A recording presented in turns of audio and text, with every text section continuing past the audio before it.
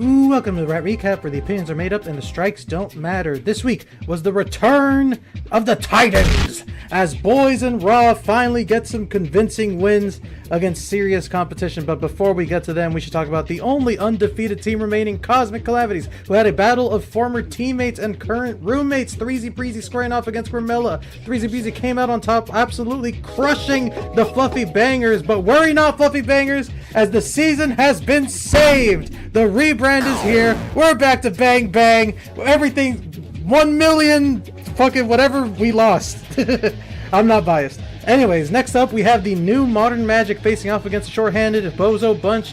Jesus, are we ever gonna have a week with only starters? Anyways, the New Age Magic proved powerless against the Bozo Bunch, with Jay showing off some of their iconic flashy playstyles they're so well known for. But enough about them, let's get to Leon 500! With return to form, beating the Lob City Allegations by securing their first win of the season against Bun Bun Bonanza. Fun fact, it has been 273 days since Leon 500 had a series win in the NASL. However, his last single game win in the NASL was also against Bun Bun Bonanza, and it was also on week 4. Kind of freaky how that stuff works out. Anyways, Bun Bun are nearing the danger zone, as teams with 5 losses rarely make playoffs in the NASL. I wish the very best for the Bun Bun crew.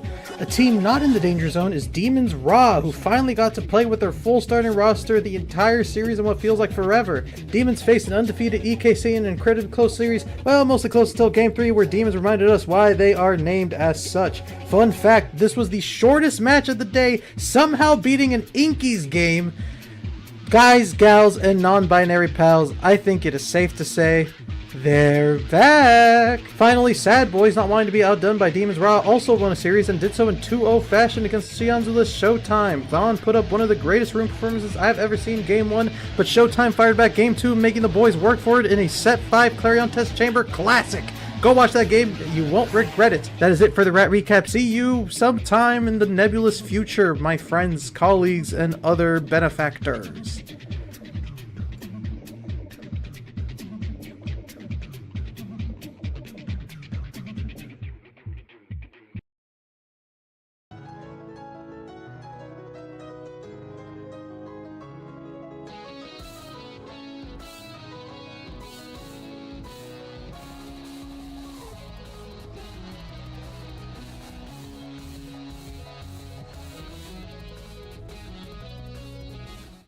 Hello everyone and welcome back to the North American Strikers League. We had a week last week, we're going to have a week next week. We're in the midsection of the middle 3 games of the North American Strikers League. Hi Envy, how are you doing? Doing pretty good. I'm pretty excited for some of the matches we have coming up here in this pretty stacked week 5 here, bro. We're starting off kind of nice with return to form against Sad Boys, and of course, return to form currently has a 1-3 record standing here. And Sad Boys actually a surprising 2-2. You know, Sad Boys could have been a favorite to take this whole tournament, but they have a little bit of a rocky start here, and they're going to see if they can clean it up as we get on in here. You think RTF's going to have any advantages in this one? It's definitely a bit of a question, right? RTF not doing too well. Their only win so far was last week against the role swapping Bun Bun. So not the team I think most people are confident in to really do well at the start of the season here. But a win here would be huge. Hook Resets, Leon, and Moffin are players that could do it. But again, this is the Sad Boys, and the Sad Boys that displayed incredible gameplay last week. Absolutely. I do think that Sad Boys in general probably are just a little bit better, like single-handedly, player for player. But with a little bit of synergy here, I do think that this 1+1 could equal 3 here if we have some great teamwork coming in from RTF. Why is my sound not working? Anyway. But it's such an interesting lineup, right? Because like Hook Reset said that they were like probably going to retire, not even play this season, and now they're totally in here. I mean, Moffin, always a sub, now gets the main role and has done so well actually in this season in general. For themselves, have done quite well. And Leon has been here, he's been around, and he's just been non-stop playing. So it's just like a team of good players against a team of, you know, players who have already proven themselves as like some of the best. So definitely RTF is going to have a lot to do here, and I think they do have potential. Yeah, and maybe the damage could be a factor that they can rely on here because it is Finny after all, and if Leo Leon can pick up some damage awakenings and capitalize off the chip damage, that could be huge. Going for the barrier this time on the X Maximus recess, but you already lose, has seen it all before. But Vaughn and Bells are under threat. A good elusive by Vaughn to not get caught out, but Leo Leon wins a critical strike war and return to form are opening up the net so far. The flip goes wide, but Hook resets, maintains possession, and Leo Leon pushes forward. Bells still staggered, and a passing play will clear it up to open space, but a good Giga Blast will end the play and return to form now on overtime offense. Yeah, I really like that hit there from Moffin to use the power of the black hole to get that ball on moving. But now we actually have a power play here for Sad Boys. Bell's going to take a little bit of advantage to the top side. The Big Finish can't seem to hold the ball long enough. Going to miss a couple of strike shot there. All right, we got ball down to Vaughn. They're going to try to get it on in there. Really great strike from Moffin, waiting perfectly to actually not lose to the Aya Rush and the Crystal Thorns there, though. Continuing to maintain control here. RTF keeping themselves alive, but they're going to have to get some sort of advantage here as we have both of the forwards moving up just a little bit here. This is exactly what they're looking for. Double flip, though, on the side of Sad Boys is going to make things a little bit rough. Bells does end up losing control of the ball, and now Sad Boys has a really great advantage as Vaughn's going to approach here with the flip. They need to get it to Vaughn, though, and they do. A perfect pass up by Bells into the snipe from Vaughn. Finds the first goal in the favor of the Sad Boys, and crucially, they maintain the energy. That is definitely going to be a crucial factor here. Double flip, and they already have the first point. It's going to be rough, but RTF, I did like what they had going there. Whoa, Leo Leon takes an insane amount of damage there, almost completely staggered. I mean, Zentaro and the other team could make things rough, but ends up getting an orb, getting them nice and healthy here. Even the lifeline coming in to keep them all alive here. Moffin, nice strike shot off the wall to keep that barrier alive as well. Got the misdirect coming in, but doesn't seem to land on anything useful here. Going onto the top side here with Hook resets. We're going to have a flip here spent from y'all, but it's actually going to be another power play here from Sad Boys, as unfortunately we see Hook resets going off of the top side there. They try to get onto Bells, but not enough damage in there. But we actually have a really great black hole assist there to grab one of those barriers up to Hook resets now. Leo Leon looking really weak. Perhaps Hook resets can cause a little bit of misdirection there, and they'll lose this barrier with the assistance of Moffin Curry. Maybe gonna have to use this flip, but it's all on Leo Leon to keep themselves alive in this last bit of point here. Yeah, Leo Leon to the bottom side, right when you already lose, doesn't have any cooldowns remaining. Finds a crucial goal to tie it up in the first set for return to form. But look at Leo Leon. He could be the target. He doesn't have elusive. Absolutely. A couple strikes away from just having one elusive, and that might not even save you. Really great teamwork there from Hook resets and Leo Leon getting in good position there. Perfect stun play as well to grab both of the barriers first here. Bells is going to try to maintain control over the Big Finish, but it's really difficult to do alone without any cooldowns here. Piercing shot's not going to land exactly where they need it. Hook resets against y'all for just a moment there, but y'all does survive. Misses the strike shot. Moffin Curry's going to lose a barrier for that one. Leo Leon has the ball here. Hook resets, possibly a couple of cooldowns. Leo looking a little weak, but just strong enough, just big enough to get that X Maximus and that ball right on through y'all with another stun assist. And hey, RTF, they are not always going to say that they are kind of surviving long enough to outlast the cooldowns, but they kind of took that one in a pretty solid time.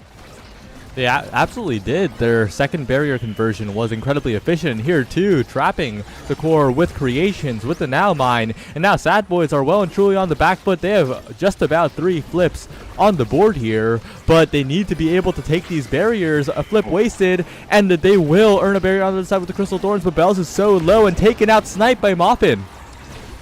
Actually, such a great snipe. The misdirect coming in there perfectly. Vaughn even looking a little bit low here. Probably going to spend the flip just to survive this whole set. The Big Finish comes out good enough to survive. We're actually going to have the X Maximus, yes, scare Vaughn into using that flip, but it wasn't enough to survive. And now they have a power play here for the side of RTF. Y'all going to throw the ball in a place where it's just going to stall as long as physically possible here. Runs up to try to strike more because it's the only chance, but actually Hook resets has a cooldown to go on through. And RTF taking the first set in this one, and that's what I'd like to see. Yeah, and especially Hook resets, who made everything possible, getting first pick. A lot of speed on the board, though, so the Sad Boys, I think, won't be too sad. So many opportunities in this draft, right? There's a single spark. There's the incredibly powerful Fighter of Flight. There's stacks on stacks for the speed as well. Just so many strong awakenings.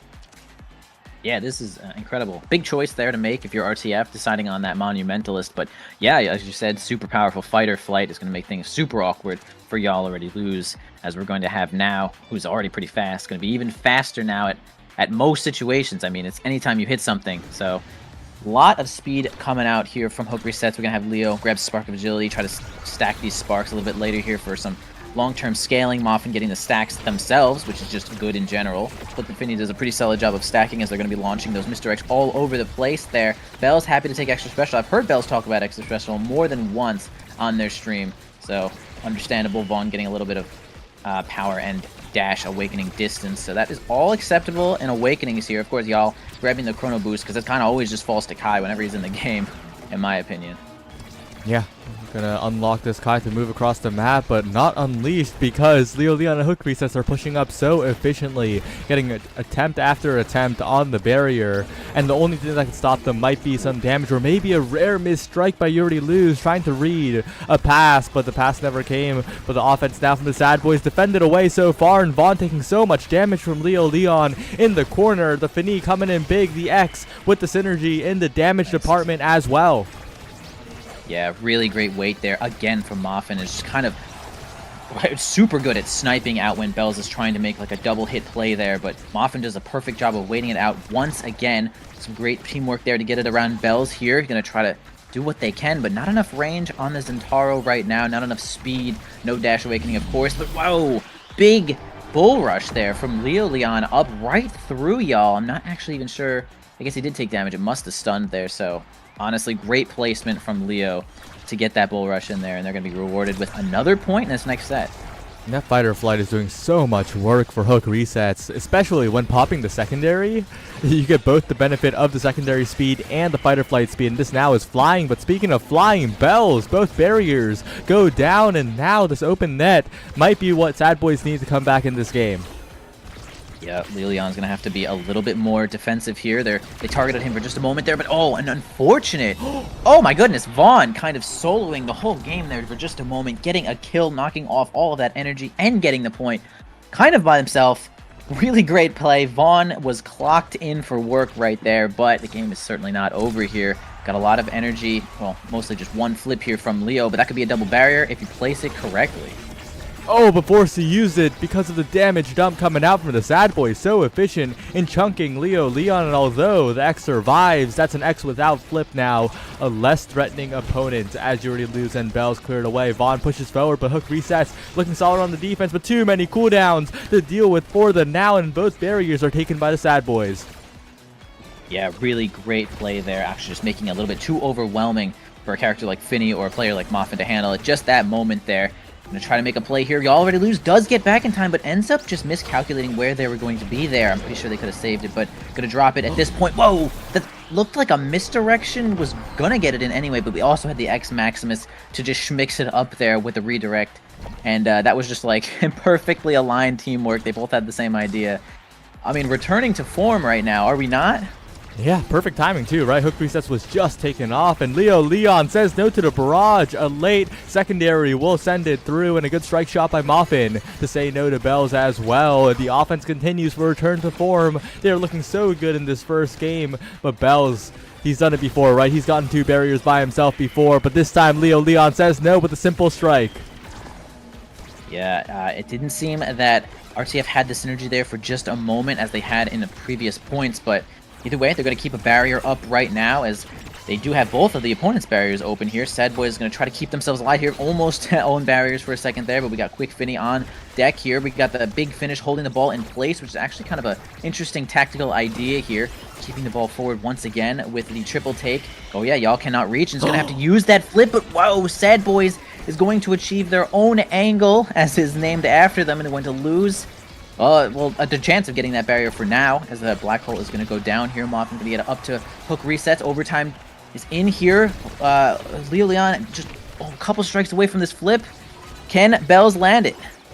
Oh, but Moffin has a flip as well. The defensive resource going to make it so difficult. Caught out by the Oni's blade, though. But the big finish is perfect. Completely nullifies the offensive attempt from the Sad Boys. And now Leo Leon barrages down. No cooldowns left. And it's returned to form with a 2-0 set lead. Ow. Leo you know, that flip looked a little bit sketch as it was in that like corner spot, but really good angle on that, and to reinforce it there with the X Maximus really helped out.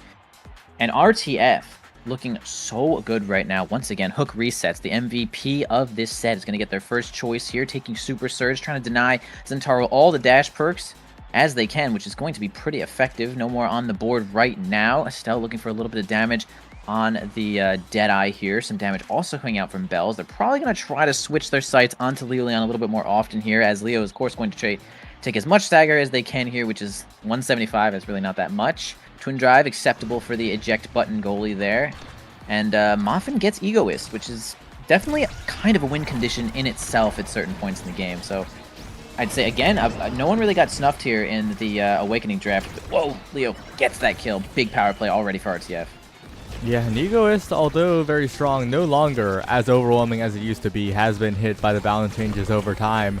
But if there's one thing that can make that absolutely a win condition, it is a catalyst. So by that fact alone, it might be a drafting win condition if the game does indeed go long. But right now, return to form are still looking good. Usually, Sad Boys are the ones coming back and making the previous two sets look like a memory in these situations, but return to form might be for real here, because Leon strike resetting in, defended away for now, but again, return to form are staying on the offense so efficiently. Yeah, that was a close one there. Leo Leon looking a little bit weak right now. They are going to set some damage onto him right now, spending some cooldowns. But those cooldowns could be maybe better used holding this core, as Hook Resets is going to get right on through. Doesn't seem to land it, but what crazy angle from Leo Leon right at overtime. Maybe just a little too fast because of that. Y'all cannot get there. No one has cooldowns left as they were striking Leo there. And this could be the win condition. Use X as your bait, and then Hook Resets gets that fight or flight speed, and that's a big deal here. I thought Hook was going to be the one to score on that dribbling play. Was going pretty crazy with the primary. But no, it was just distraction, and Leo was there. But this time, combo 3 hits from Vaughn are enough to take out the X this time. But the Sad Boys, they need to score here, and the barrier is indeed taken.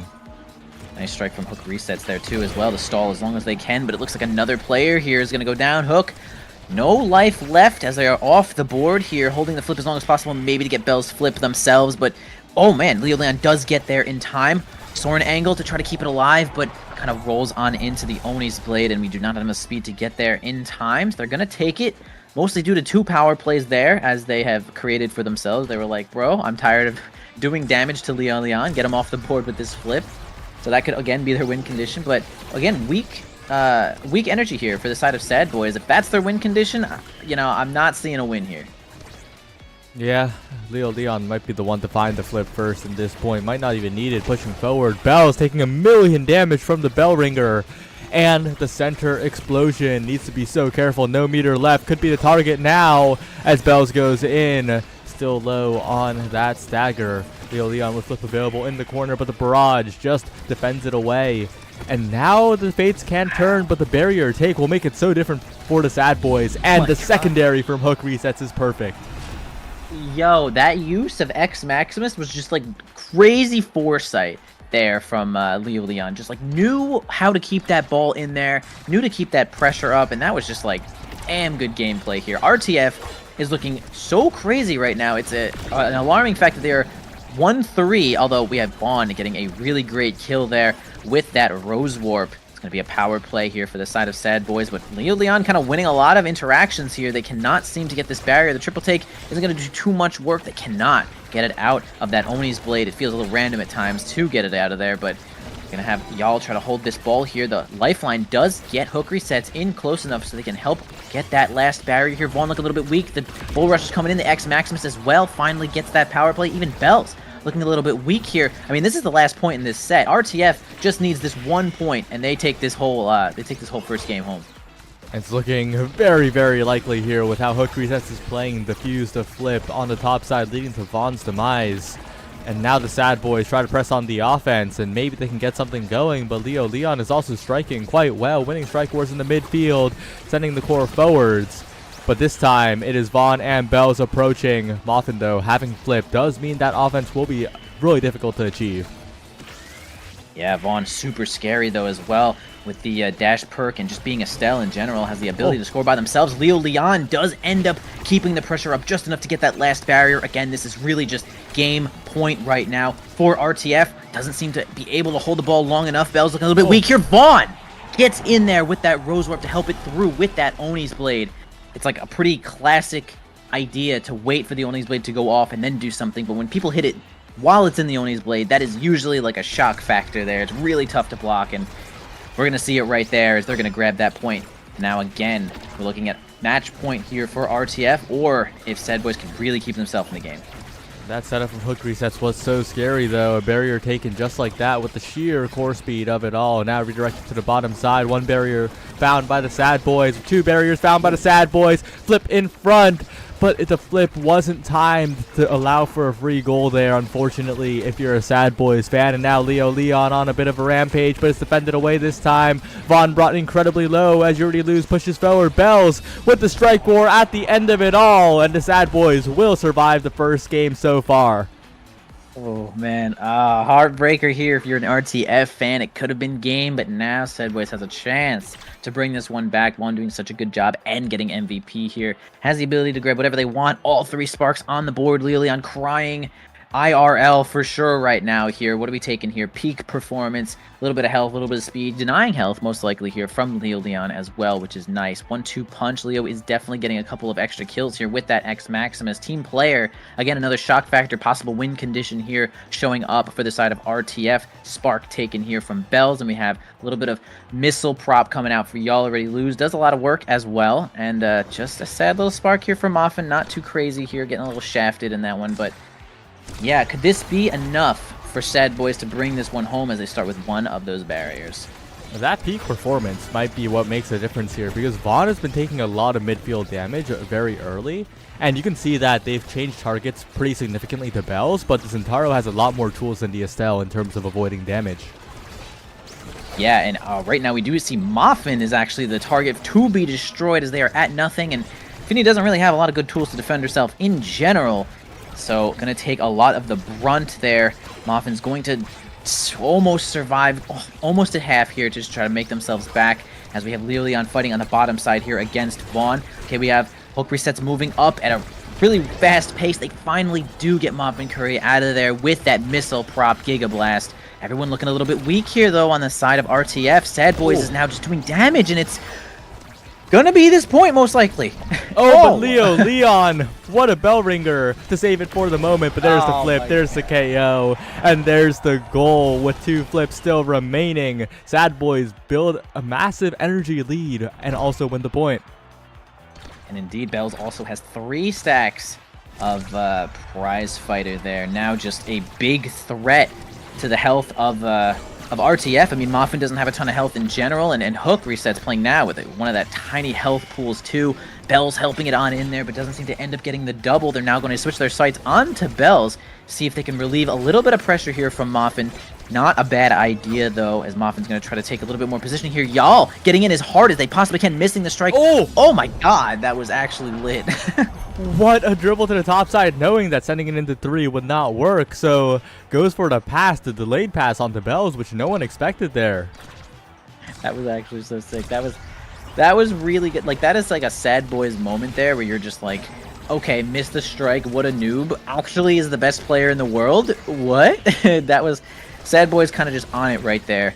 And they have a lot more to go, though. But, man, they are cleaning this set up really quickly here, except for when we have Leo Leon on the front side getting 2 of those barriers here. But the Giga Blast, again, is going to be what sends hook resets off the side here. Vaughn approaching here, looking a little bit weak, but they don't have enough damage to kill him, and they're going to hold this ball as long as they can. Good defense by Moffin and Leo, but it's still a 3v2. Creative dribble by Leo, but it's not quite enough to get it past Bells. And now Hook resets. Could be the hero. Trying to pass down to Leo Leon, but can't quite get a strike war afterwards. And return to form. Had a chance, but those chances are slipping away now. A flip used. A resource burned. You Already Lose, though, has plenty on the defensive end to barrage it away, perhaps, and it goes to Bells once again. Strike shot comboed off the map, and maybe return to form have returned to their power play. Absolutely, y'all trying to approach, make a play here, realize this is not going to work, ejects themselves right back. One does have their flip, gets kind of smacked by Muffin. Cannot approach at that moment. Now Vaughn's looking a little bit weak and can't really evade freely, but they're going to approach with this flip. Open goal situation here. Actually, that dribble didn't work out perfectly. It didn't combo with that Crystal Thorns. Muffin Curry is going to survive with this point here as Vaughn is again going to approach with that Rose Warp. Had a situation where they could have made it, but Leon does a little wide there and doesn't seem to land it. And now it's again a power play for Sad Boys, and they're working on this next set. Yeah, that's going to come back to bite them. Leon had the shot, but couldn't quite get the angle to the bottom side. A slight whiff. And now it's all Sad Boys. They had the pressure, and on the respawn, they finally convert. We're headed to a set 5.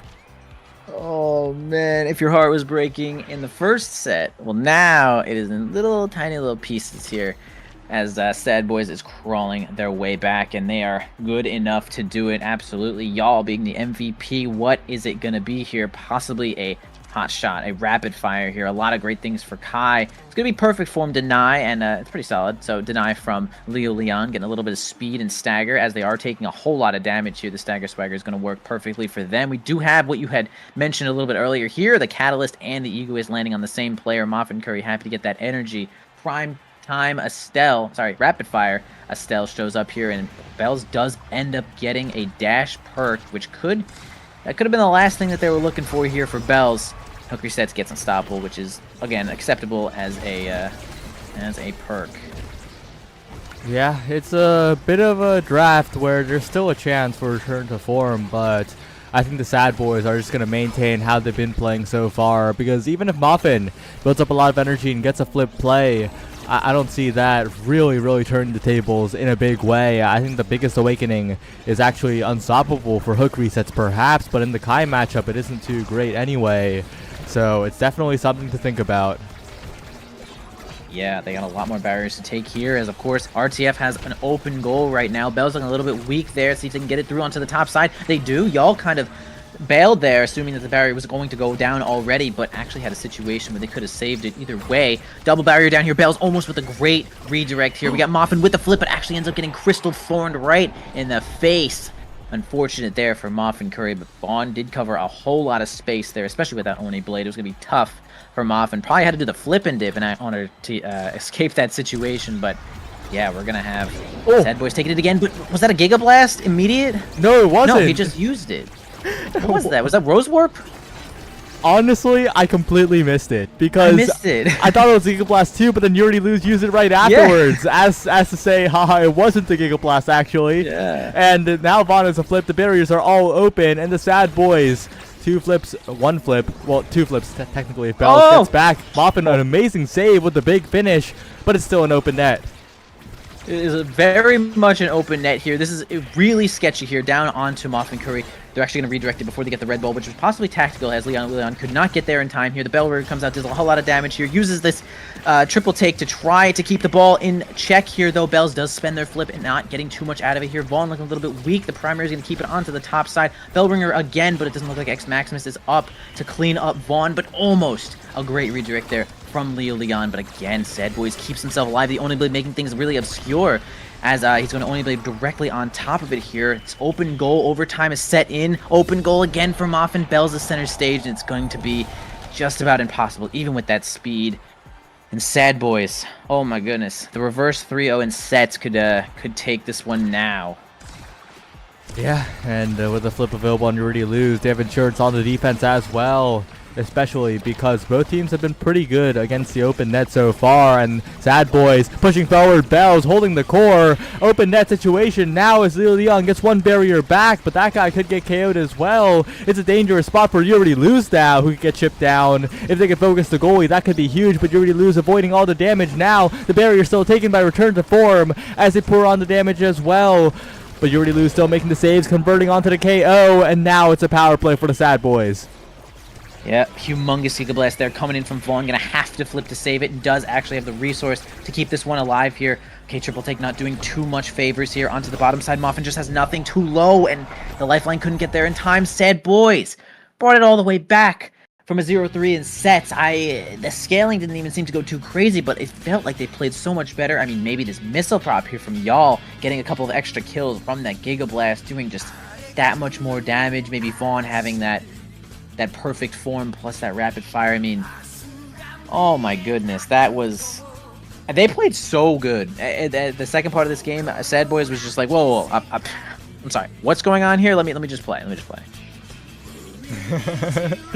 Yeah. So it was so tough too because you already lose. Return to form looks so good in the early sets, and even in the later sets, they showed flashes of we could do it. You know, like we're not out of it. But again, that's just such a tough game to lose where you were up. You were 1 goal away from closing the door on the first game and moving on. But now you face a series where you have to win 2 in a row against the Sad Boys from nothing. Yeah, they truly were 1 point away and just could not clutch that one. And I think I said like twice that whole game, like, how are they 1-3? I mean, my goodness, with this gameplay, this is insane. They're all playing insane. They're playing so good. This is like returning to form. The whole meme, oh my gosh, they're returning to form. I'm watching them return to form, but dang, Sad Boys was just like, absolutely not. I'm seriously gonna win this, and man, they did end up closing that one out. They had a lot of damage there. You can see here, Bells and Vaughn both have 40,000 damage. Highest on the opposing team, 36 with Leo Leon, 36k of course. And I mean, the kills was actually a huge difference. I mean, we had 5 kills for the side of RTF here, and we actually had 14 kills for the side of Sad Boys there. So that is an insane amount of downtime. I mean, they just did a great job of knocking RTF off the map there when it mattered, which was the second part of the game. So Sad Boys takes it. RTF hopefully not too heartbroken here. Of course, we have another game showing up for Night Market. Pretty classic map here, and I want to see RTF. I want to see RTF return to form, guys. But we're gonna see them, or if they can, return to form after this short break. A bit of a rare mid-set break here because we started a bit late. Don't go anywhere. We'll be right back.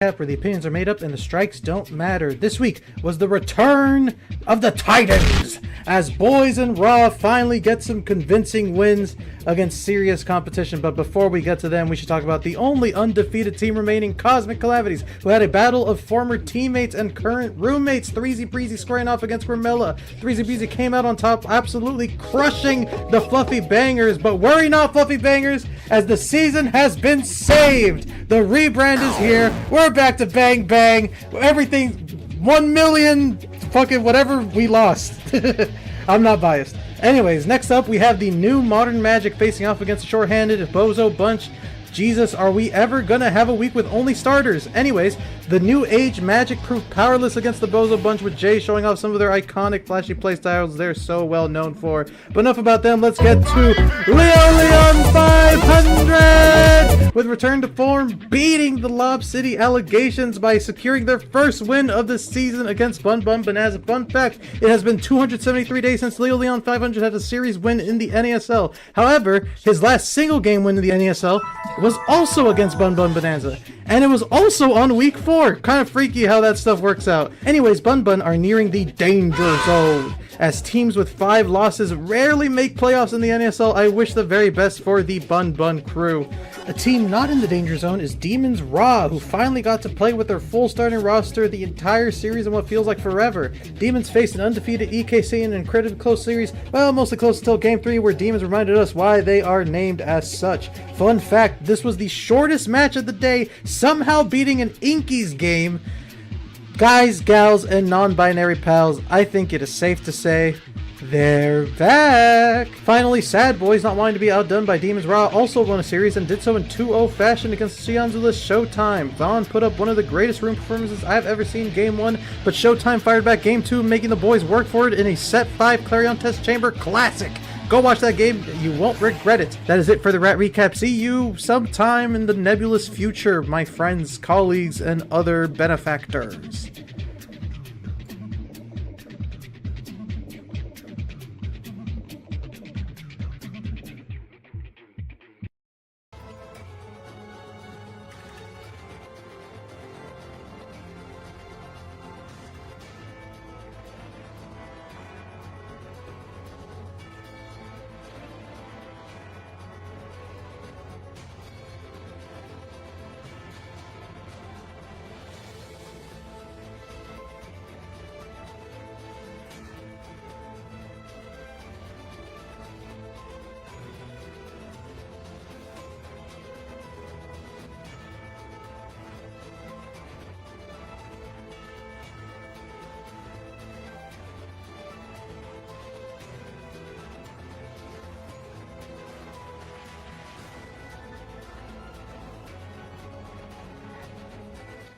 Hello everyone, and we're back with Game 2. We're on Night Market now, and it's a Chrono Boost Perfect Form start, and wow, this draft is a little bit scary. I see a certain rune character, and if you know a certain stat in North American Strikers League, teams win rate versus Sad Boys when they don't ban rune, that's a little scary. Oh, what's the stat, Saya? I'm pretty sure if they don't ban rune, they lose. Ooh, that's a good stat, because Rune is kind of a cool character, guys, right, chat? Chat, you guys all like Rune, right? That's pretty cool. But, like, for real, last game was kind of insane. You know, I think the break is going to do RTF wonders, as they're going to get themselves back in the game, honestly, after that heartbreaker. But, you know, here we go. Chrono Boost as a start, definitely going to alter a little bit of these character choices here. We have Sad Boys getting the Zentaro once more for Bells there, ending the match once again, though. I'm getting tagged. Why? Wait, what happened this time? Not sure. But either way, Zentaro for Bells, most likely here. We're going to have Vaughn on that rune. And I guess y'all is going to show up for the Mako here. Pretty interesting comp. As we're going to have RTF getting hook resets on that now once again. X also for Leo Leon here. And we're going to have, I guess, Rasmus Goalie for Muffin Curry. I've seen Rasmus Goalie a couple times for them, so kind of a comfort pick here too. I always say to myself, what makes Rasmus good as a goalie? Like, he doesn't feel like he's super good at brawling. He doesn't feel like he has a lot of range, like at consistent times. But he's so popular and people like playing him. And I still ask myself, is he a good goalie? What do you think, Saya? He's very versatile in the sense that, like, he's never horrible. Sure, he might not be the greatest in a lot of situations, but he is a character with a lot of tools. Kind of like when you play him in brawler position as well. Like, it just gives you a little bit of agency on the map. But as we head into game, my eyes are on that Vaughn rune as always. And the damage potential, the disruption potential of the banish, of the core control of the pillars as well. And with a perfect form, maybe a chance to set up the infinite cooldown generator. And that definitely could happen here. As you use your primary and the secondary there as they refund each other nicely. We're going to have one barrier down for each team here, though. I definitely am going to be interested to see how they use this pillar, but actually gets the dashing strike there with his Zentaro passive to grab that barrier. Kind of a quick situation. As we're going to have Moff and Curry try to defend themselves. Actually really like that clear angle. It didn't work perfectly, though, but they do survive this moment here. So we're going to have Vaughn approaching, leaving a pillar in the wake, of course. Approaching once more, banishing Leo Leon and trying to make a situation happen here again. We have the dashing strike from Bells. Is really going to be kind of a big situation. Just makes your strike big. And guys, it's a projectile. So it's like Zentaro's not supposed to have projectiles. Who designed this character? Well, Bells making good use of the Zentaro pick. And of course, with the perfect form start, right? Both Zentaro and X benefiting quite heavily from that perfect form, but I think you could argue that Zentaro might be benefiting a little more here, as Bell seems to not be without cooldowns as he goes for another barrier take. Yeah, for sure. I mean, perfect form Zentaro is definitely worth a deny in most situations here, but they do get it right on the start here. Gonna try their best not to lose to that slice and dice there. Going to end up spending the flip. Okay, Vaughn doesn't seem to get the perfect angle, but ends up getting one that is... Maybe they were going for that. This could be like the commentator's a noob situation where I'm just like, yeah, that was a bad angle. But, you know, honestly, what a guy getting it on in there, though. Taking both of the barriers here, reinforcing Bells as much as they can. It does get on over to Leo Leon, gets the barrier right as it lands in their pocket. Has flip, spends it. Now we actually have hook resets. Going to approach and get banished again, though, taking a lot of damage, but actually misses the timing on the pillar. Crazy strike shot from Y'all is going to keep it alive just long enough for Leo Leon to grab the ball, put it in, and now we have a 1-1 situation. Yeah, as cool as that was, unfortunately, it didn't convert all the way through, and, well played by Leo Leon on the conversion there. Bells and Vaughn, I think, vulnerable to taking a lot of damage in this early set, and I think if Moff and Koei in particular can assist with that chip damage, that could be a win condition for return to form. Absolutely. I mean, we have a lot of control here for the side of RTF. Now is just a really good, versatile character, can kind of do it all. Decent at dealing damage and, like, not too bad at kill confirms, as the primary is really easy to use. And of course, lifelines can keep everyone alive as much as they can, though. Ball rolls into Leo Leon, but actually going to get pillared there right out of their hand. Once more, Zentaro onto the top side here. Bell's going to maybe approach with this flip, but okay. Vaughn's going to go all the way back, grab the ball, help reinforce Y'all, but ends up leaving because they had no choice and ends up losing that barrier in return as well. Moff and Curry doing a great job of holding these barriers too. Okay, we're going to actually have an anomaly grab that barrier there. We're going to have a lifeline keep Leo Leon alive for this moment here. Great down clear, and it's going to be overtime. This overtime situation is going to be quite scary here if you're the Sad Boys with that open net. They do defend it with both Vaughn and you already lose in the goal box as Leo Leon pushes forward, but ends up bell ringing it backwards, unfortunately. Hook reset's taking so much damage, but they can't find the KO just yet. The X Maximus strike reset and the strike war while being banished from Leo Leon. 2-1 up, now return to form. Yeah, really great timing there from Leo Leon. Gets the strike in right before getting banished. Banished will literally negate everything you do while you are banished. So, perfect timing there. A little bit of a double on the bottom side here to win the kickoff. Doesn't seem to get them much more than that. Oh, they are going to grab the first barrier here from that nice strike shot. Vaughn grabbing the speed boost on the middle here. We're going to have a one barrier only going down here. Leo Leon gets nicely on in there for the next one. It's going to have to be a flip or something, but man, ends up letting it roll on through to the other barrier. Muffin Curry feeling a little bit unusual about that, most likely, though. Able to defend it away one more time here. Double banish is going to make... Well, it could have made things a little bit awkward there. Possibly a flip situation, but Muffin Curry nicely waits. And it's going to be... Once more, we have Leo Leon with the flip. Can they really get anything done as they're going to approach here? We have triple flip. One down now. Double flip. And they kind of seem to lose control of the ball here. Sad Boys is surviving, though. Absolutely, but Leon bull rushes it in. You already lose with the save out, but an awkward angle sends it right to hook resets, defended away by Bells. Flip available now from Bells. Looking for an angle potentially as the banish does a ton of damage to Leon, but lifeline healed up as Bells and Vaughn try to approach, but Bells is not even getting the core, not even getting a hint of the core right now. Yeah, Leon does have a lot of situations where they get it, and a great redirect with that X Maximus, kind of a classic here, is not only going to win that point, but, well, if this set were to go on, lose the flip here from y'all, but once again, another MVP here from hook resets. Another big decision to make here. Are we going to do something like deny their R2 dash awakenings? They could if they want to, but maybe decide to go Mon because they don't want to deal with Rune Monumentalist. Like, I get that completely. Vaughn's going to be happy with extra special, though, that's for sure. We're going to have probably Demolitionist. Okay, going for a little bit of size and some good cooldown there for Leo. Y'all grabbing... That's actually such a good awakening here for y'all to try to defend themselves against Bull Rush and X Maximus as well. Taking the dash perk, but leaving the last one for Bells. Kind of, you know, the Sad Boys kind of losing that draft, but I actually think it was completely fine for them. I actually kind of maybe like their awakenings a little bit more, in fact. Yeah, maybe they actually might have won the draft because that's an extra special rune. And Vaughn's going to have a field day with the banishes, and Return to Form's going to have either a lot less energy or a lot less barriers. Yeah, for sure. Especially with Monumentalist on this now. Like, that's going to take barriers left and right in situations where you just can't do much about.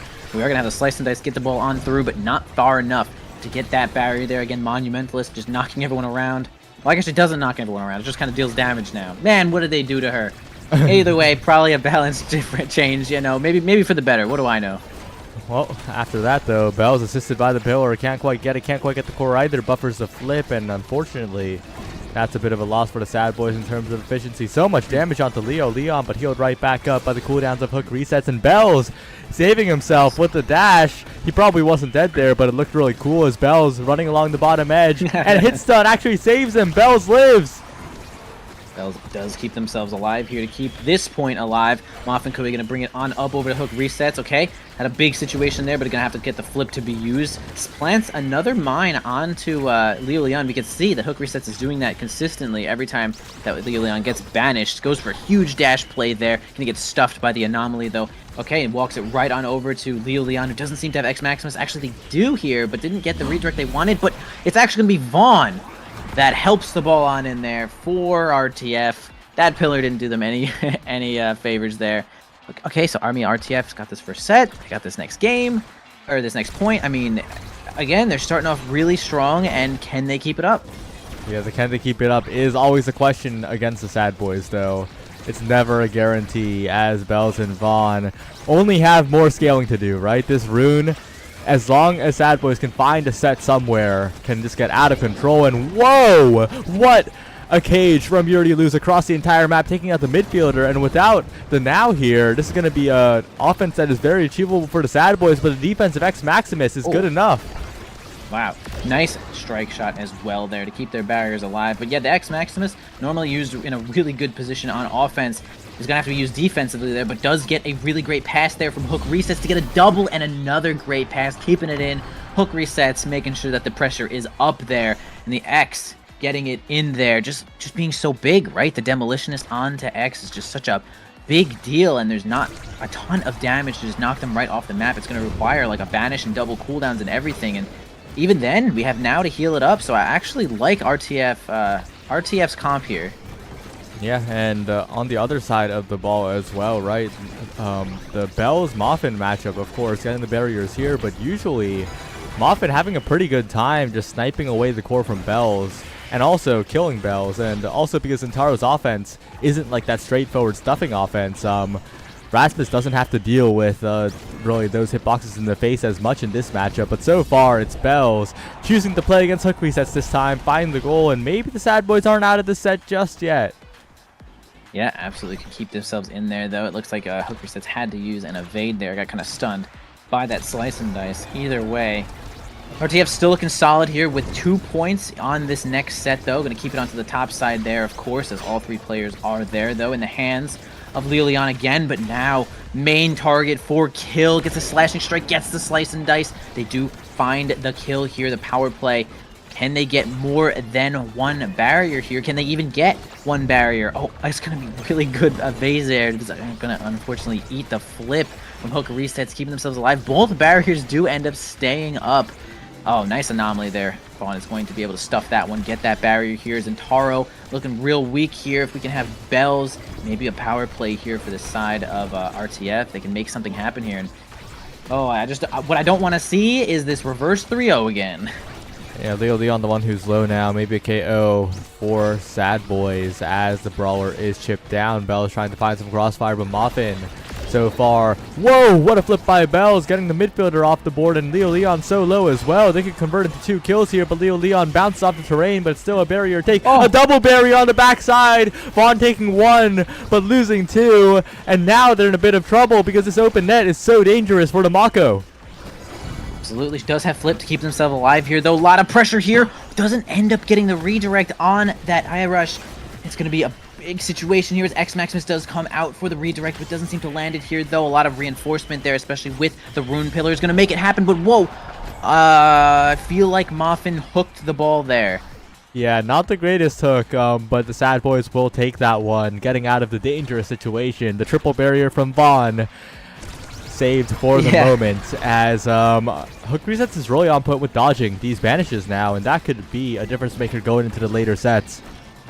Could indeed be. Okay, we actually have Bells looking a little bit weak here, though. If we can get some more damage showing up here and maybe less possession, we'll have RTF grabbing this next set, though.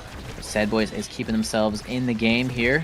Okay, we do get an X Maximus, a little awkward angle, but does end up getting that first barrier here. Muffin trying to keep it in onto the bottom side, though. Nice hook, actually interrupts Bells from getting that barrier earlier than it went down there, though. Again, we have approaching flip here. Kind of an awkward flip, in my opinion. Maybe a little bit too far away, but trying their best to keep that possession. Does get a nice redirect there. Actually, the Monumentalist also helped getting that ball onto the bottom side. Almost grabbed a barrier, too. The strike shot going to make it so that Hook Resets has to move up a little bit farther. And now it's going to be kind of a 1v1 here. Yeah, it's going to be a good anomaly there from Vaughn. And before we can even see that go up in 2 sets, we do have an even set count now. Yeah, good comeback by the Sad Boys, making it a lot scarier, especially since Bells is scaling even further into this game. Catalyst potentially, peak performance potentially. A lot of options here, as the size is also an option for the X, but this is a bit of an awkward draft, really. There's plenty of good awakenings, right? But nothing that screams, oh, the game is won here. But Vaughn getting that twin drive will not be sad about that at all. For sure, twin drive plus that perfect form is just a lot of cooldowns here coming out left and right. I mean, even using the anomalies back and forth with the primary and secondary are going to reduce the cooldown of the ult too. With that extra special, that's going to be a ton of banishes. You're going to spend one here right at the beginning to try to win some of this kickoff too, and they do end up getting a barrier here, losing that proximity drone too. Going to try to work on the bottom side here, but Bells is winning a lot of strike wars here, causing some extra cooldowns to be spent. Okay, we're going to actually get some more possession here from RTF, waiting into the middle lane here, grabbing that speed boost, and a perfect time too. Does get it and get that bottom barrier. They're caged from the ensnare drums. Not much more than just one barrier here, kind of a slow opening in my opinion, but we'll see if we can get any more power plays here, and one might show up even now. Bell surviving though, and a banish, forcing an evade. Perfect timing with the core to find the barrier. Vaughn, what an outplay, what a barrier take, and Bells with the flip now. If he can use it, that would be huge for the Sad Boys as Vaughn sends the core up the field, but it's only for a moment as Leon pushing forward. Bells flipping to midfield, goes for the bottom angle, but it's not quite enough to send it in, but you already lose. Has a flip on defense as well as overtime ticks over. Indeed it does. We see Leon get banished there when they had a perfect situation of grabbing that ball, though. We got the Oni Blade one more time to make things really awkward. Really weak right now. Leon getting knocked all over the place. End up getting that health orb without too much trouble there. I'm a bit surprised. Knocks the ball a little bit far out of Hook Reset's hands, though. We're going to have a couple of cooldowns spent, and nice survive there from Muffin. That was actually pretty ideal to keep themselves alive here, though, and Leon now has control of the ball. X Maximus spent, but no barrier gain. Maybe a Monumentalist drone could help this one in here, though, or at least spend the flip from their goalie. Oh, and a my perfect God. strike from Muffin. The banished air would have been devastating. But now the Sad Boys have to try one last time. Bells with a flip available. Hook on the bottom side. And so much coverage from return to form. But they still need to find some offense here because all they're doing is defending. And if you're defending, it's only a matter of time before the core eventually rolls in. Vaughn and Bell still keeping the core forward, and a good banish make the now have to wait for a little bit. Leo Leon trapped in the cage, a pillar available from Vaughn, setting up for the top shot, and well played from Vaughn as the Sad Boys were on the offense for like 90% at that point. Yeah, like you said, it is definitely rough to get out of that turtling situation when you're only defending and the opponents are just keeping that pressure up there. Like, you need your forwards to move up to at least bring the pressure onto the other side, but sometimes it is really hard. We are going to start this next point off here, though. Sad Boy's going to grab the first barrier, flip right in front. Actually goes for a really high angle there, or a possible redirect. It's going to only result them in one barrier. X Maximus spent. No barriers gained just yet. A flip, though, finally spent here from Y'all. They do put just enough pressure to get it on out of there, though. And we're actually going to have Bells go for, Vaughn go for a ton of damage here on 2 hook resets. They do finish off with the Oni Blade, though, and now it's a lot of pressure coming in from Sad Boys. Flip available now. Bells kind of interrupts it, but follows up with this passive strike as well. And now the Sad Boys a slow passing play. Muffin finds the defense for now, but Bells pushing forward as well. But the respawn has come in, and Leo Leon survives the onslaught. Bells and Vaughn, though, constantly approaching. Flip available, bottom corner, top side, but no one's there to cover it. The banish goes through, but it catches the core as well. But it's actually Bells, the last hit on it, and the Sad Boys are looking good in this set. Yeah, this ball is flying all over the place, and Bells does finally catch it with the rush there, getting it on in. I would like to say that, man, Muffin is doing such a good job of defending in a lot of these situations, but eventually you do kind of get checkmated there. You find yourself with no cooldowns, and the opponent's just got 2 strikes, and it's really tough. Muffin does such a good job of making those situations happen way less, though, with a lot of these like delayed strikes. So honestly, good work. It's hard though. I mean, Sad Boys is really putting it in now, as they've come alive once again, taking 2 points in this next set. Leo Leon fighting for his life to just try to win a situation with this X Maximus. Doesn't seem to get it though. We have a crazy dribble situation there from Bells though, as they going to lose control of the ball just for a moment. RTF have a chance to get this one in here, but they can't seem to maintain this control right here. Seems that Sad Boys are doing a lot of extra stalling, maybe for some cooldowns as well. Double banish is going to be pretty huge here. Bells on the front side, almost a 1v1, but we do get the lifeline in there to keep him up.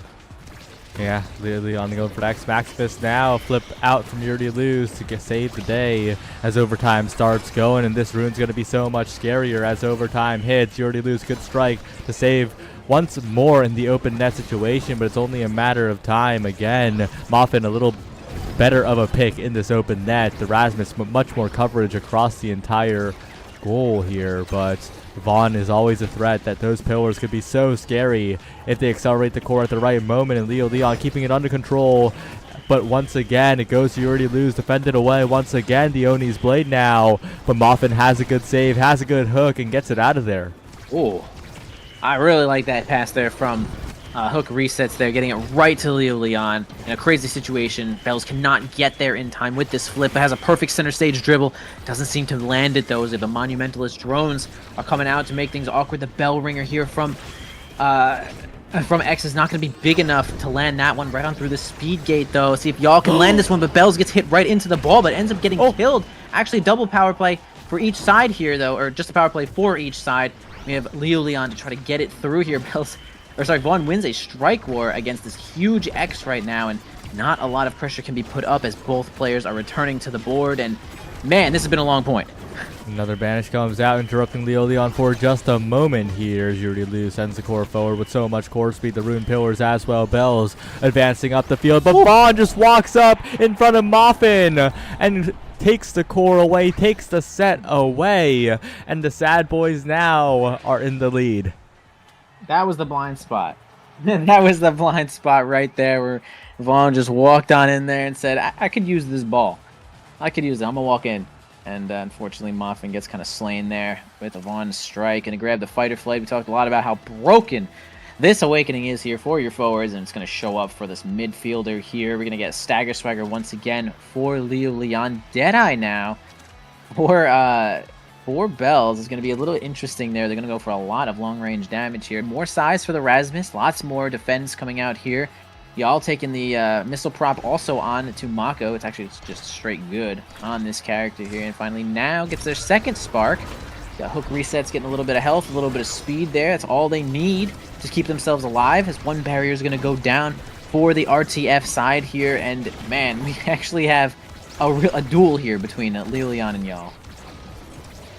Bit of a midfield brawl here, but once nice. again, it's return to form, finding some early barrier pressure.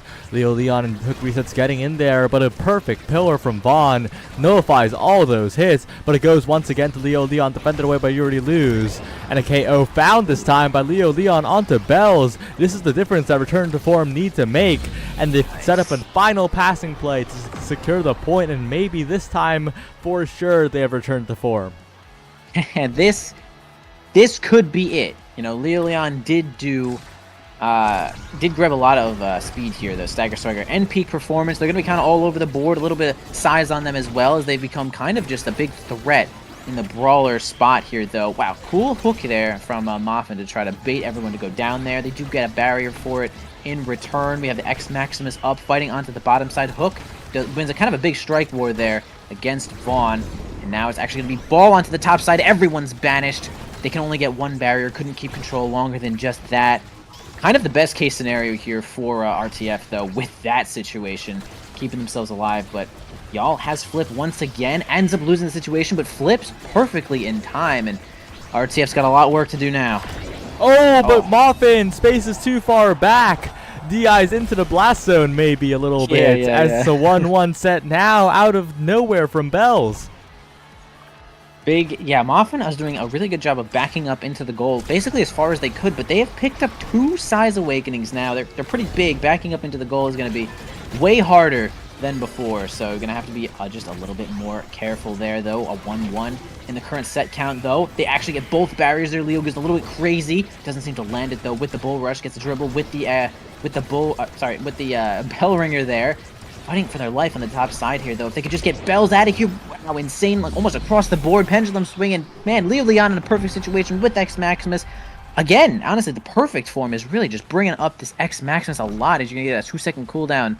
Or sorry, almost 2-second cooldown from perfect form every time you hit people with bell ringers. So it's like, this is why it's so good on X. And on the other end, Moffin looking like a bit of a ranged goalie, right? Like, that guy is so massive. He has so much reach. Ton of reach. Like, you can see it scaling off that size is just huge. The pendulum swing is basically Estelle's piercing shot at this point, right? And it's like going to be a big banish here from Vaughn. They do end up keeping it in here with the cage. Moffin gonna survive possibly for just a moment here. They do end up doing a lot of damage to Bells, though. In return, they could possibly see another power play. Everyone just decides that the other person is gonna go get the ball there, and they end up losing that barrier, which could be kind of a big deal, as they certainly didn't deserve that one. One barrier going down there, though, on their side. Of course, though, Bells once again looking a little bit weak, but X Maximus is probably still down right now, and they're once again fighting for their life as they have open goal. Bells, not long for this world, perhaps, with one snipe, but staying safe and picking up an orb on the other end.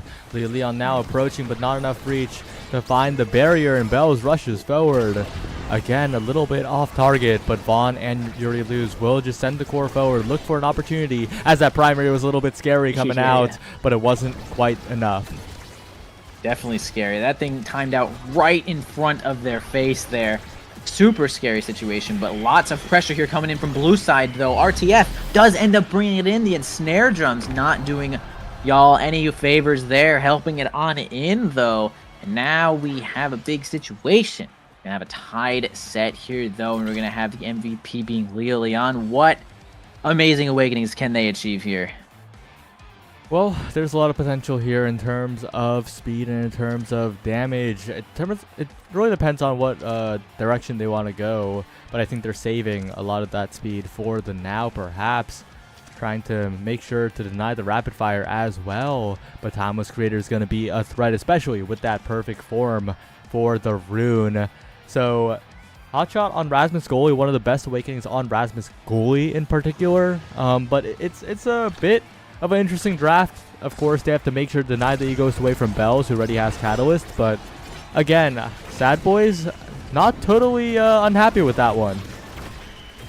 I could agree with that. You know, it was kind of a toss-up for me, what I thought Leon was going to take there. I felt like even the Knife's Edge could do a ton of work, as they are on the edge a lot of the time, and they're pretty big in general, so they could benefit from that a lot, but decides to go Egoist, which probably does a little bit more here for the forward, giving them a little bit more evades as well, as they have room to deal with here and there, so I'd say that is quite a solid pick here, though, as they're going to be kind of in the fray a lot, getting smashed left and right. It's going to give them more. Oh, super good bull rush there with the X-Max's combination. It's going to net them a power play there, though. Vaughn going to be the one to get on off the map. They do end up getting the barrier flip right in front. The ensnare drums is actually not directly on that ball, and it's going to be a point advantage here for RTF. The form is possibly returning.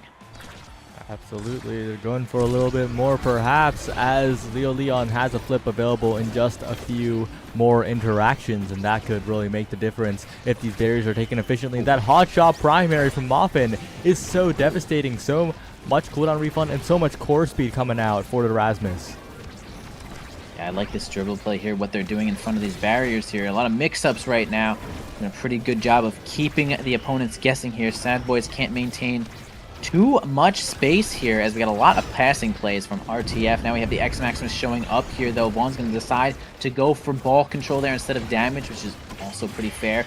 Leon gets kind of blasted out of the way there. Gets that flip, going as hard as they can with that bull rush. Can't seem to force it on in there. Hook also could not get in there, y'all. Great defense here with some of these Mako cooldowns here, especially with Vaughn too, placing these pillars around. I mean, oh man, unfortunately the drum and bass was not strong enough to keep the ball on the right side, and it's going to be RTF taking another advantage here. This is it. They game point, and they need this to literally survive the series.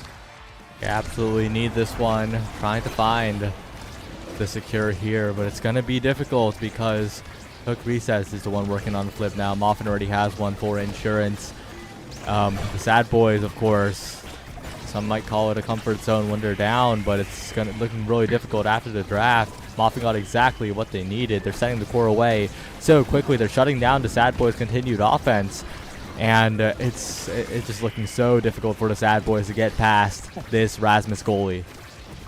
Yeah, the Rasmus is putting in a ton of work, though. Also, Hook Resets was totally on the ball there, as they had a lot of things covered. Even the health orb there when they tried to get Bells off the map, but Bells did end up regenerating just enough to keep themselves alive. Crazy bad angle, unfortunately, for Bells. Is going to take their own barrier pretty much here. The bell ring comes out, doesn't seem to land, though. Primary from y'all. Going to be able to keep the pressure up. Maybe a flip. No, okay, actually nice, calm, and collected. Keeps themselves alive here, just defeating Leon in that strike war, though. But now overtime is going to show up here, though. Hook resets with a pretty sick dribble. I actually really like that one, too. But, man, unfortunately, the ball's going to go a little bit too fast for the opponent's crazy bad angle. Unfortunately, another one. Man, Hook resets knocks it right into the center there, and then Vaughn gets control and uses that pillar and knocks it in, and now... Oh boy, Sad Boys is bringing it back, guys. Yeah, return to form need to collect themselves because they kind of choked that last point. There were some panic strikes that shouldn't have been, that aren't usually what they do. If they play as usual, if they play normally, if they play to their form, they will be able to get through this game and move on to the next. But Sad Boys, they thrive in these situations where the opponent is sweating, where they're the ones under pressure. And right now we see it here. They take the first barrier and they're moving on for a little bit more. Yep, Leon does a nice job of approaching there, forces Vaughn to use their flip, and another flip coming out here from y'all. We got a flip from Leon to keep that one in place there, though, but not too much advantage, though. In fact, losing all of their health bar, going to try to keep themselves alive. Nothing really left on the board to heal them except for that lifeline, which does a great job of doing so. Hook resets, open onto the mid side, but actually gets the pillar interruption here. Bells has that flip, trying to cover that bottom side here, uses the flip to slay Leon, and now a big power play coming out for Sad Boys, though, but lots of energy, and two flips on the side of RTF could keep themselves alive. Hook resets, plenty of secondary, trying to flip Vaughn off the map, but the power play was mostly ineffective. They accidentally hit it into the pillar there, as Leon now approaches a passing play, and returned to form, have secured the game. Good pass. Good pass there. Honestly, Leon had so many decisions to make there, as they just were walking perfectly with that ball. Open goal, friend on top side. I mean, lots of decisions there, and the pass was perfect there. keeping themselves in this series, returning to it, the form that could at least win a game here on this night market. And the last map we're going to be seeing here is actually just like a Gates of Obscura. Is that what I'm seeing? Gates of Obscura? They picked this, huh? Yeah, Gates of Obscura looking a little bit scary as we head on to our third game, but for now, it is a return to form win against the Sad Boys. Trying to get a little bit more now in the series, but it's that's for the next game. For now, it's just a win. True. It is indeed a win. And which team picked Gates? Oh, did RTF pick Gates? They have first pick? Oh no, how does this work again? It's like they ban. First pick also gets to pick the last map. Okay, that's what I figured. Okay, yeah. So it's like, if you pick this map, you probably trained on this map. You probably studied a little bit on this map. Like, this is a skill. Playing on this map is a literal skill. You need practice to be able to work this map perfectly, though. And I'm not sure. You know, it was at the LAN that Vaughn had mentioned that they were going to focus a little bit more on the basic maps that everyone picks, so they can be really good on there, and then occasionally have maybe a rougher time on the more obscura Lamau maps. So we'll see. If RTF is really been playing on Gates, it will be obvious. It'll be obvious. We'll see it. And they might be able to clutch this one out, because this map requires a lot of teamwork and synergy and just knowledge, and so it'll be fun. I think this is a cool map to watch. Yep. And this game 3 again, like it's difficult because like you said, the Sad Boys kind of good on this map. Wait, was that what you said? I might be completely mixing myself up. I was saying that that when Vaughn was talking to me at the LAN, he said that they were going to get better and better at the more common maps, and it might be slightly rougher for the less common maps. Ooh, but the thing is, right, like, Sad Boys have historically been incredibly good on Gates of Obscura. I think we've seen them succeed on it so much that I have a lot of faith in them going into this one, and I think Return to Form are going to need to be the ones really making the difference here. Of course, Moffin's goalie pool is pretty good on this map. We could see the Asher coming out. We can see the Asher goalie for Return to Form having pretty high pick priority. But on the other side, the Sad Boys, very flexible pools to work around Gates of Obscura. Sure. I mean, if you pick this map, you're definitely comfortable here. Like, this is the we've played on this, and we just sure as heck hope our opponent hasn't, because it is definitely one of the rarer maps to see. Like, even like Inkies. I mean, oh man, the fact that Inkies is even legal is crazy. But that's definitely we play on this, and we hope our opponent doesn't. Oh my god, A10 is also legal. This rotation's got me. This rotation's got me messed up. But either way, it should be a pretty fun game, though. I do think that RTF does have the synergy to make this one work. I think this is like a lot of like goalie midfield synergy, right? Because like the midfield's gonna have to cover the portal, and the goalie's gonna have to make a decision whether to send it in or out of the portal. And as long as their teammate is either in or out, it's just, I don't know. This map feels like it has more decisions than normal maps, just because you have like send the ball forward and up or down, but you also have send ball in portal, which is like I don't know, a lot of decisions to come out here, and I'm pretty excited to watch this team play if they picked it. If they think they're good. You guys think you're good? I want to see it. So right now we're running into a bit of an obstacle. The next game might not get started very quickly, so we might have to do the legendary never been seen before double break within the same series. God. Because this draft is not getting started. So we'll be right back, and hopefully we'll get started by then. All right.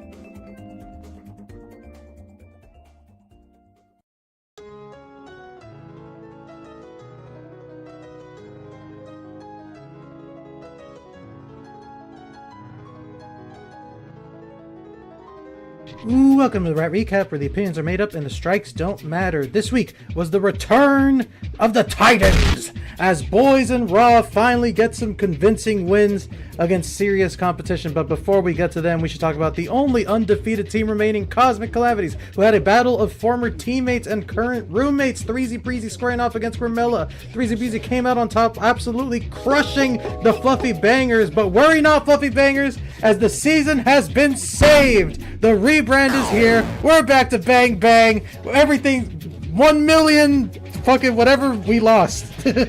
I'm not biased. Anyways, next up we have the new Modern Magic facing off against the short-handed Bozo Bunch. Jesus, are we ever gonna have a week with only starters? Anyways, the New Age Magic proved powerless against the Bozo Bunch, with Jay showing off some of their iconic flashy playstyles they're so well known for. But enough about them, let's get to Leon 500! With return to form, beating the Lob City Allegations by securing their first win of the season against Bun Bun Bonanza. Fun fact, it has been 273 days since Leon 500 had a series win in the NASL. However, his last single game win in the NASL was also against Bun Bun Bonanza, and it was also on week 4. Kind of freaky how that stuff works out. Anyways, Bun Bun are nearing the danger zone, as teams with 5 losses rarely make playoffs in the NASL. I wish the very best for the Bun Bun crew. A team not in the danger zone is Demons Raw, who finally got to play with their full starting roster the entire series in what feels like forever. Demons faced an undefeated EKC in an incredibly close series, well, mostly close until Game 3, where Demons reminded us why they are named as such. Fun fact, this was the shortest match of the day, somehow beating an Inkies game.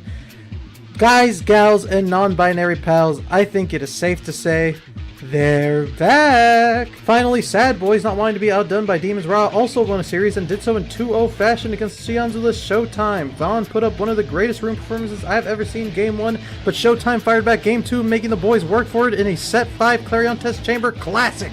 Go watch that game, you won't regret it. That is it for the Rat Recap. See you sometime in the nebulous future, my friends, colleagues, and other benefactors.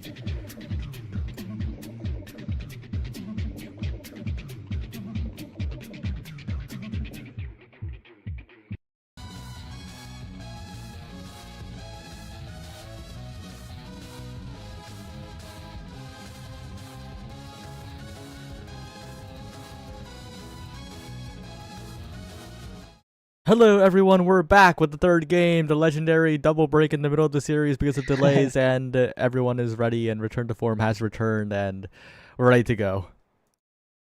Yes, indeed. As we are going to move on to Gates of Obscura here, y'all can see the Awakening showing up here. Prize Fighter and Monumentalist kind of going to certainly change the draft of characters here. We got Now, Rune, Finny, benefiting all from Monumentalist here, even Amy, if they so desire.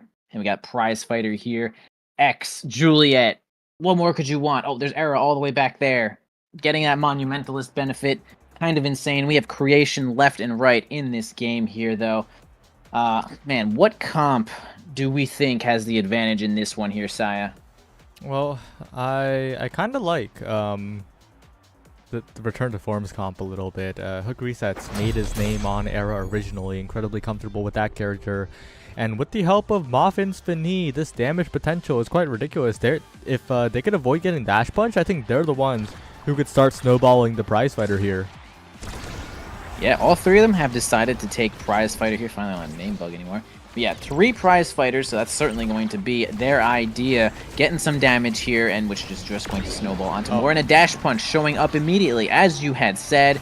Bells grabbing that first kill there, though, but losing 2 barriers in return, trying to make a big play there, though, as they get big finished on that side. No! Though y'all was actually done playing because he was super checkmated, and unfortunately we're going to see Hook Resets kind of drop that one there, though.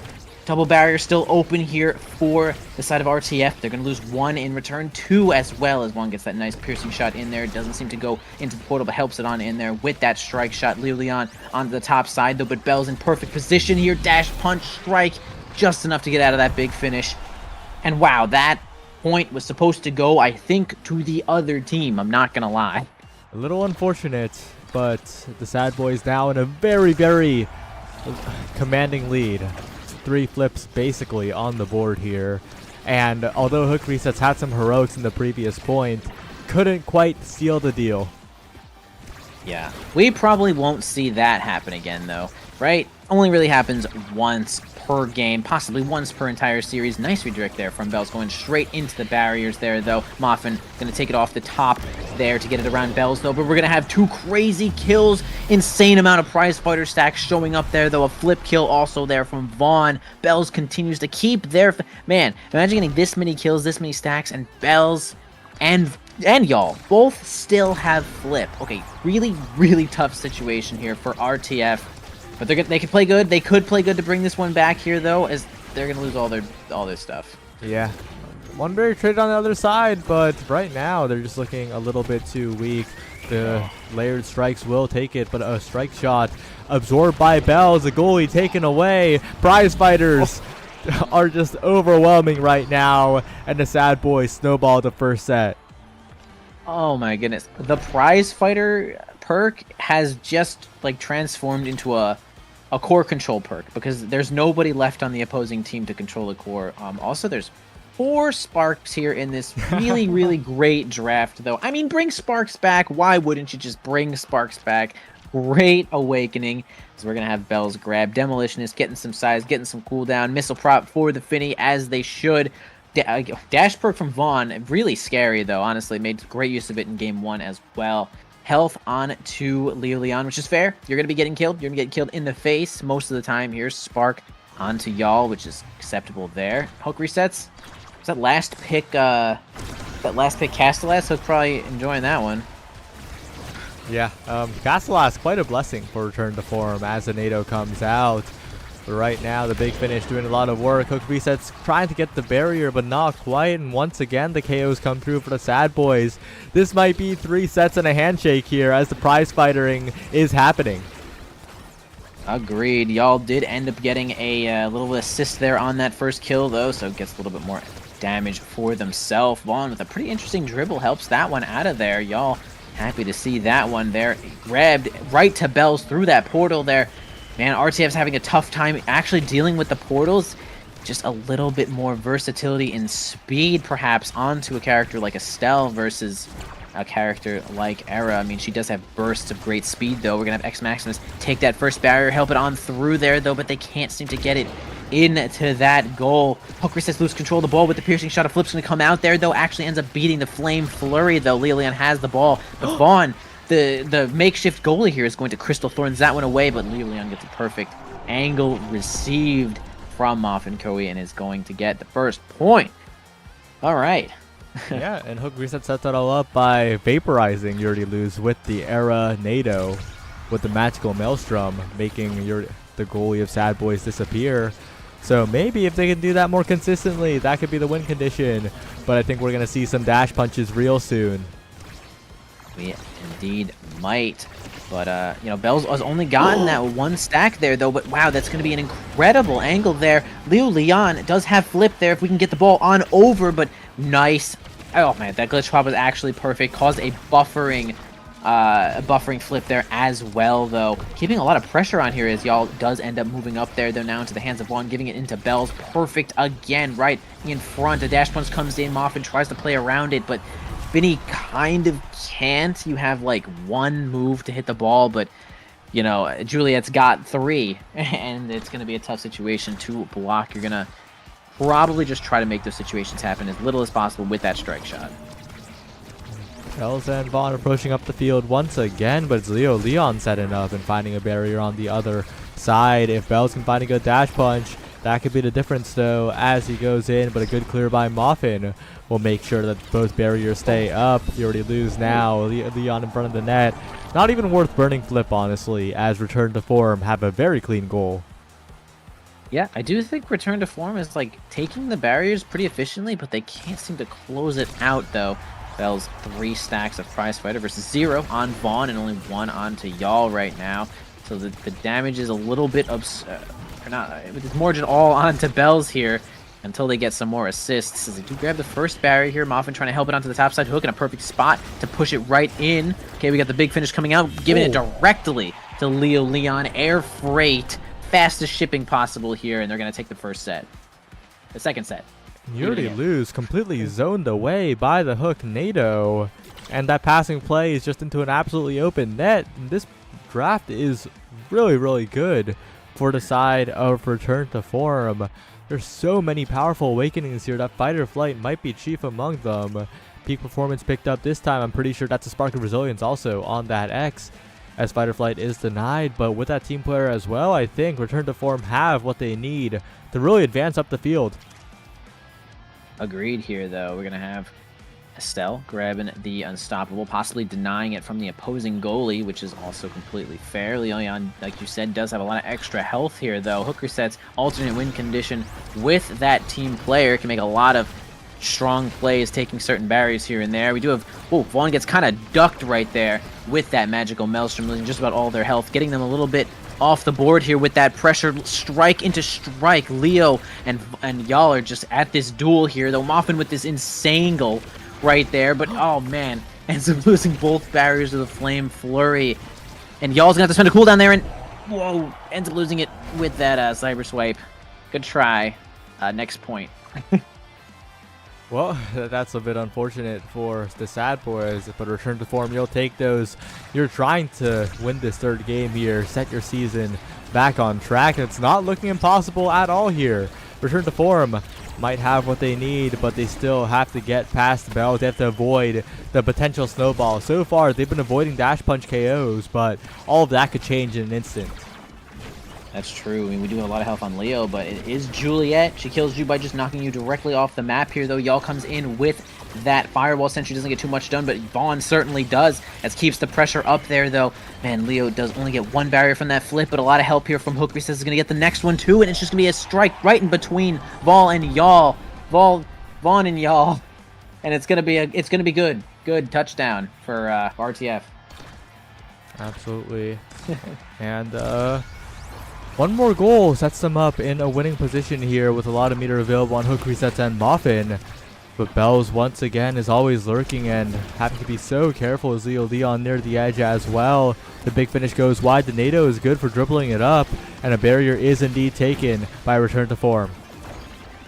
Absolutely, one barrier down here. Cyber Swipe to interrupt any of these passing plays here, though. Muffin does have a nice angle, actually, to get it right through Leo Leon, bringing himself all the way up. Yeah, definitely easy strike war win there. It's going to be a strike flip. Leo, just a misdirection here, as Hook is going to be able to blast it on in there into the top side. And now RTF, hey, RTF taking advantage here. Next set is theirs, and one more will actually mean, taking the series. This is a big series right now, because it's like RTF is 1-3. I mean, it's 3 is kind of bad, but like 2-2, 2-2 you could survive with. And Sad Boys is already 2-2, and a 2-3 for Sad Boys would be kind of alarming. A lot of numbers there, but what I'm looking at is that extra special from Hook Resets. Those NATOs have had so much impact in this game, and there are so many more of them now as the rest of this draft plays out. But that Adrenaline Rush, once again, if Bells can get a good dash punch, this set could be over. So it's a bit of a high reward for Sad Boys, but the consistent offense is going to come through for Return to Form yet again. True. Yeah, this Adrenaline Rush could definitely change the entire dynamic of this game. Even more enticed to spend those cooldowns dealing damage to just get that cooldown reduction and that speed to just kind of take the whole goal right then and there. And it's going to be both barriers down for both teams right now. Kind of passing the ball directly to Bells. Okay, they have a little bit of possession here, though, as they almost get it to Leo Leon, but Bells has it, trying to wait for this dash punch angle, but doesn't get exactly the one here into the hands of Muffin Kui.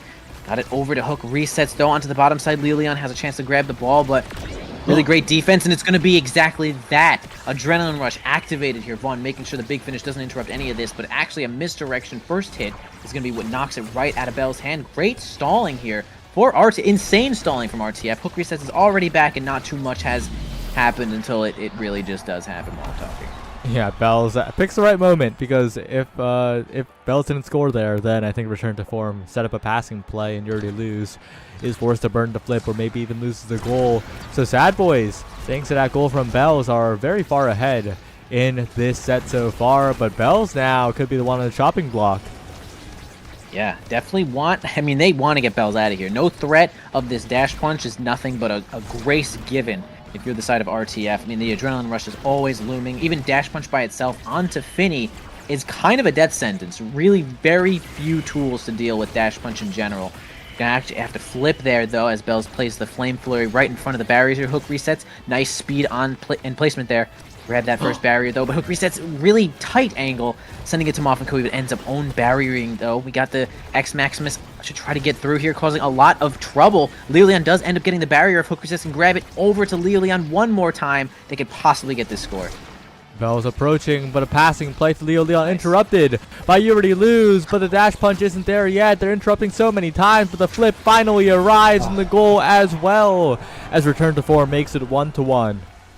That was pretty great there from Sad Boys. Did everything they literally could at that moment to make it so Leon did not get that ball, the chance to dribble in the center with that flip, but the perseverance there is going to get it on through, as Moff and Kobe does kind of own barrier there for just a moment, though. Not a huge deal. Again, the Flame Flurry comes in. Not too much you can do about that without that flip or that big finish, though. Spends the primary to knock Bells away and maybe hit the ball, but whiffs a little bit there. Going to end up causing a goal here for Sad Boys. And, yeah, Sad Boys is going to try their best to bring this to another set 5. Definitely looking like it's very possible.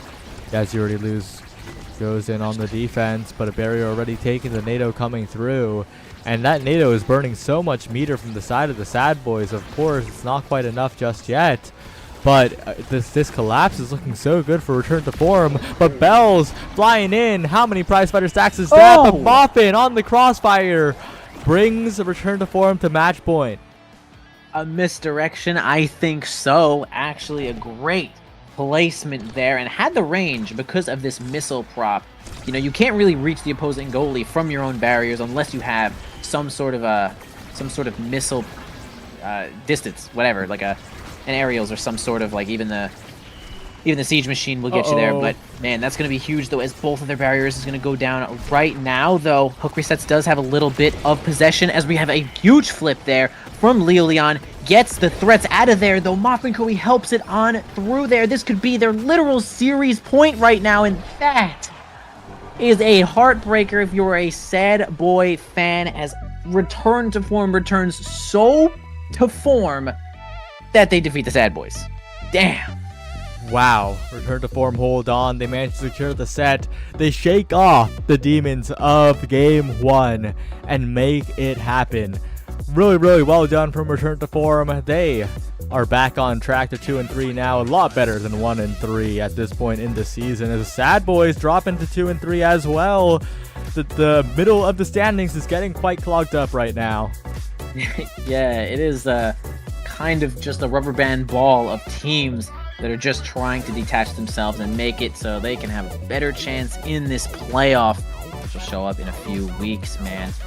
Tough game. That Adrenaline Rush certainly was a solid thought of a pick there, though. Really spend your cooldowns, get that speed, and get those cooldowns, but it just didn't seem to work out just yet. Moffin with some really great pinpoint misdirections, though. Leon getting those bull rush combos, and man, Hook resets with that monumentalist tornado was crazy. Like the Maelstrom just did such an insane amount of work of spending the opposing resources and dealing a ton of damage, and that was maybe the comp there.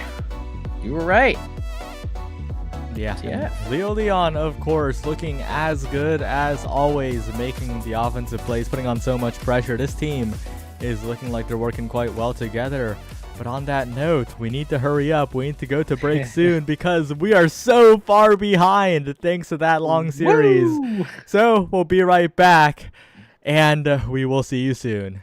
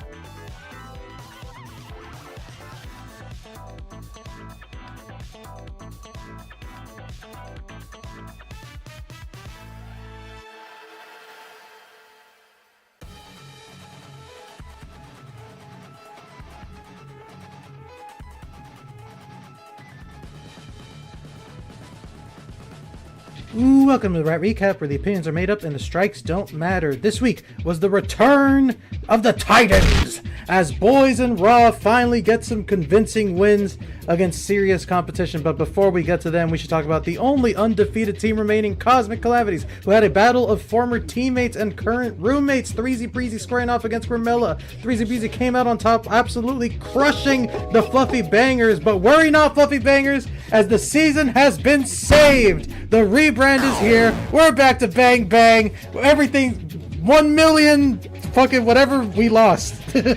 I'm not biased. Anyways, next up we have the new Modern Magic facing off against the short-handed Bozo Bunch. Jesus, are we ever gonna have a week with only starters? Anyways, the New Age Magic proved powerless against the Bozo Bunch, with Jay showing off some of their iconic flashy playstyles they're so well known for. But enough about them, let's get to Leon 500! With return to form, beating the Lob City Allegations by securing their first win of the season against Bun Bun Bonanza. Fun fact, it has been 273 days since Leon 500 had a series win in the NASL. However, his last single game win in the NASL was also against Bun Bun Bonanza, and it was also on week 4. Kind of freaky how that stuff works out. Anyways, Bun Bun are nearing the danger zone, as teams with 5 losses rarely make playoffs in the NASL. I wish the very best for the Bun Bun crew. A team not in the danger zone is Demons Raw, who finally got to play with their full starting roster the entire series in what feels like forever. Demons faced an undefeated EKC in an incredibly close series, well, mostly close until Game 3, where Demons reminded us why they are named as such. Fun fact, this was the shortest match of the day, somehow beating an Inkies game. Guys, gals, and non-binary pals, I think it is safe to say they're back! Finally, Sad Boys, not wanting to be outdone by Demons Raw, also won a series and did so in 2-0 fashion against Sionzula's Showtime. Vaughn put up one of the greatest room performances I've ever seen Game 1, but Showtime fired back Game 2, making the boys work for it in a Set 5 Clarion Test Chamber classic. Go watch that game, you won't regret it. That is it for the Rat Recap. See you sometime in the nebulous future, my friends, colleagues, and other benefactors.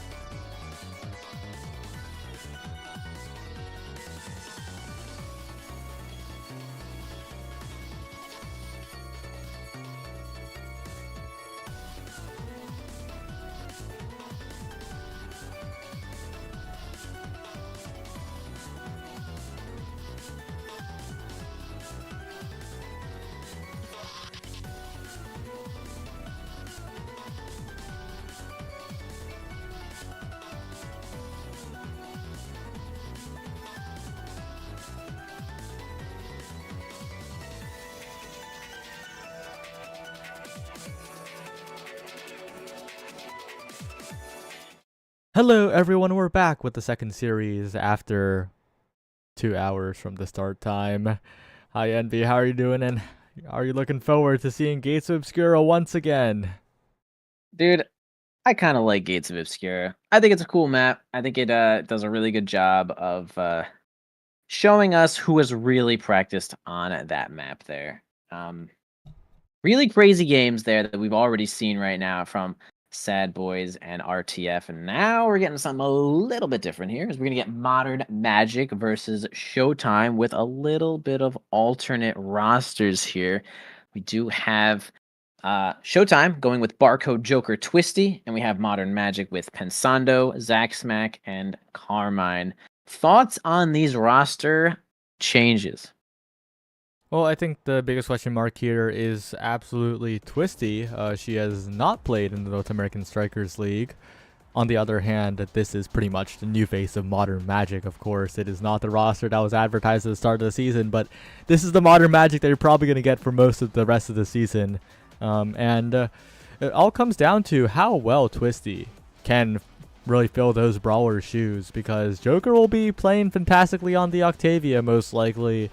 So as long as Twisty can get it done, I think this team of Showtime can also get it done. True. I think as funny as it is, Joker playing Octavia might be the perfect fit, as when you are playing as Octavia, you can play basically all three roles most of the time. You know, your midfielder doesn't really matter because you're the midfielder, you're the brawler, you're everything that you need, as you are just going as fast as possible. And that might be in benefit to this team. But yeah, Twisty definitely has a couple of big shoes to fill, not really showing up too much in Nassel, of course. And now it's time to prove themselves and see if they can hang with the champions here, as we have a pretty slow start here on Bouncy House. Everyone is doing just a quite good job of defending. One barrier finally down here. The base drop comes in hot. Does not seem to land it, though. Pensando on point with that defense here. Joker already getting a flip. Doesn't even need it, spends it just in case, possibly killing Pensando, but doesn't end up getting it there, though. Either way, first point nicely going over here to Showtime. And so far, I'm really liking how Twisty is playing, right? Joker, kinda infamous for pinging pass at every opportunity, but Twisty really just passing back to Joker to maintain flow state so well in the midfield. True. Got to get as many passes as you can to that Octavia here, giving her energy and cooldown on that flow as well. But it's going to be a nice dash punch here from Carmine. A ton of damage here. Possibly going to get a kill onto Joker. But was that Twisty getting a pendulum swing kill there? Yeah, just taking out Zack Smack, and Joker burns Carmine's meter as well. A huge turnaround created by Twisty here in Pensando. Left alone for a little bit. An accidental back pass off of the trapezoid. But it's still safe. The barrier's still alive for the side of Modern Magic. Yeah, Joker's going to have to go grab that orb here. Keep himself awake. Keep himself alive. Of course, as Octavia has possibly the smallest health pool in the game here. Carmine on the front lines almost gets it in here with that punch. But now we have a 2v1 here. Joker and Twisty get it on through Pensando. Joker standing on the slime a little too long there, spending all of their health bar just to get that barrier. And now they spend their life. And it could be Carmine that gets this one in here, though. Although currently staggered, they do not end up getting off the map here. Twisty with an interesting dribble. Not going to make it work here with that shot just yet, but stalls long enough for the Joker to get back here. Now the point shall resume with all three players returning, except for one. Joker getting a quick KO, and now starting up the flow state. That might dissipate very soon, though. Unfortunate if you're Joker, but it's still a good point for Showtime, as Pensando pulled away, but still maintaining the defense. Zack Smack staying alive as well, as the now healing comes through as Twisty. Dribble to the bottom side. Pensando activates the drone a tiny bit too early, and Showtime 2-0 in the lead now. Yeah, tough decision to make there from Pensando. It's like, do you open the drone to give it more space there because you think you might miss by nothing, or do you think that they're going to shoot it just low enough to get it in there? But going to get it past them right now here, though. Showtime looking good as a start. Barcode has their flip on deck in case Carmine approaches with something big here, though. In the hands of Twisty, out of the hands of Twisty immediately there. All right, up onto Carmine. Has a chance to get maybe a dash punch here, because kind of blown away here from this base drop. Opting not to go down to Twisty there. Barcode deciding that Gonna give it to Twisty just a moment later here, though. Joker can't seem to land this one. Carmine's chance loses control of the ball once again. Pendulum swing's not gonna be enough. Pensando with a great weight, though. Zach Smack gets the flip, gets a kill. And what's it gonna be here now here? Twisty really trying to help out on the defense and so far succeeding quite well, but this time it's a little too much offense coming out from Modern Magic. Defended away by Barcode though, and a good primary by Pensando to prevent the barrier take on the other end. Carmine now with the dribbles, but Barcode's seen it all before. The veteran goalie gets it done yet again as Joker tries to send it forward, but this time it doesn't work quite out the way they think it would. But so many cooldowns burned by Modern Magic, and Carmine sends it into Barcode. That was a goal, giving it away for free a little bit as Barcode continues to hold. This point has felt catastrophic for Showtime, actually, as the ball just continues to find its way into the hands of Barcode, or at least right in front, but they do eventually get that barrier here. We got Carmine center stage, though, spends the fire flurry to do a little dribble, get that punch in there, and that's going to be just enough to spend Barcode's strike there, and they do finally clean that point up and grab themselves a point. Very well done, but honestly, that point has me a little bit more confident in Showtime because of how they held on, right? They really capitalized off of slight offensive mishaps from Modern Magic and extended that point way past its expiration date. Yeah, true. Keeping themselves alive even when it felt really difficult with a lot of pressure here, though. Twisty going to dribble themselves a little bit here, though, with Joker. Gets a nice bait of Pensando onto the bottom side there, gets a flip off the bottom, and then Twisty gets a flip into the goal. Zach Smack cannot reach with that one right there, and it's going to actually be Showtime taking that one there with really two good kills at just about the same time. They had a lot of uptime with that power play.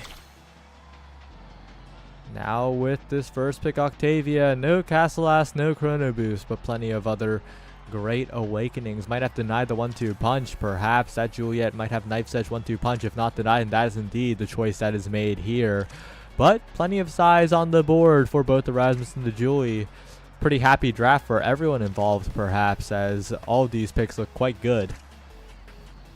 True, yeah. Stacks onto Now, size onto Rasmus, cooldown onto Now, Timeless onto Amy, and some size onto Juliet as well. I mean, all pretty solid awakenings. I'd say everyone's pretty happy what they got there. Maybe Joker having to deny the 1-2 punch isn't going to do all that much for a while, but Octavia, pretty versatile when it comes to a lot of these awakenings, and that draft actually didn't have a single dash awakening on it, so Joker kind of getting pretty shafted there with the whole pool of 32 awakenings that could be shown, or whatever the number is. I'm pretty sure it's 32 after the first two. On the bright side, though, making sure that the Julie doesn't get 1-2 punch. Carmine not going to be dash punching as easily this game, as Twisty and Joker are continuing to push forward very consistently, looking for the KO here as Carmine gets blasted to outer space, but not quite enough to find the full KO. Twisty, though, confirms with a barrier taken by the bounces on the other side, means that Showtime not out of the woods just yet. Yep, this power play could result in 2 barriers, perhaps. Here we go, Twisty approaching in here. Does do a nice weight, but not enough to get that barrier just yet. A bunch of misses here onto that ball into the hands of Twisty one more time. Again, a nice strike there, but it's going to be Pensando to hold the ball just for a moment, as it does eventually go down here. Finally into the hands of Barcode here. Has the flip, just in case something goes wrong here, possibly with this glitch pop. Yeah, going to just control it just for a moment. Twisty actually loses control for a moment. Had a chance, has the hook here to try to keep it as well. Really interesting angle there from Zach Smack. Glitch Pop also comes out right in the face of Carmine. It's actually going to be a kill, but then a goal into the other side. What was that? Oh, Modern Magic, I think, not too coordinated on the offense again. They had like 3 different shots potentially into the goal, but instead they dribble it off the top, off the bottom, and into their own goal on the other end of the map. A little bit of a mishap, as now Showtime. What a bounce by Twisty, what a flip angle, and both barriers opened up. A quick goal by Joker in 12 seconds. It's Showtime, baby. That was a great angle. That was some good teamwork, and that was a quick goal.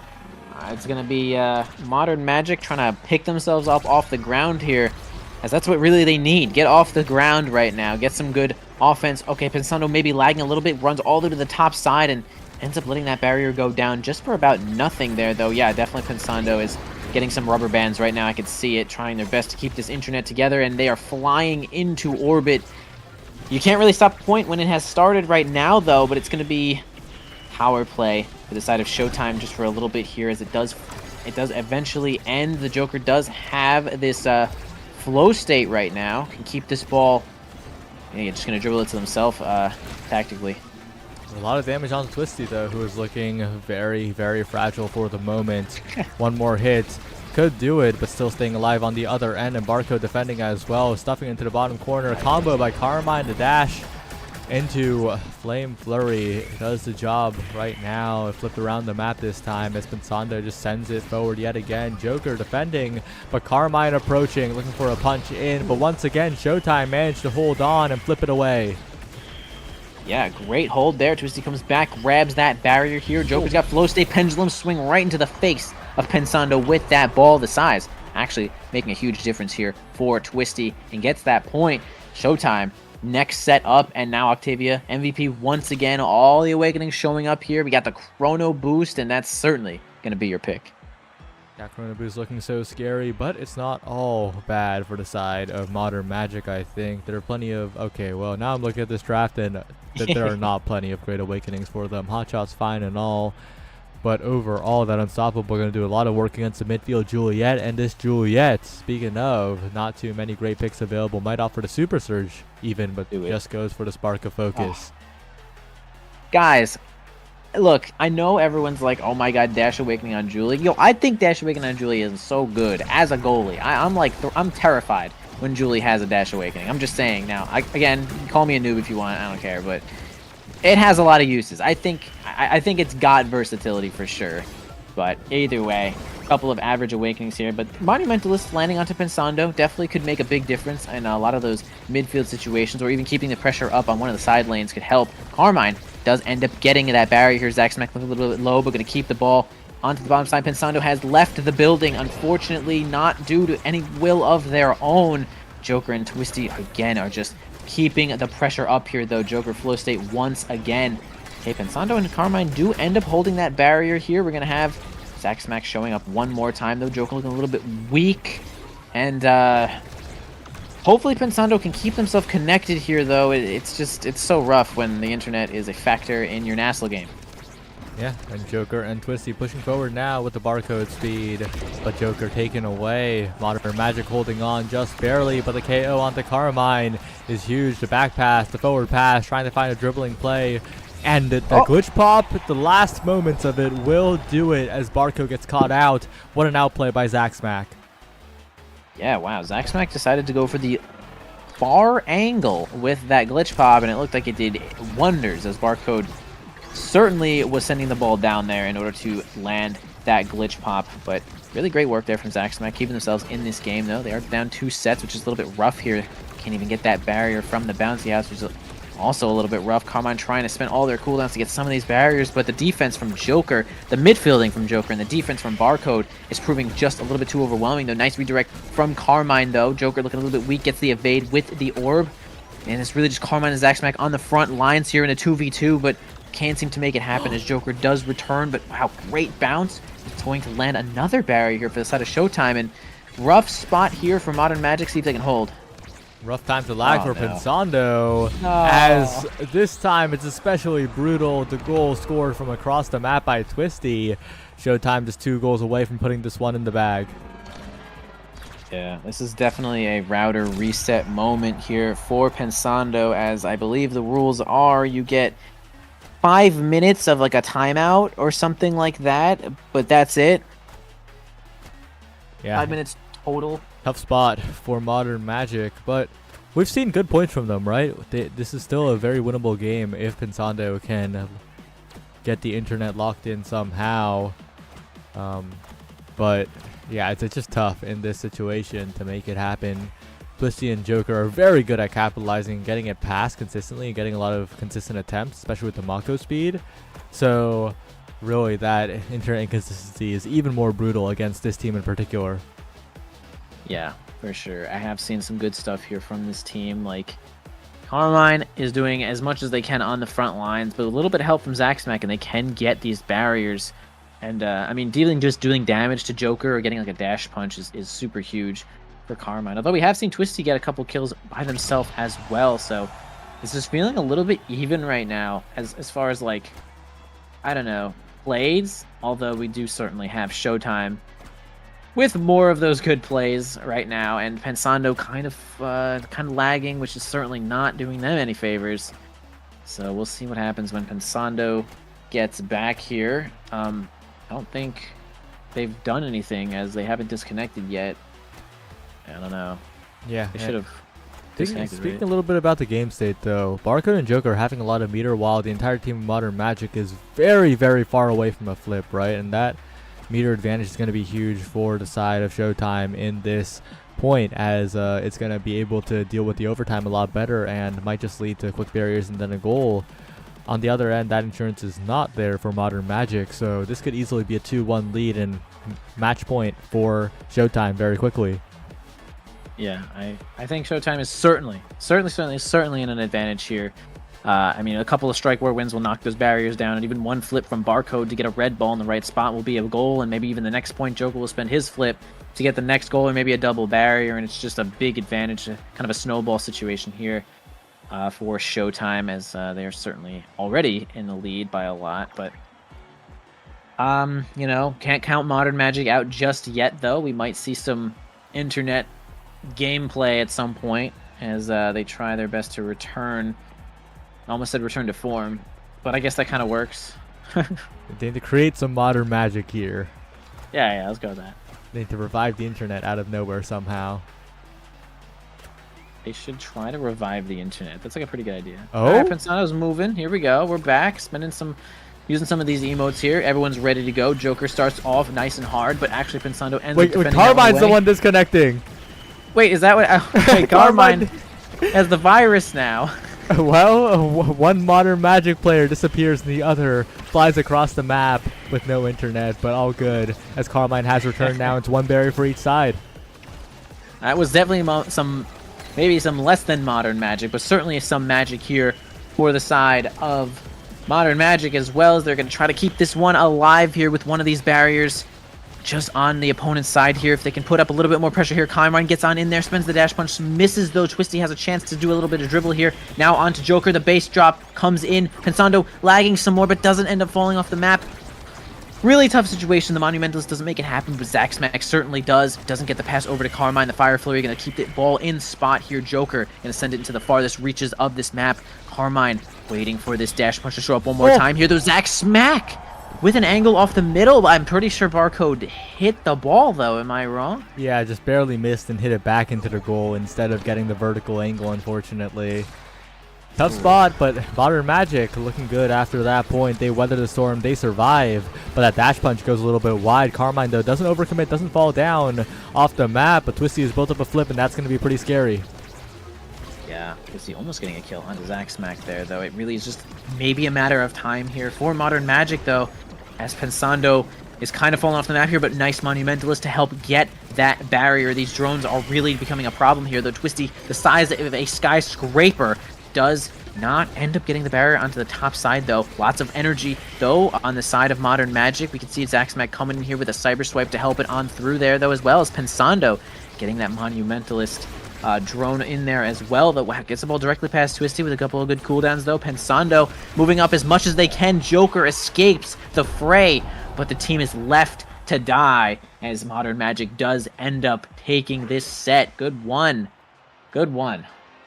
Trying to get some more here now with some Scary Awakenings on the board. Casta last for the second pick, Octavia, but perfect form on the board as well. And so many other Awakenings like the Adrenaline Rush. Will the cast be denied here by the enemy, or will he play to your win condition and will instead pick up the Stagger Swagger, confident that they could damage the Octavia out of the play before that cast last becomes an issue? Yeah, that is definitely going to be the decision to make here, though, right? Like, I thought there was a chance that Joker would rather have peak performance, just as it is also speed and defense in general, but certainly going with the cast to last route with that chrono boost is going to make Octavia kind of immortal here. Now the threat of passing to Octavia as often as possible is not going to be as high, but the base drop is going to grab a kill onto Zack Smack, who's certainly not ready for that one here. Barcode going to try to move up here with the Ensnare Drums. The Fire Flurry almost does a good job of keeping it alive, but the pressure from Twisty and from Joker is going to be just too much here, though. Although Pensando does have some cooldowns to keep this one alive, the internet seems to be working, and Modern Magic still in this one. And Joker with a sharp pull down, and Twisty finds the pendulum swing after that. Good conversion by Showtime on a variant that I think they've struggled on in the past few sets, right? The Project Expanse, a little bit difficult to navigate. Yeah, it makes like crazy side lanes about half the time there, though. This is another map that is difficult to navigate. You have to be really on point here as the goalie here when you have this bouncy house showing up. Joker base drop, grabs both of these barriers here into the hands of Carmine. Almost able to get a top one there, but does spend the flip from Barcode. Gets the bottom side, though. Pensando running into nowhere, lagging, but also in the same spot.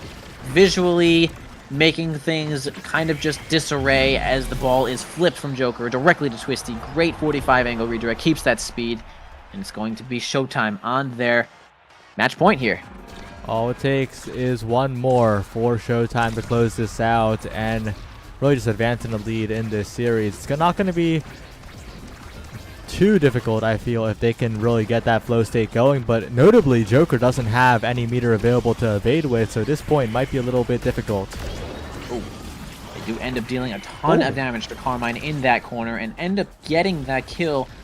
The power play here could be big, but they do lose both of their barriers in return, though. Twisty can't seem to get the ball. Zaxmac doing a great job of interrupting these passes a lot, but it's going to be a sonic boom that grabs that first barrier. Joker getting just knocked around all over the place, gets dash punched by Carmine, who now has this adrenaline rush, and this could maybe be a win condition here if they find some of these kills. Adrenaline rush, Julie, has been known to bring it home.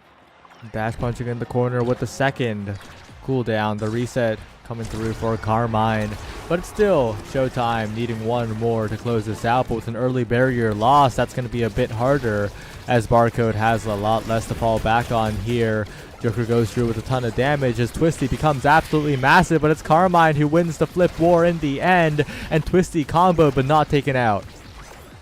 Yep, Carmine really did a great job of grabbing that final barrier, the hardest part there, but the pendulum swing is going to be the one that slays Pensando. Joker approaching here, just about has flipped. Twisty looking at just about no health, doesn't really matter that much as the power play is going to take over here. We're going to have Carmine as the goalie, a flip from Zaxmac to actually get a kill. Twisty off the map here. Now they have another power play in the side of Modern Magic. Can they make this one happen here? Does Carmine have the cooldowns to put it in? Zaxmac combos though. Twisty comes back, but Joker has been taken away and Twisty becomes massive yet again. But will it be enough as Carmine and Zaxmac combine on the bottom end to bring us to a 0.5, and Modern Magic might be creating a bit of a magical situation here. Somehow they are still in this game. They're definitely casting the spell right now to keep themselves in this game. Pensando did end up going down, losing all of their stacks, all their pancakes falling out of their pocket right here. They do end up getting the first barrier, though, with some good teamwork, keeping onto the top side. Pensando spending some cooldowns to try to get it through Joker, but kind of just giving the opponent's energy in return. Carmine ends up using the kick as actual movement there, and it seems to work out perfectly as they do finally grab the last barrier. Joker tries to go for an interesting play, sends it directly to Pensando. Maybe was hoping for a double situation. It's not going to work out here, though. Carmine trying their best to keep this one forward. And the flow state runs out for Joker. Twisty trying to pull back with that pendulum swing with the death touch, but it's not quite enough. Top side now, dangerous situation as Carmine goes forward, looks for a strike where Barcode wins those and keeps Showtime alive, but this flip's scary. Joker gets it away and Barcode sent to the top side, but Pensando is picking up the rebounds. The midfield strike wars are being won, and Pensando lifelines in, finds the flip, and we're headed to a set 5. Bro, Pensando hit the ball forward and then stopped moving, pulled their scope out of their pocket and was just like, bro, I'm about to snipe the crap out of this with this lifeline, and did exactly that. Great flip, getting it on in there, and it's going to be Zaxmac as the MVP here. A lot of interesting awakenings here for Imi specifically. Fight or Flight being not only just the king, but a great deny here from the Octavia, who's deciding to go more health, which is completely fair for Octavia. I thought she might have taken that a little bit early, though. Catalyst for Carmine, so good on Julie. Gets so much energy from the Fire Flurry. Team player on Mako, the passive kind of gives you a red ball before overtime a lot of the situation here, though. Size for Twisty, can't deny that. Quite good.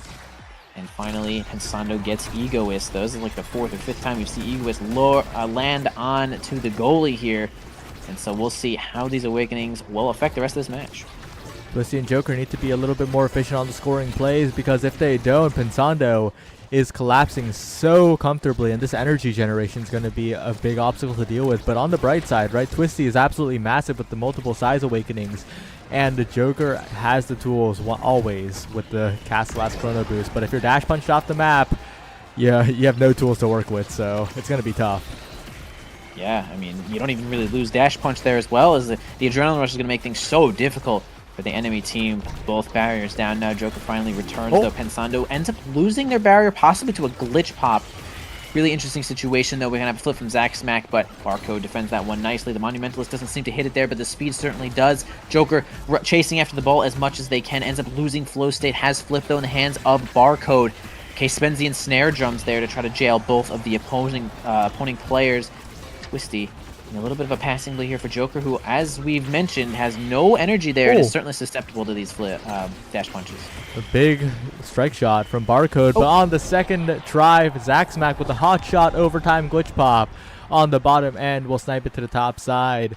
And it is Modern Magic now with the lead, something that we did not think was likely earlier into this game, but the game's turned all the way around.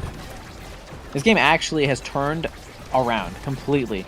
Pensando is connecting. He's really getting on in there, making a lot of this happen here. Twisty and Joker, like you said, need to be just a little bit more efficient on some of these barrier plays. Now we have all three red players actually on defense here. Modern Magic is just defending as hard as they can. They finally get a little bit of offensive pressure here. They can move up. Okay, we're going to go for a corner hit, but they end up hitting the barrier by themselves anyway. A little own go from Barcode, and now a lot of pressure here putting up from Carmine, but Barcode uses cooldowns pretty efficiently, though, but not enough.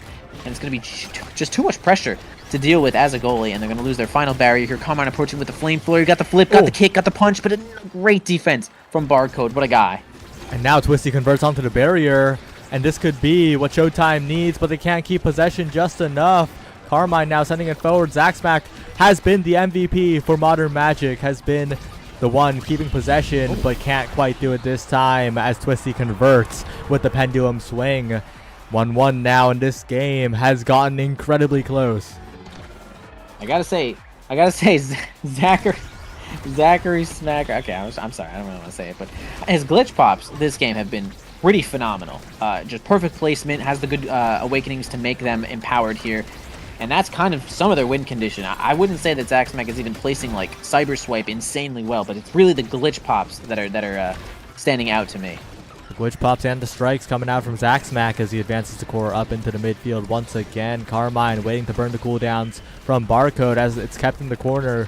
And Zack Smack tries to maintain possession. Pensando lags a bit, and Joker and Twisty now advancing, looking for the barrier, looking for a little bit more as Carmine flips, looking for the barrier here with a flame flurry, but it's defended away by Barcode. Joker now not long for this world, but if he can survive, the reward is great with this flow state. Manages to dodge away from the cyber swipe, but has to avoid getting dash punched here. Does manage to dodge away, and Joker lives.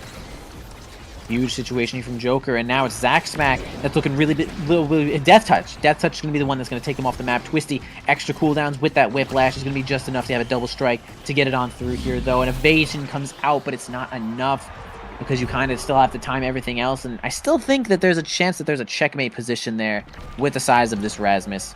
So good on Twisty to make sure that Pendulum Swing was timed nicely. And now Modern Magic is on the back foot here, and they certainly are going to have to make more efficient plays, just like a little bit earlier in this game. Yeah, Modern Magic might have a chance at this point because they're looking good in playing the lanes, but Carmine commits early, and that means that Twisty and Joker are sending it out of there. But no, it comes back around. Zack Smack maintains possession, but once again, the Ensnare Drums will shut that down for the moment. So much damage on the Joker. Staying alive, though, not giving over to reset is crucial in a point like this where it's so incredibly close. Defended away by Barcode, still on the flip. But Zack Smack gets the KO, and Carmine now safe a little bit longer with the flip available. Twisty defending in the midfield, but the Ensnare Drums burn, an important tool against the flip, and Carmine might have a big chance coming up. They do survive long enough to keep that power play ineffective. Joker has returned. Twisty almost gets a really great double there, though, but slightly off. We're going to have Carmine going for the kick flip play. Pretty sure that they wanted to hit that with the kick, but either way, going to result in just one of these barriers now. As we're going to have Modern Magic punching it in. Carmine, yeah, gets that good primary there. Barcode did end up sending it back up to Juliet to try to control the ball a little bit more, but some of those situations get rough when the opponent uses two cooldown, or a cooldown like right in your face. She had strike to go with it there too. So tough spot. Modern Magic bringing it back here, evening it up. And Carmine is massive, has a dash punch back. Joker's got to be careful because the damage output is quite huge here. Carmine almost getting knocked off, but not quite. As Joker trying to force through the top side, trying to build up some speed with the flow state and runs past Zack Smack. Tries to abuse the flow state here, but good defense by Pensando. Still, the barriers are not taken. Pensando absolutely obliterating any offensive opportunity from Showtime as both barriers still stand, but the flow state is still here. Joker is still massive, and on this variant, the Octavia can maintain flow state for as long as she wants off the center. 2 barriers down now as Twisty and Joker go in, and it will be too much to overcome for Modern Magic. Yeah, super good defense there, but it just isn't enough. They could not get an offense. Honestly, at that point, they were on defense for basically the whole time in that bottom right corner, and Showtime kept up that pressure just as they needed to, and ended up cleaning up that game, taking this first point here in this, or the first point in the series for Showtime right now. Let's take a look at some of these stats here, though. We got 12 kills. We got 12 kills for Showtime. That's a lot of uptime. 10 for Modern Magic. I mean, pretty relatively even in the damage and kills spot there. I mean, as far as redirects go, I mean, Modern Magic was certainly doing a lot more passing plays, as we can see here, though. Joker kind of had the ball by them. I mean, this is a typical Octavia board, right? It has more redirects than literally anyone else on the board, but man, they did end up winning there. They were pretty efficient in the beginning and then inefficient, I feel like, in the middle of the game, and then kind of ended up cleaning it up. So it's going to have to be... Oh, man, I hope Pensando can find a way to do something with this internet, because they lost multiple points, multiple barriers, and multiple flips, in fact, because they were just not where they thought they were. Yeah, unfortunate. And on that final variant, too, right? Project Maelstrom, might as well call it Project Flow State, because Octavia thrives when you can maintain flow state off of that center orb, and well, Joker used that to its full potential, basically keeping flow state through the entire point, and that really sealed the deal in the very end. But now we head on to another Gates of Obscura game. Woo! Gates of Obscura, chat. There's nothing I love more than putting my ball in a portal where it could never be found again. Like, that's sick. As long as my midfielders on the other side will win. Who picked this one here? So we had Showtime. All right, we had Showtime picking. Oh no, sorry, we actually had Modern Magic. It looks like Picking Clarion. Yeah, Modern Magic picking. Oh no, wait, what? Yeah, and Showtime picking Gates. Okay. Oh, well, yeah, Showtime picking Gates. I was looking at the colors because I'm extremely smart. Yeah, Showtime picking Gates. We'll see. You know, Barcode is definitely a veteran goalie here, though. Were they playing on Gates when it was its first variant? Absolutely. Like, were they? Yeah. Word.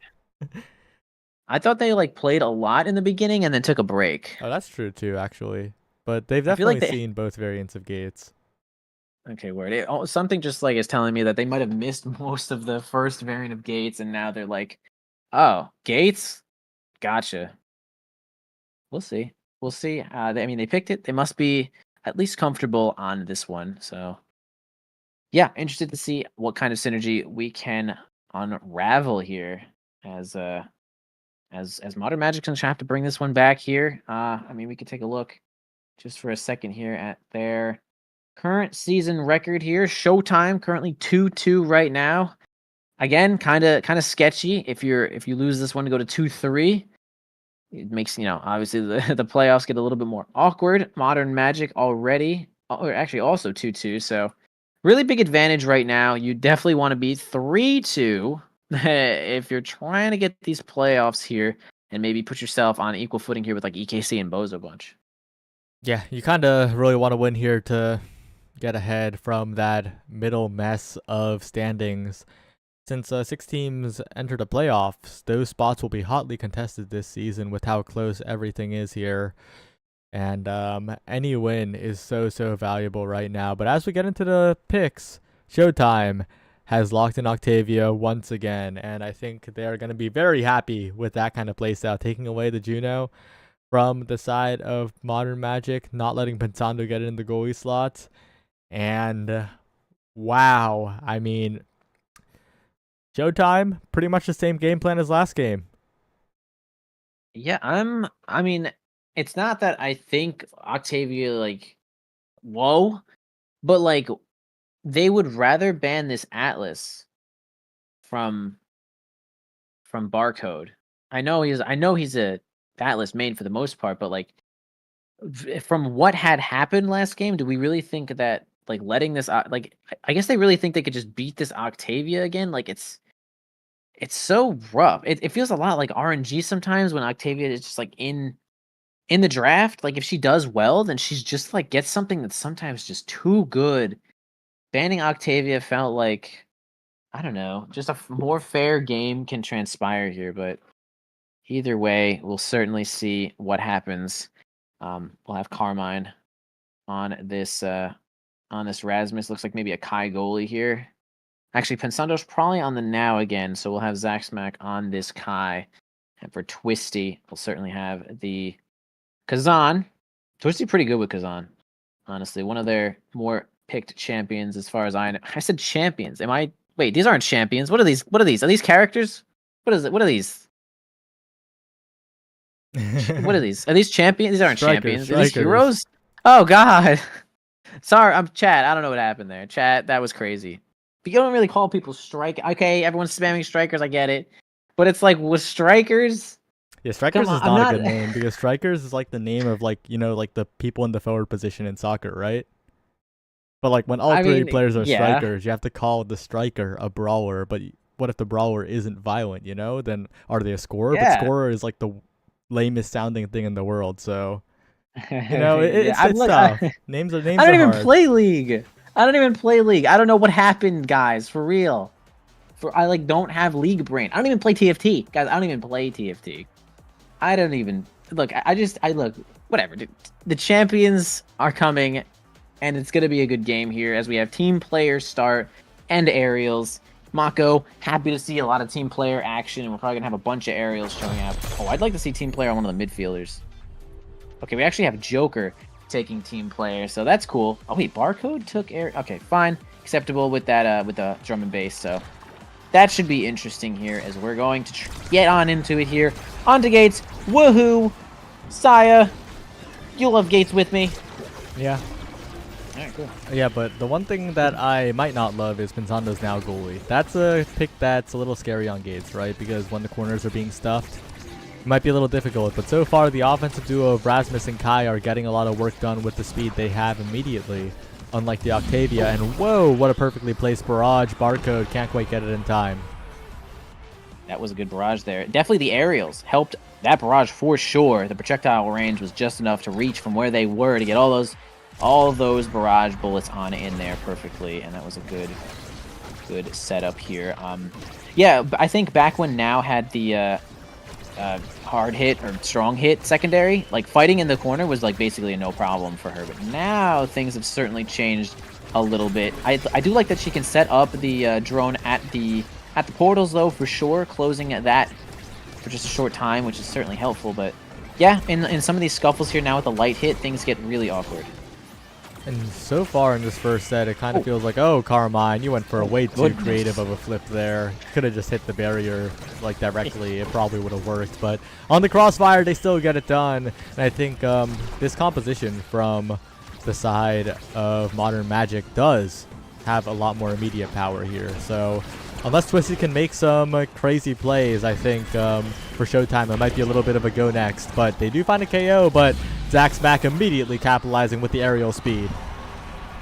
Yeah, really great. I actually do. I agree with you. I like the comp here. I do think it does have a lot of power in general. Zach Smack, being a midfielder, does have the potential to like really get involved with the blazing speed and actually solo score with a well-placed barrage, and then Giga Blast too, not even to mention that. Causes a lot of interruptions itself, and certainly Rasmus is no slouch to scoring by themselves and controlling the ball with the Death's Touch, and it's really just can Octavia get off the ground here? I mean, they're doing a great job of waiting out the flow state, keeping the ball away from Joker as they should be. So that's kind of the name of the game here. Let the flow state time out, and that's how you'll be profiting here.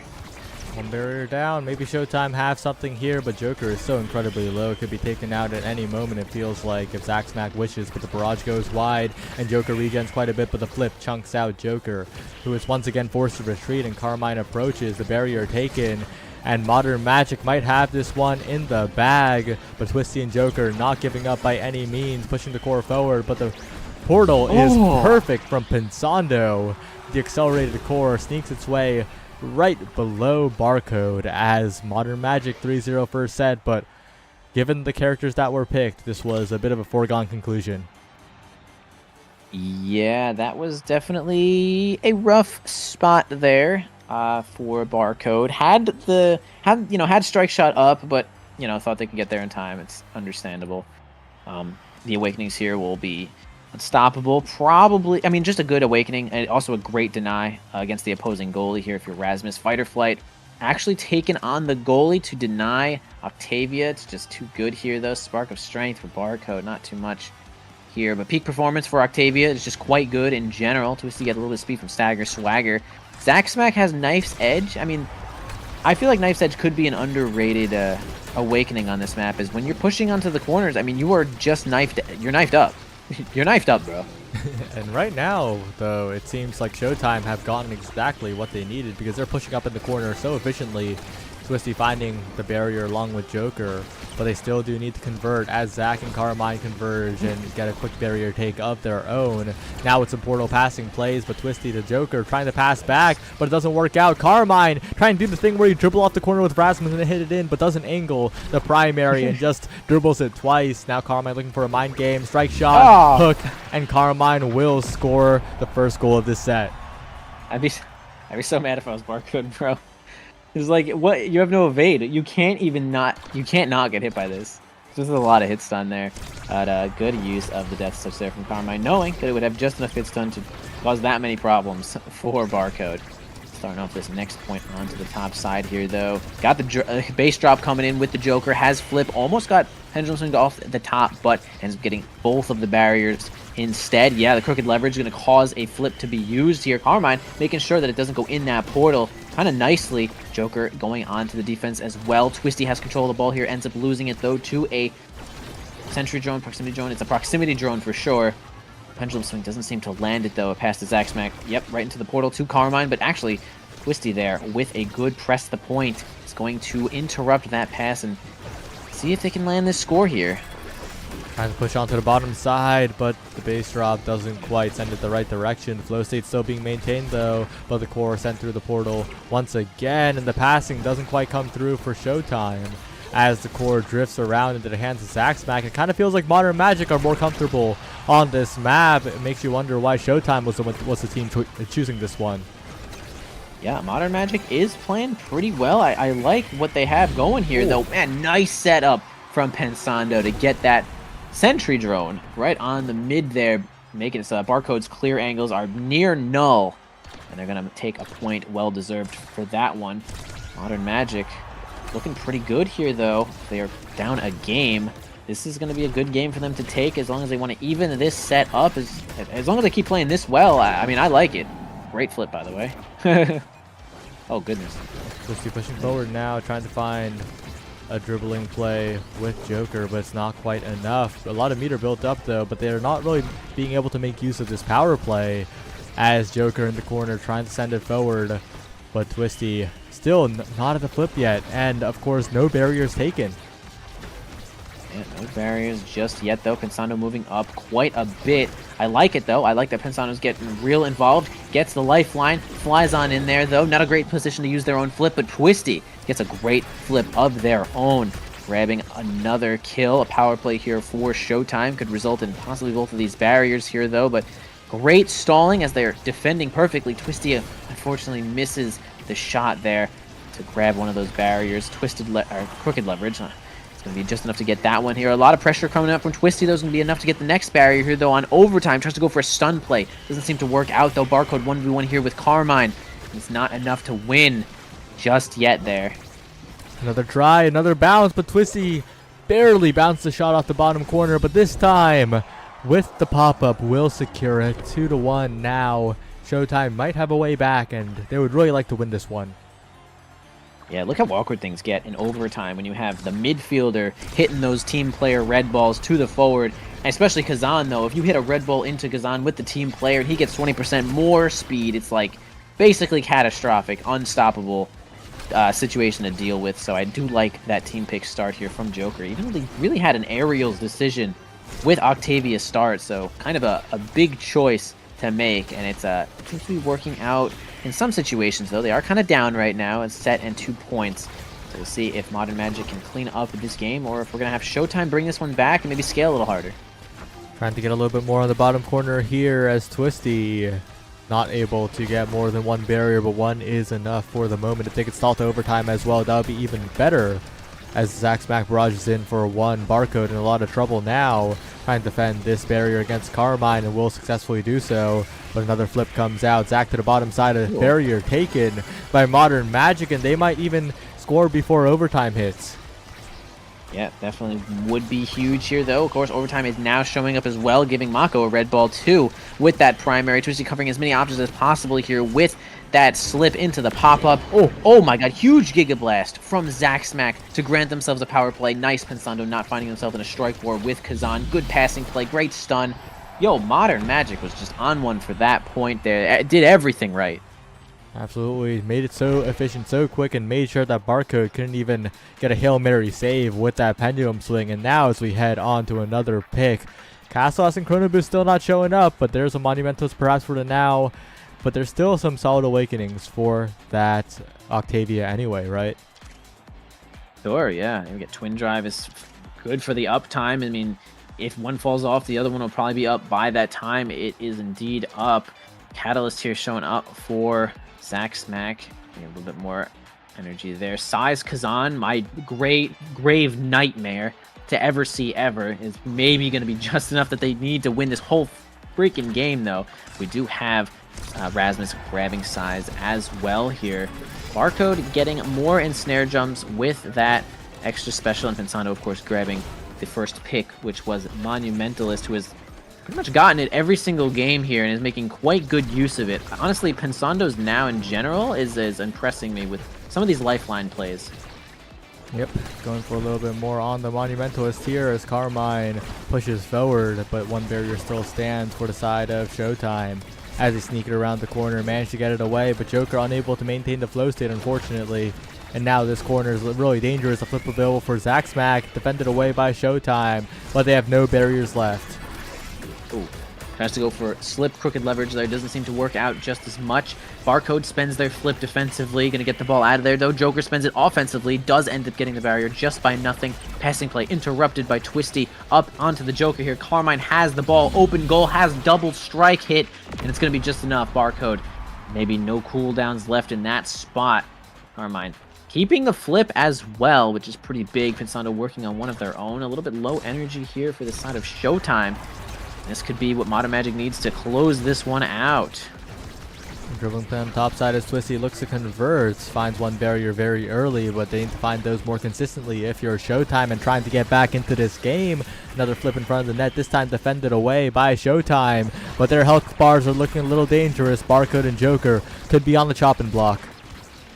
Yep, Joker looking a little bit weak here, though. Grabs one barrier here. Carmine with that pendulum swing, though, has the whiplash to get it on in there, and they do, in fact, get enough strikes to make it happen. Zach Smack keeping the ball in. The pressure is on for Barcode and the Joker here. Got a little bit of a drone onto the top side to keep it in as well. Pensando might be able to make a lifeline flip play here. Got flip with Twisty. Does end up spending the flip to no avail. Twisty has one of their own and is going to send it directly into the top lane. Because on flip is just about as strong as 1-2 punch flip, so tough to defend that one, and good on Twisty to make sure that that angle was going straight in. And the comeback starts now for Showtime. They have a bright future ahead of them, right? Castlas, Chrono, both available, I believe. Oh my god. So Joker could really scale into the coming sets, but they need to win 2 more points here. And that's going to be difficult when Twisty is getting one shot like that. Yeah, Kazan also has a pretty low health pool, probably like second lowest in the whole game, which is part of the balance of Kazan being such an offensively powerful champ, hero, striker. I'm so good at this. Either way, we're going to have Joker taking the first barrier here, though. Barcode nicely sending it into the portal, keeping the pressure on. But now it's Carmine and Zack Smack keeping it onto the top lane, though. Twisty gets a team player pass, which is going to make it red there. Zack Smack nicely in position to interrupt here, though. 2 barriers still up for the side of Showtime. Carmine trying to get it into the corner here and make something happen with that pendulum swing, though. Gets 1 barrier for their troubles here. Twisty flying in with the slip. Carmine trying to approach with this, but can't seem to make it, though. Barrage gets eradicated, though. Perfect pass to Twisty. Team player red ball right on in there past Pensando, and boom! It's going to be Showtime getting it on in. Doomsday approaches. 1 more goal, and Showtime's scaling potential is unlocked. But it will still be 1 goal that they have to earn because Modern Magic still have all the tools they need. And once again, moving forward, Pensando trying to find a passing play. They find it all the way through to the other side to Carmine, and so many abilities burned on the defense, but no barriers drop. Yeah, good defense there for the side of Showtime, though. Barcode becoming a wall at most situations here. Joker approaching here with this flow state, and Twisty on the front side. They're actually scaling themselves into orbit. Zack Smack, the one to defend this one after Pensando got stunned here, and now they have a little bit of offensive pressure here with Carmine, but they lose it immediately as Twisty's going to go for something a little bit extra with that maddening descent, but it doesn't seem to work out. Joker going to go in the portal with the flow state. Interesting redirect there from Pensando is going to be just enough to mix, but Barcode got the angles to make sure that this thing does not touch any of these barriers, and Modern Magic is really far behind here. Oh, and boy. Joker will convert into a goal right as you say that, unfortunately. 3-1, and now the draft approaches, and Joker has earned first pick, and there's a chrono boost on the board. Yeah, well deserved from Joker to put in that work, get the MVP, and rewarded nicely with chrono boost when they already have peak performance. So that's going to keep them alive pretty much the whole time. Great awakening draft here for Showtime already. Prime time nicely showing up for Zack Smack. Pretty great. They're double-sized Kazan. I'd kill myself right now in Minecraft. We got the Spark showing up for Mako. That's actually second Spark for Barcode. Kind of big Super Surge. Getting a little bit of speed here from Carmine to try to make it happen. And a couple of extra cooldowns here for Pensando, Monumentalist, and Rapid Fire. They do kind of synergize because those Sentry Drones do get nice and big. So I would say the Awakening drafts are relatively Actually, no, we're going to go with Showtime on that one. Oh, well, with Joker off the board, it's going to be tough, but Carmine doesn't quite contact the barrier there. And that means that Barcode can hold on for a little while longer. 1 barrier down, 2 barriers down, though, and maybe not as Modern Magic destroy both barriers, open up the net, and look for a little bit more. Yeah, this open goal is rough, but Barcode has been basically immortal this whole time. Even losing these barriers now is probably going to be able to hold a little bit longer here, though. Close. Almost own barriering there. Zack Smack gets it on over to Pensando, but Twisty keeping the pressure on with Joker on the front side here. Flip coming out from Barcode into the portal. Sonic Boom.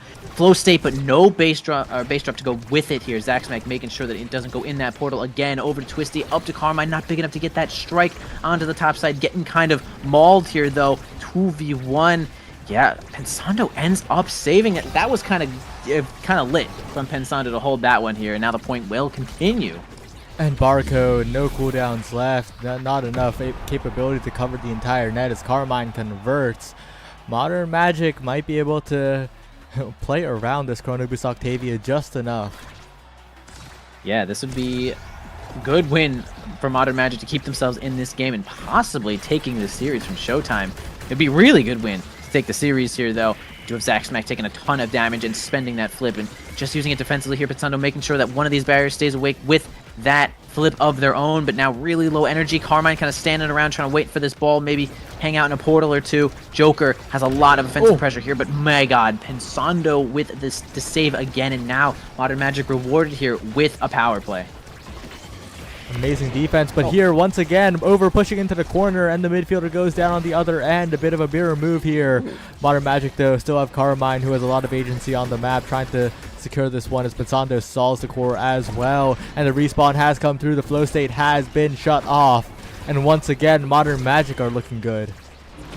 Yeah, Modern Magic definitely have bursts of incredible gameplay here, especially with Pensando doing some of these amazing defense plays, but the Joker does have team player, and it's just going to make things so much more difficult. Oh, Pensando can't get the secondary down in time. The strike was just not there, and it's going to be Showtime taking that next point. I mean, bursts of amazing gameplay might not be enough to win this whole game. A slightly more consistent gameplay might be required to beat a team this good.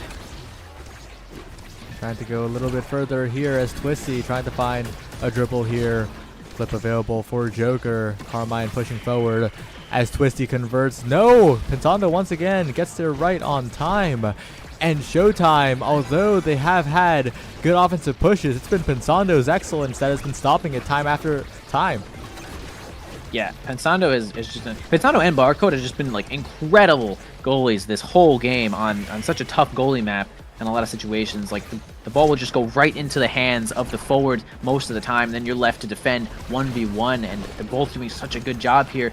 Carmine trying to get onto the top side here, has Whiplash up, can possibly get a barrier, gets a nice evade out as well to keep themselves alive over this base drop. Pensando helping onto the offensive, but doesn't actually, not in a position to defend that one barrier there. We got the flow state up. Carmine is just in strike war here with Octavia. A flip coming out from Twisty, tries to get a little bit of a mix up there with the slip. Doesn't seem to get much more than that. Whoa, interesting Barcode hit there. Keeps it away from Zack Smack, though. We do have a flip coming out, though. A great stun play. Carmine and Zack Smack just perfect synergy there. Almost gets an incredible Death's Touch, but Barcode once again using cooldowns to keep this one alive. Oh, Open net, though, is so difficult, and Barcode gets taken out by the pendulum swing. If both barriers go down while a barrier still standing on the end of Modern Magic, it's a matter of time before Showtime fall to the wayside, because it is just so difficult to defend that open net against this composition from Modern Magic. So Showtime need to find some offense now. And there you go. Offense has been found. They get the base drop here, get the kill. Joker, full flip right now as well, and they're going to make it so they get double barrier. Actually going to lose to the sentry drone, actually the proximity drone here. Zack Smack and Pensando going on the defense here, has just enough cooldowns to keep this one alive. Hits it into the top spin, continues to keep this one alive again. Twisty looking a little bit weak after that little scuffle here. The ensnare jumps isn't going to do too much more than stall 2 seconds here. Carmine tries to get a sneaky pendulum swing in there, but doesn't seem to work out. Pensando getting involved in the midfield, trying to keep this one alive. It does end up going into the portal. Kind of awkward here for the goalie. Going to have to spend their flip as well. Another flip from Zack Smack goes high. And now we have Twisty with the dash perk, making their way all the way on over. Carmine and Zack Smack could keep this into the bottom side and maybe land this other barrier. But they just can't. Pensando is rotating cooldown so well. Every primary usage is making a save, and each strike is on target. And Modern Magic now in an overtime. The barrier finally falls, and Twisty setting up and will secure the goal and a KO. Twisty at the moment where I thought Showtime were done, we're headed to a third game, saves it. Yeah, big MVP moment there from Twisty, using the giant, gargantuan top spin to make sure we hit everyone in there, and the ball is certainly not going to escape. Netting descent's not going to work out there. Then we get the barrage into the top side, though, with this drum and bass is going to be enough to hold it here. Flip from Zack Smack, a couple of strikes is enough to get it on through there. The Joker up to Twisty, has this flip going to make it so they lose all of their offensive pressure here. Once again, Pensando in these strike wars only loses one barrier there, has the whiplash, doesn't get it exactly where they need it, though. I think they just spent the death strike as well. An emote comes out in shame for just a moment here, up onto the hands of Carmine. The pendulum swing isn't going to exist just yet. Pensando back to Zack Smack. Has team player, though, Pensando, so overtime wouldn't be too bad for them here. And Carmine continuing to push forward as Zack Smack finds some creative passing plays. Twisty needs to be the hero once again, needs to find this barrier take, but Zack Smack is there as well, making it so difficult. Winning the strike wars is Joker for the moment, but Zack Smack maintaining possession, making sure to shut off the flow state. And as Carmine goes in, it's so scary for Barcode, who has burned every single cooldown, it feels like. And once again manages to defend, but now the team player comes online, and Joker tries to flow state forward, but Twisty, team player pass, Barcode wins the strike war. Once again, Carmine slightly off target, but maybe not this time. The drone from Pensando and Modern Magic are sending us to a game 3. Dude, Pensando is on one, man. It gets this lifeline situation every time they get on in there. They've placed something perfectly with the drone or the mine or something. It's just like, man, such great plays there from Modern Magic. I mean, damn well deserved win. They well deserved. Good gameplay. That pick was interesting, right? We had Showtime picking Gates of Obscura and Modern Magic just going dummy on the gates right there. So gonna make it on over here to a game 3. We'll see Beautiful, beautiful. I love Atlas Lab. I love you, Atlas Lab. Tell your friends. Might be the longest Nassel stream of all time. Mm-hmm. And, Oh, God. well, Modern Magic, incredible performance to the point where I think they looked way more comfortable than Showtime on Gates. Like, they looked like a Gates team, and they didn't even pick Gates. I 100% agree. Like, that did feel good for Modern Magic. They just had the portal pressure that they needed exactly. It felt kind of like, yeah, it just felt a little uncoordinated from Showtime. Some of their plays just might not have been in the portal when they needed it to be. And, well, it kind of showed. It kind of showed that because Modern Magic did a great job of doing exactly the opposite. They were in the portal when they needed to, and, man, both goalies did such an incredible job that game. Like, every second I'm just like, insane defend there from goalie. Barcode, Pensando, just in there when they needed to be, and that was just some good gameplay. But Atlas Lab is a way more simplified map as compared to Gates, of course, but we do have a lot of alternative factors, right? The black hole in the middle not only causes weird ball movement, but can cause a lot of kills. Yeah, so you could kind of formulate a group onto killing in that situation. Yeah, at Lab, now Showtime on the blue side, and we are approaching draft. This is guaranteed to be the final game, thankfully. It's guaranteed. It's guaranteed.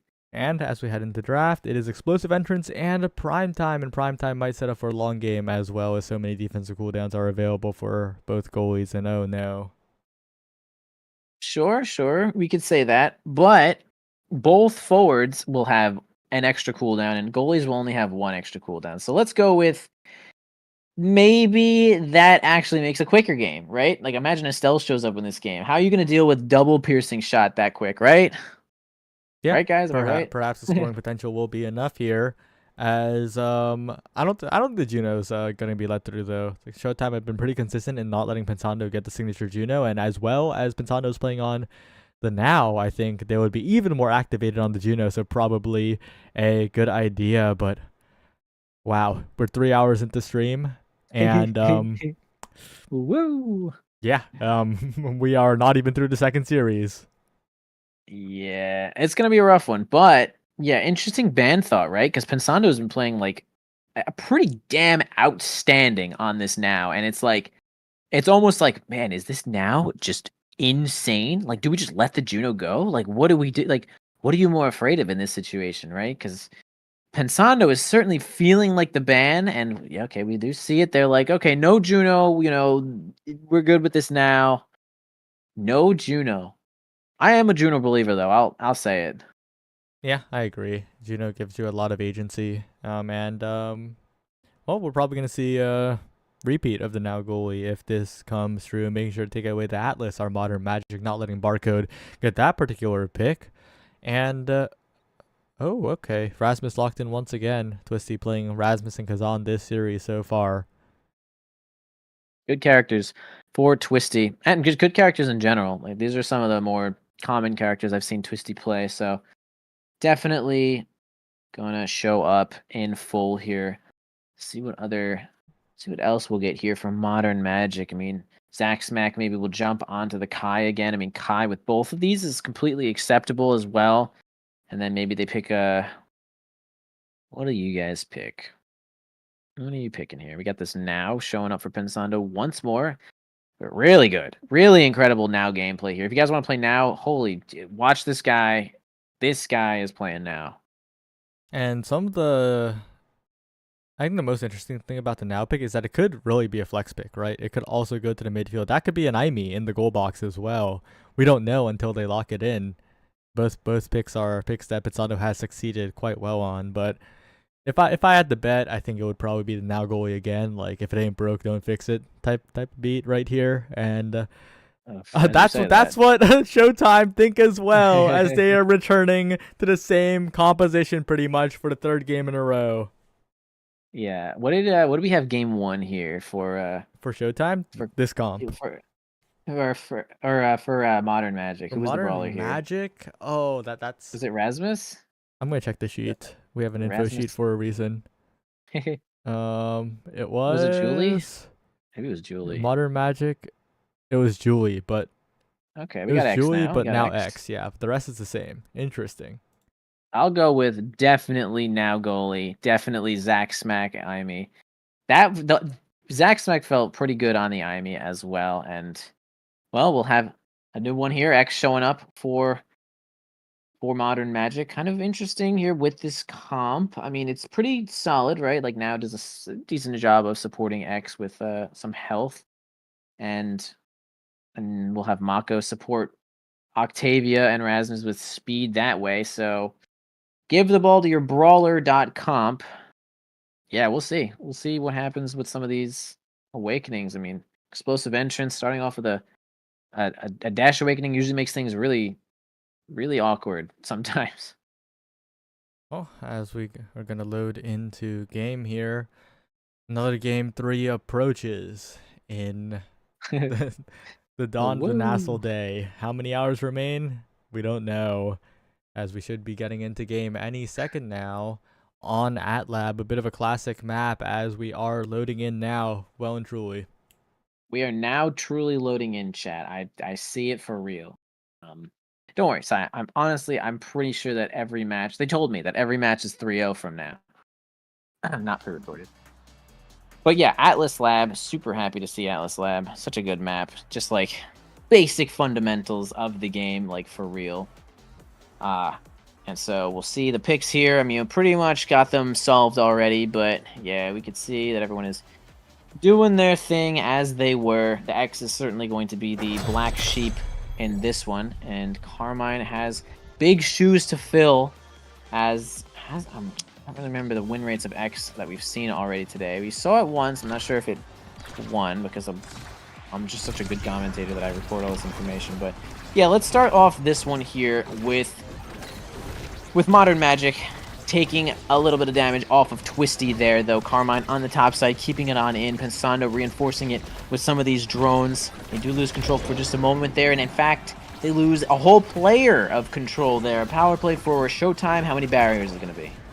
Trying to find a little bit on the bottom side here as Joker forces it through, but it's a Sad Boys angle somehow as the barrier stands, and that is devastating for Showtime because they're not going to get too many chances on that barrier that are as good as that. But Twisty, a pendulum swing alone, finds the KO. Yeah, second power play here for the side of Showtime. A barrier still holds. Pensando with a nice evade to survive that pendulum swing. We got Carmine coming back in here, though. Twisty almost gets it with a nice strike angle, though. Carmine trying to approach here with the bull rush. Has the dash perk as well, so it's going to be a little bit more power involved here with some of these bull rushes there, and a lot more mobility as Pensando's going to reinforce the bottom side here with one of these drones grabbing that barrier as well. Overtime ends up showing up already, and third power play of the point for Showtime. Barcode to Twisty, trying to find a passing play now. Showtime needs to get this done sooner rather than later, but barely missing the barrier, but a great pass to Joker it ends up as. And now they try to play on the open net, but their barrier gets taken as well. Twisty pushing forward, waits on the dribble, and finds a fantastic goal, the first one of the game. There you go, dude. Showtime taking the first one there. Kind of a catastrophe for Modern Magic as the ball just like went in that angle in the black hole and then gave it right over to Twisty with that drum and bass active. I mean, really tough spot. But again, that was with 3 power plays here from Showtime. Pensando doing their best to survive as long as they can here. Flip from Joker to make sure they don't get doubled here, though. Pensando trying to get onto the bottom side as much as they can. Zach Smack playing the reinforcement as they try not to lose a double barrier here, though. Gets a cyber spike, does end up getting that one. Sneaks it away from Barcode up to Pensando. Interesting dribble off the bottom side here to try to not lose immediately to Twisty. Carmine looking a little bit weak, though, but gets the bull rush and kind of strikes a little bit early, though. Pensando, nice Zach Smack saving that there with the glitch pop here. This is what I like to see from some of these teams, though. Making sure everyone's got their back.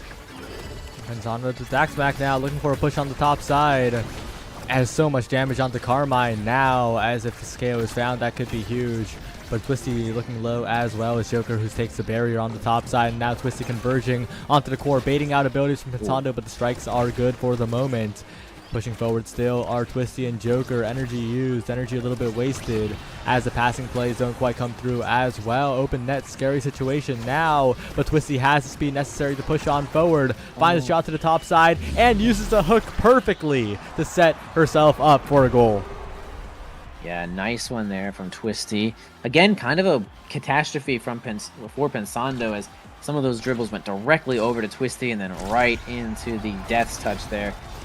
Kind of unfortunate, but going to start this point off here with one of these barriers. Twisty a little bit weak, going to be out of the play for just a moment here. Carmine going to try to keep himself alive, grabbing that orb and trying to get some more energy there as well. It's all going to go over to the Joker, who's going to spend that flip, slaying Carmine once again here. Another power play for Showtime, and their positioning for some of these kills is actually what's netting them these power plays. Trying to find their way out of the corner here as Showtime trying to pass forward, but once again it's Carmine in the bottom corner. Can't quite keep possession here, and the lack of mobility on the X might be coming back to bite them in these early sets, right? And Carmine has historically been very good on mobile brawlers, and this X is not one of them. Through the the dash perk on the Bull Rush does help a little bit here though, but possibly not enough, as Bull Rush probably has like a 12-second cooldown or something. Trying to get it in here, staying alive. Carmine is. Zaxmax will be the one to get a kill with a nice cyber swipe glitch pop combo. Carmine does seem to end up alive right now, getting reinforced here from Pensando. That might, oh man, if that was Demon Angle, that probably scores, but either way, they keep themselves alive, trying to go for a little bit of passing play because Carmine does not want the ball right now. Oh, but Death's Touch going to keep that one in here. Joker going to dribble off the mid-section here. It's going to go directly to Twisty, though. Pensando, very few clear angles from that spot. And Showtime showing why they are, well, I don't know, they picked Gates, but they're really good on Atlas Lab. Yeah, it's a very standard map, and being good on the standard maps is how you find success here. Fight or flight available here, and that will let Twisty play much more comfortably in the midfield, be able to outpace that IME from Zaxmack, and that might just be the entire game here. Peak performance as well, making the Octavia way less of a defensive liability, although that Deadeye is really scary on the IME, right? That damage output with the 1-2 punch on the X as well. These kills could come through.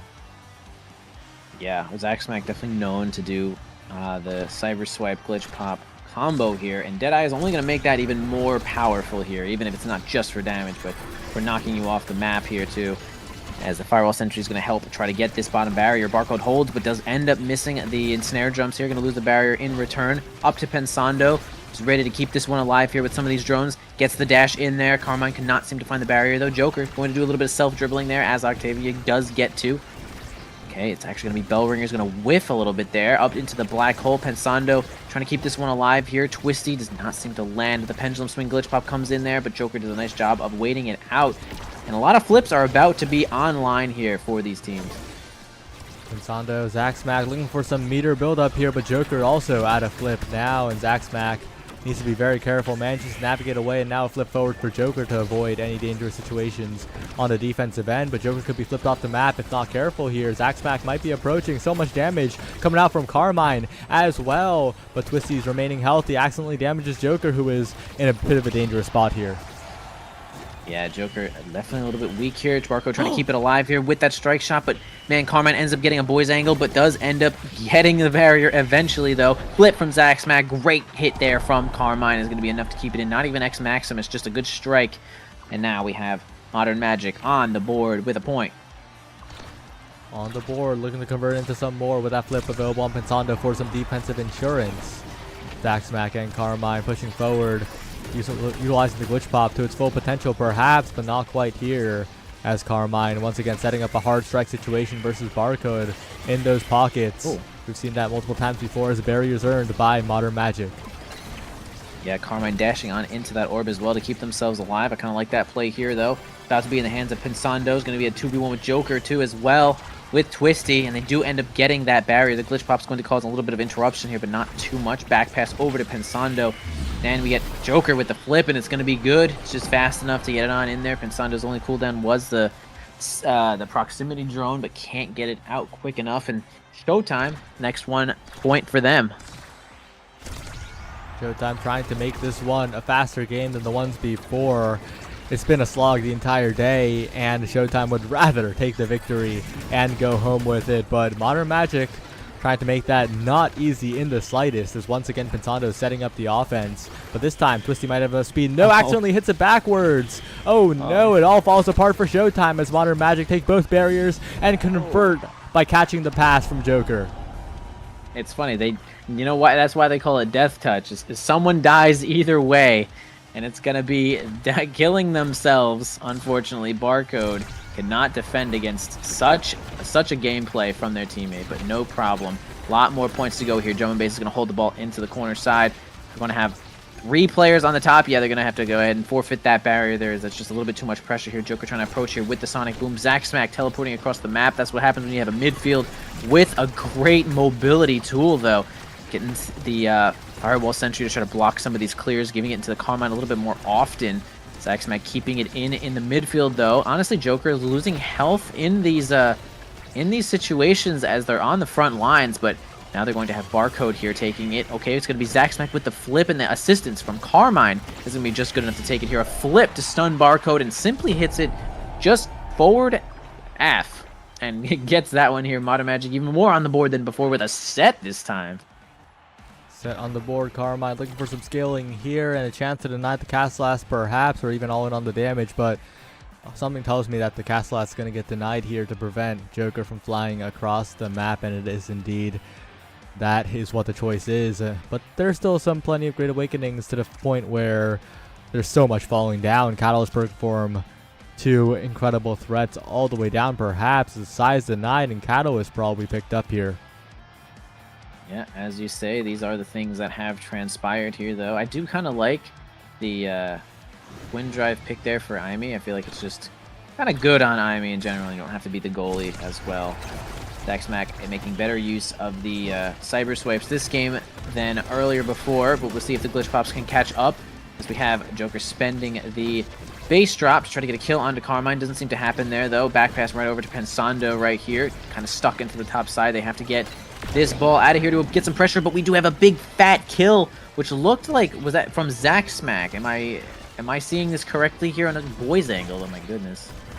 They're still standing on both sides, and the power play ends as well, which means that Modern Magic needs to be a little bit more careful against Twisty, but setting up a bit of a trap in the midfield to make sure that Twisty can't get a strike through. Carmine and Zack Smack stacking up at the perfect time, but still Twisty manages to find a way, finds a barrier, and a flip available from Barcode to the other side, trying to catch Pensando off guard with the hook, but not quite enough, as Pensando has just so many good clears this game. Yeah, it's like every time that Pensando has a chance to get the ball, just like does something incredible, and I'm like, Pensando again with this guy. Constantly good clears, doesn't fold to the death touch either, and again clearing at the ball nicely across the goal when needed, though. Now we have the death touch, the flip to counter it, though, into the hands of Carmine. Can't seem to make it happen. Red ball. Twisty had whiplash but couldn't make it happen there. Again, a pass over to Twisty. Zack Smack gonna spend the cooldown to just get there as well. Carmine dribbling off the middle there, loses the strike war. 2 Barcode gets the he has the bell ringer, but it's not enough here. We do have the X Maximus. Carmine is looking at just about 0 health here. Gonna have to evade through all of this nuttiness, and does end up surviving. Gonna have to try to go back here. Okay, it doesn't end up going back. The lifeline's gonna be enough to keep them in the fray. Zack Smack is the one to get the kill here, though, and now Modern Magic can try to take an advantage in this game. Are you sure they could try? Because Barcode's been absolutely obliterating any sort of offensive chance, and as I say that, finally the barrier goes down. But that hold was ridiculous and buys enough time for Twisty to push up with the flip, and somehow Barcode survived for so long. 1v2 in the corner. Nice. Hey, they can try. Now, will they succeed? Not sure. Barcode is kind of goating it up right now, but moving on to this next point here, Joker's going to do a little bit of passing play, spends the base drop and does a little bit of damage to Zack Smack, though. We have Carmine chasing Twisty down to the ends of the earth and getting that power play, though, but Joker has the 1v9 ability up here, though. The flow state is going to be so difficult. If he was just a little bit faster, he actually would have been able to block that pass as well. Zack Smack winning a double strike war there as well, keeping it in the game here. Pensando does end up going in, has maybe no cooldowns at this point. Twisty grabs the barrier while that was Transpiring, though. Carmine going to go onto the top side here, and again, Zack Smack, the one to get another kill. This Deadeye is really working overtime right now for Modern Magic. Barcode working modern overtime right now against Modern Magic, but finally the barrier falls, and the Firewall Sentry will sneak it in, covering the out clear. 1-1 now. It's a really close game, and this is going to go on for a while longer, it feels. Yeah, this could go to a set 5, but, you know, we'll see. Some of these Awakenings scale a little harder than others, and Zentaro is not in this game, so we won't just have an obliteration in some situations. Nice cyber swipe there from Zack Smack. Almost makes it happen there, but the proximity, or the sentry drone this time, is going to be good enough to get it onto the top side, though. Twisty approaching here with that flip. Where's it going to be? In the top side, does get it past Pensando with a nice strike, but Zack Smack's going to approach here with this big flip here. Pensando's actually going to go so far in there, but to no avail, as Barcode is still just like this huge wall, continually defending this one. Pensando and Barcode have just been playing incredible this game, and again, Zack Smack gets another kill, a power play here. One more time for Modern Magic. Can they get it in there? Oh, not quite this time, though. It's defended away with the help of Twisty. Strike war win by Barcode yet again, and now Joker's activated, perhaps looking for a dribbling play, looking for a flow state, but can't quite reach it in time. The flow state times out. A bit of a misplay from Showtime as Zack Smack gets the core yet again and sneaks it into the bottom side past Barcode. One goal away from creating a bit of a lead here. Absolutely. I really, man, now all of a sudden, with what Zack Smack has been doing, I really like the unstoppable on Barcode here, just to try to defend themselves a little bit more here. The strike's just not going to be enough there. Joker whiffs a little bit. Actually going to have a ton of pressure here. Both barriers already going down into the X Maximus. Go right past Barcode, and it's just a collection of insane strikes and pressure and stuns, and it's going to be enough that Modern Magic is the one to take their advantage in this one, and Showtime is maybe scratching their heads right now and saying, what should we be doing to this team? Yeah, it's not going to be easy, especially with this first pick. I mean, that's been controlling the entire pace of the game. Stacks on stacks will make it so that Zack Smack can keep up with Twisty in the speed department, and that's going to be so scary for the side of Showtime. Yeah, getting a little bit more health here too. Octavia is. Peak performance is going to scale well with that. Stagger Swagger also for Carmine is going to make him just that much more hard to kill, especially even with just a little bit of base speed there as well. Again, the goalie grabbing Egoist. I think that's been every single game we've had a goalie grab Egoist. Pensando double size, and it's going to be a kill again. Zack Smack, 6 kill streak before dying right now. Just such good placement and a lot of power, and Stacks is just going to be stacking up right now, and they're going to have even speed to go along with it. Trying to send it forward now. Twisty trying to find an outplay here, but it's so hard to outplay Pensando, but manages to do so. The late pendulum swing timing is perfect from Twisty to somehow make it past Pensando, who is looking rather massive at the moment. But they need to get out of this corner. Joker building up so much energy, trying to flip it to the bottom side, trying to do it all by himself. Needs to pass to Twisty, but there's no open pass angle because Carmine and Zack Smack are just blocking it all off. Carmine, Zack Smack, and the Firewall Sentry there at the bottom side just could not get it through no matter what. Barcode under enough pressure to have to use that flip there, though. Twisty approaching with probably all the cooldowns. Death Touch is going to whiff a little bit. Man, it's going to be an incredible 2v1 with the approaching base drop and Twisty on the top side. I do not blame Pensando for losing that one. I'm not going to lie. Showtime doing a great collapse there to get this next point. Absolutely. Trying to find some more now, but an immediate KO by Zack Smack. Cyber Swipe into Glitch Pop. What a combo. What a good read on the knockback after the Cyber Swipe as well. So precise with that one. But Barcode holding it down in the bottom corner, making sure that the power play is mostly ineffective, of course, other than the energy loss. Twisty trying to get a power play of their own, but Carmine just dashes away and regens back to full once again, finding another KO. Twisty needs to start evading these or positioning away from the edge because Zack Smack has taken over this game. Yeah, Zack Smack has gotten already maybe like 10 kills in the last 2 sets. But man, Joker's saying, bro, I know how to kill too. I got this flip, and it's going to go right into your face. Getting a power play here for the side of Showtime, though. 2 barriers still remain. 1 now, as that pendulum swing was good. Carmine almost with a god angle, though, but is going to own barrier there, unfortunately. Now all members of the game are up. Zack Smack whiffs that Cyber Strike's going to be super out of the game for a little bit. Pensando 2v1, and yeah, it's going to be tough because Carmine can't get there in time. Kind of unfortunate there. Zach Smack whiffed that Cyber Strike so hard because that was really out of the play there, and Showtime took great advantage of it. Very, very well played. If they want to close out this game, they're going to have to do a lot more of it, but Pensando has been wonderful with the strikes yet again. Zach Smack and Carmine trying to push up, trying to take advantage of that, and will take a barrier very, very early. And now Twisty finding themselves very low, and stealing an orb on the other side, but still taking so much damage. Needs to make good use of this flip before she goes down, but it's going to be difficult. Yep. Joker playing for 3 people there, helping Barcode defend as hard as they can. Twisty with the flip, but actually gets stuffed directly by Pensando, but the whiplash, the big whiplash, is going to be enough to get it directly through Zach Smack, who's looking a little bit weak right now, but the lifeline does come in, a flip directly in front of the barrier here with Joker. That's double flip, but Twisty's still working on getting some more of that energy as well. Zach Smack does have flip of their own, but Carmine's looking a little bit weak here, though they do end up getting the barrier through thick and thin. Pensando, nice clear once again, though, but it's going to be a red ball right up to Twisty there. I feel like that was like the bell ringer hit the ball, and then Joker gave it to Twisty or something. Because I don't think Octavian has the ability to make the ball red there. Chrono Boost now available. That was a hook from Twisty. That was a brilliant goal. And hook, nice, okay. Yeah, and with this Chrono Boost, it's going to be a lot easier to play in the midfield, but that Timeless Creator pickup is so difficult as well. Although that Chrono Boost is nice, everything else isn't. Knife's Edge is great though. Like, that Awakening is very high in the power level, and with the team player, that speed on the entire team of Showtime might be enough to push them over the edge, but once again, like, Pensando and Zach Smack, powerful pickups on their end as well.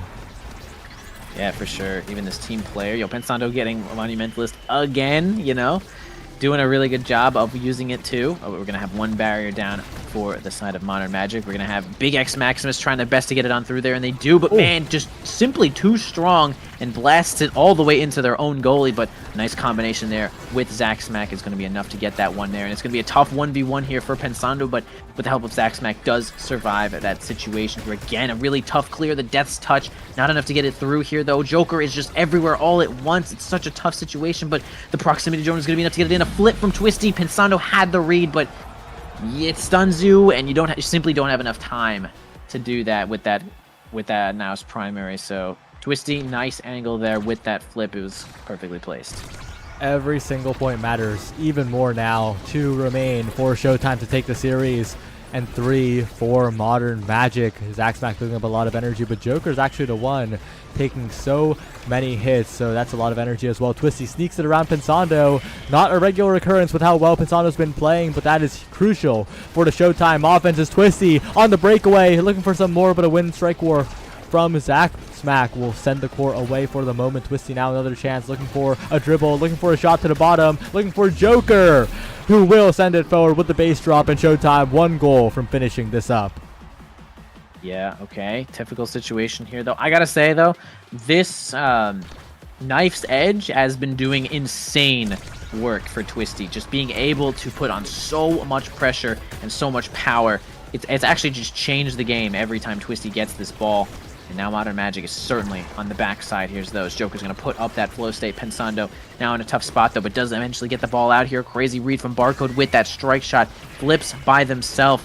Can't seem to get the ball out, though, as it's going to be the Firewall Sentry that's going to hold the line right now. Zach Smack trying to make it happen with that Cyber Swipe. Finally in the hands of Carmine, but now Barcode has cooldowns to get it on out of there, though. Modern Magic looking weak in health, but they do get a kill. Huge kill. Big power play here for Modern Magic. They have got to take this entire point. They need to take it all right now if they want to keep themselves alive. Match point. Big series point here for Showtime. Trying to find it here. Joker and Twisty pushing forward. Barrier almost taking, but Pensando, last second flip, saves the day for the moment. Twisty now pushing on the bottom end. Joker finding the flow state, and that's a KO onto Zach Smack. The midfielder gone, and Showtime. Now they can pounce on this barrier. Just a passing play with the team player from Barcode, right? The overtime speed is ridiculous. Yeah, super big advantage. Another crazy boys angle to keep that barrier alive. Modern Magic praying to a god that might not even exist here.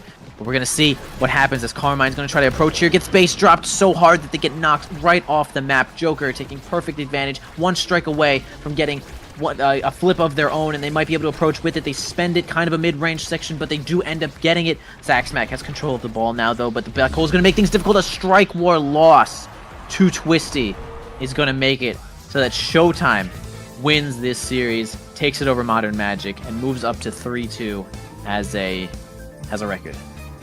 Well played by Showtime. They hang on in a tough series, and they make it a win over Modern Magic. And like you said, advance in record. So important in this mid-season where so many teams are so close together.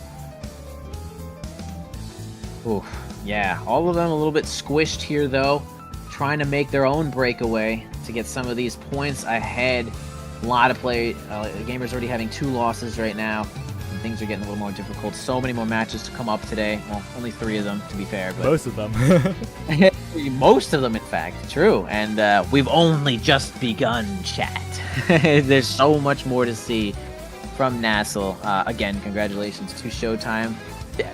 Modern Magic did actually such a good job, though. Like, Pensando was like next level crazy good. Zaxmac had lots of bursts of really good plays.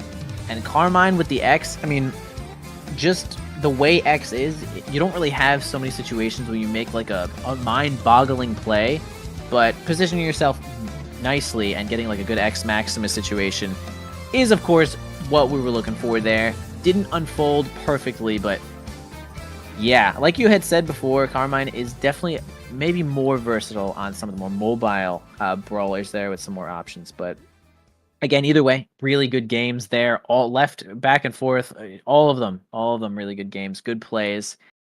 And we will now move on. So, with that, we will be right back. And don't go anywhere because the next series is coming up shortly. See ya.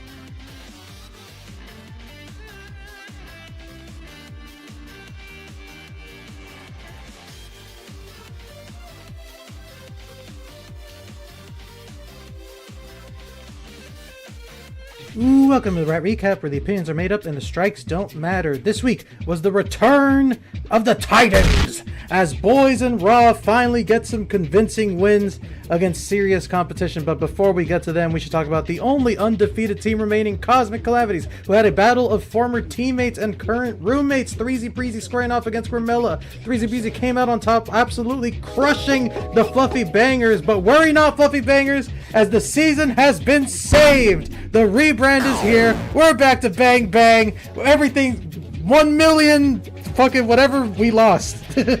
I'm not biased. Anyways, next up we have the new Modern Magic facing off against the short-handed Bozo Bunch.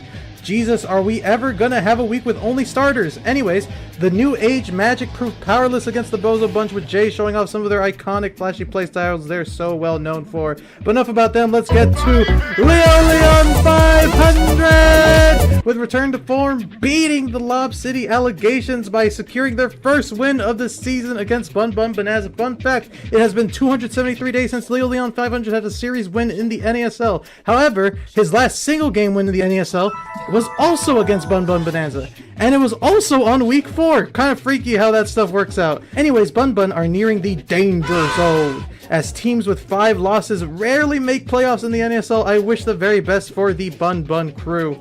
A team not in the danger zone is Demons Raw, who finally got to play with their full starting roster the entire series in what feels like forever. Demons faced an undefeated EKC in an incredibly close series, well, mostly close until Game 3, where Demons reminded us why they are named as such. Fun fact, this was the shortest match of the day, somehow beating an Inkies game. Guys, gals, and non-binary pals, I think it is safe to say they're back! Finally, Sad Boys, not wanting to be outdone by Demons Raw, also won a series and did so in 2-0 fashion against Sionzula's Showtime. Vaughn put up one of the greatest room performances I've ever seen Game 1, but Showtime fired back Game 2, making the boys work for it in a Set 5 Clarion Test Chamber classic. Go watch that game, you won't regret it. That is it for the Rat Recap. See you sometime in the nebulous future, my friends, colleagues, and other benefactors.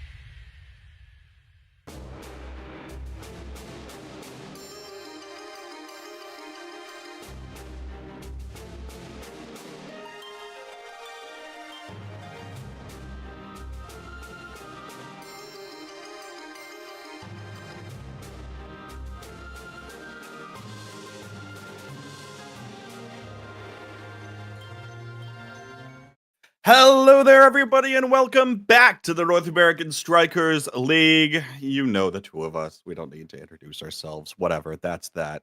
Oh, what, Borg? You're looking around like people don't know you? Hi! Who knows? All the new viewers of Omega Strikers might have no clue who we are. New viewers. We should each give about a 5-minute presentation about who we are while we wait for this draft to finish. I'm pretty sure the draft is already finished. Oh, is it? Because I hope so. we have gone on far it too is. long. And surely we will not have more games go on all the way to set 5 and play the maximum amount of games today. Surely not, right? Yeah. I made this joke earlier. Obviously, I've been gone for about the past 4 weeks of play. I casted the first week, and then I've been traveling the past little bit, and I had the 1 week was one of the CCL weeks that I had available. So it's been a while since I've gotten to watch Nazzle games. But aren't you excited, Borg, that this is going to be the closest season yet? Aren't you excited? Yeah, I mean, I left at the perfect time, K-Bot. There's so much stress watching these games, casting these games. The last 2 weeks I've been casting, everything has felt so close and just weird. Seeing Sad Boys just get challenged on literally every single front is the weirdest thing to watch. So we'll maybe see it here. Demons Raw also have been getting challenged quite a bit. So needless to say, I'm glad that I am not a player right now, K-Bot, to say the least. I don't blame you there one bit. Let's take a look at these two teams, because you have to imagine the stress is on for them, both 2-2, and going up against an opponent you expect to see in the top 6 at this point when you're both 2-2 could potentially have playoff implications, or at bare minimum could potentially have seeding implications for those playoffs as we get later on in the season. So this one's going to be a pretty highlighter match that these two teams are going to want to come out on top with. Of course, Bang Bang, now rebranded. Welcome back to the Cowboys. Rebranded, I suppose. Unrebranded, actually. Unrebranded. Okay, yeah, that's true. So we'll see how they're able to come at this, and we'll go from there. Maps, Demons Raw picking Night Market. Dates of Obscura is the pick from Bang Bang. And Demon Deus, it will be the last map should we get there. Borg, what do you make of the map selection here? I mean, starting off with Night Market, you know, everybody's favorite map, guys. I know, everyone loves it. And a Stagger Swagger start here on Night Market. Everybody loves it. Yeah, should be a pretty... Honestly, I've always liked going in one of these longer maps, Oni Village, Night Market, maps like that early on as the first one, just to kind of set the pace, right? Everybody...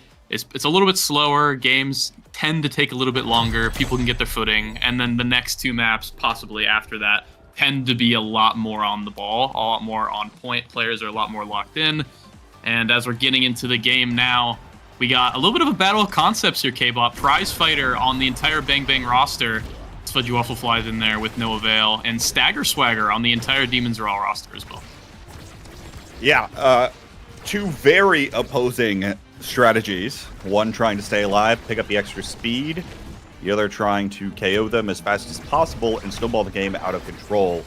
I think that's going to be a large part of what this is. If we can see some of the strikers hit power spikes with awakenings for Bang Bang early on, especially looking at Grimella on this rune for what he might be able to pick up on the awakenings carousels. We'll see if they're going to be able to rack up those KOs and make that effect happen. Meanwhile, of course, you were joking a bit ago, Borg, before we started this game. What year is this? Demons Raw is playing Era X and Dubu on Night Market. The only difference is Kainoob is the one in the net playing the Dubu. See, to me, it actually makes more sense with Kainoob on the Dubu. It sounds weird. It sounds weird, but this has been something that's been happening a lot. As a little bit of a straight war. I mean, we've seen this happen with Demons Raw. Gumi leaves the net a little too much. They're dancing on each other. I think lost track of who was supposed to play there, but no big deal. First point of the game. But as I was saying, I mean, it's kind of like the Era X Julie comp, except instead of the Julie stuffing, you get the Dubu stuffing, which is arguably better. It's less consistent, but better in terms of you literally can't hit through the Tofu Fortress, in quotations, when it works. When it works. It might not work, but if it does, you can't hit through it. So the Unbreakable Fortress is interesting. Yeah, Unbreakable Tofu Fortress. Yes. So we'll have to see if they can use that Dubu ultimate well, as Snake struggling to survive early on here in the second point. Early on, but even still, most of the abilities are probably down now. Kainoob, beautiful Tofu Fortress. Gumi walks up, keeps the core forward, and will get credited with the goal himself. Well done to kind of create chaos there. I think the theory right behind even picking up the Stagger Swagger here for Demons Raw is if you can just dodge enough abilities, you won't get KO, right? Unlock the Rune Banish DLC as it is. Dodge the Banish, and you'll be fine. It's really that simple.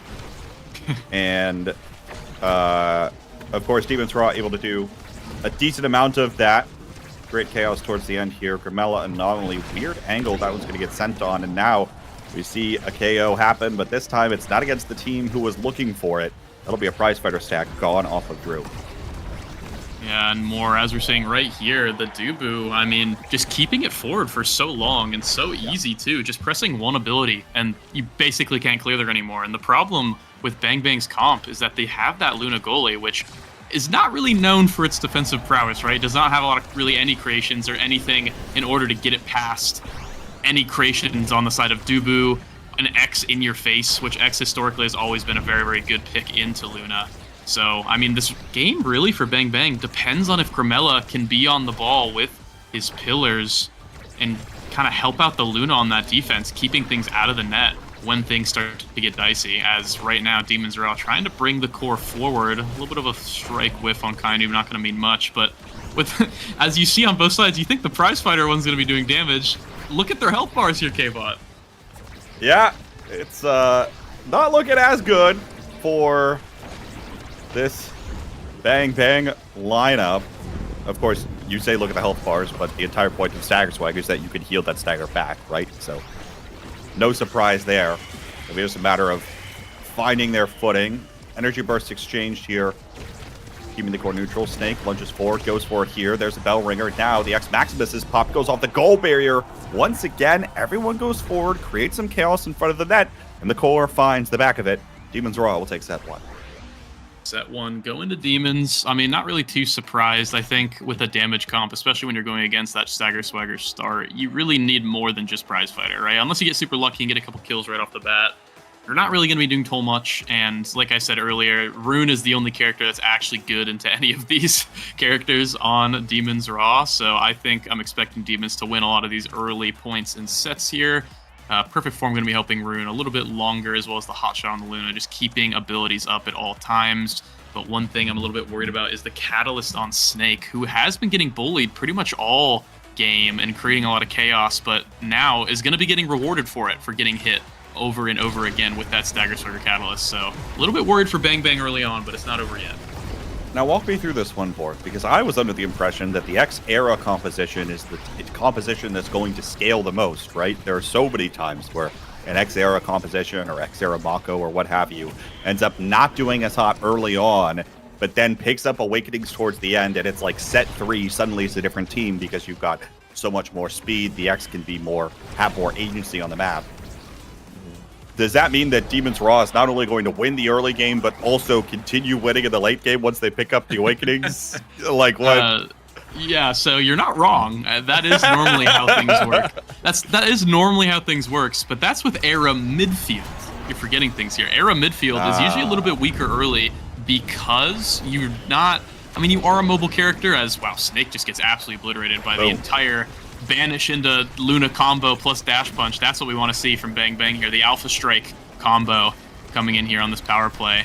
But to kind of continue what I was saying, I mean, the Era in midfield needs to scale because you don't contend well with a lot of the midfielders that exist in the game in a one-on-one. But when you put the Era in goal and then just add a character that can hold it down in either side of the court with a Dubu or a Julie or any character that can stuff really hard, you're strong from the get-go, but not strong enough to survive this comp, as Bang Bang is finally starting to find their form here. Those are the things you like to see. Gooby, though, able to combo with the bewitching beam off of Snake's burst.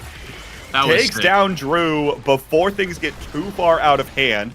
Knocks the prize fighter stack away, but now Gooby works up that lower side. Kainu covering the north side. Overtime now. Goomy just looking to take it himself, but Fledgy's going to be back in time with the boost. It doesn't find the corner quite the way he wants to. Right back to the hands of Kainu, who strikes it in, and Demons Raw are looking dominant. Yeah, Fudgy almost had the save there. It was looking really good, but just barely missed that angle on the top side, getting it dribbled back into Kainoob to allow the goal. Tofu Fortress getting stuck early on, getting a quick barrier. I mean, it's just so hard to get past it, but you know what else is hard to get past is that Rune Pillar and a Fudgy Waffles coming in from downtown with that hot shot. The strike wasn't even back up in time. Don't need the strike where we're going, Borg. That's what Fudgy says as he flies in. Also, by the way, the goal bearer was taken off of a bounce from that little gate in the middle. Both goal barriers were taken back to back, thanks to that little guy. Sometimes referred to as the merchant angle when it's an open goal, but just hits a barrier and creates some chaos. Fudgy once again diving in, sending the core flying, picks up goal barrier. Drew here, maybe an opportunity, loses the strike war though. Snake and Kainu both on top of him. Will send him away and dissuade him. Has to be careful here too. Oh, that dash punch could have been dangerous. Snake elects not to pop anything right away, and now Grimella stuck on the wrong side of the Maelstrom. We're about to go behind Doomy, but picks up the butterfly speed with just enough time. Fudgy patiently waiting, but even still, both Kainu and Snake proving to be an offensive presence even still. Drew now almost there on the core, but Grimella comes up with the anomaly. Yeah, props for Drew there, actually holding it down 1v2 for a little while after Grimella got caught by that tornado on the top side. So shout out to the brawler there on Bang Bang, keeping things under control. And Bang Bang, I mean, even it up 2-2, they're starting to look like their comp can actually start doing a little bit of damage to this Demon's Raw roster. As we're seeing Snake just almost die right off the bat, but with the Stagger Swagger, if you're not killing them immediately, they are just going to heal back to full, and that's a lot of abilities wasted as Dubu now taking it, getting that last barrier. Snake has to use the core flip, but as the Catalyst, not going to be too worried, as Gumi using the flip to defend now, and Gainu trying to do everything himself, and the Tofu Fortress gets the kill, but it can't score, but it doesn't matter as the flip puts it in past Gravella, and Snake and Kainu secure the set. How goofy is Dubu forward? Takes care of business there in the gold box. Apparently, brawlers get it done, and Dubu is an honorary brawler in the enemy's gold box. Of course. Kaidu will be getting the pick of the litter here on the second draft. And once again, Drew comes up with something. Now, the other thing, Borg, that I wanted to comment on in the last one is we saw there towards the middle of that set when there were closer to 3 prize fighter stacks on 2 different players of on Bang Bang. Things looked a lot better for them than after they started getting KO'd. So really want to see them pick up some momentum here. And with Drew picking up this adrenaline rush, they'll be really looking to funnel that momentum forward from a first initial payout. Yeah, I mean, Bang Bang had a pretty good draft there. Grimella getting a little bit more speed and stagger, just able to play a little bit easier overall. So Fortress going to be going a little bit wide there, evaded by Drew. But the key with this draft here, I think, is kind of getting Fight or Flight, which just allows the Mag Souls pick to get even more value, because not only are you the fastest person when you cross that midfield line, but you can't really get focused because you're getting, you know, you're not getting rewarded for it, right? Or rather, you are getting rewarded for it on the side of Kainu, but it doesn't matter because Gravella takes that little bit of an off bounce there in the perfect space and puts it in the top side. I don't even know what I was spouting about, to be honest with the K-Bot. All I know is Fight or Flight equals good, but not good enough to stop that one. Good angles is what puts that goal in. Other thing to note for Bang Bang in general, of course, the extra special gets picked up here by Gumi, a very important denial away from Grimella, denying some of that damage and KOing potential away. But with Fudgy picking up the Super Surge, potentially the boost will come in that much more, but they're going to have to find their footing real fast. That was a quick one from Demon's Raw. They were looking to send us right into a map 2 right away. Yeah, pretty volatile points overall. Things kind of just happening out of nowhere, but that is kind of the nature of these comps, and I'm surprised that Tofu Fortress did not take out the rune there. But Grimella gonna be glad, sweating a little bit on that one. But okay for now. No energy burst on Drew, who uses it to take out Gumi, and now without the era, this comp is gonna be looking a whole lot more vulnerable, is what I like to say, but the Dubu is holding strong so far, K-Bot. Well, Core didn't quite get up there fast enough for Bang Bang to capitalize on the power play, and that'll be a nice penalty kill for Demon's Raw. Energy Burst missed by Fudgy. Safe for protection, but even still, not able to do much there. Boost already out. Has to be careful here. Snake will use the Energy Burst, but it'll get sent away. Now, Gumi lets it one by, and Gold Barrier will get struck. Fudgy down to the bottom corner. Tofu Fortress out of Kainu, keeping the core down here for the time being. Snake dives forward into the enemy gold box. Can't get much of it, but she sends it through. And that was a little fortunate bounce once more for Bang Bang. You know, they haven't been creating the same level of pressure on the other side of the net, but it feels like they're able to find a lot more of these breakaway goals when things just happen to fall into place. Yeah, the thing is that Demon's Raw's roster, like, they have a little bit of speed with the era, but a lot of it is just taking up space, as Snake is doing so amazingly right there with that Chrono Boost dash, getting in there 1v2, doesn't even need the flip as he has that strike reset. I mean, perfectly timed by Snake there, but, I mean, we're seeing it right there. With the Dubu, with the X, you have a lot of, I guess, area denial, if that makes sense, right? As long as those characters are in the area and they have their abilities up, there's no moving the core anywhere near them. But when they're taken off the pitch like that, with the explosiveness from this Juliet, from this Luna, then it makes things a whole lot easier for Bang Bang, as they still just cannot crack this second barrier.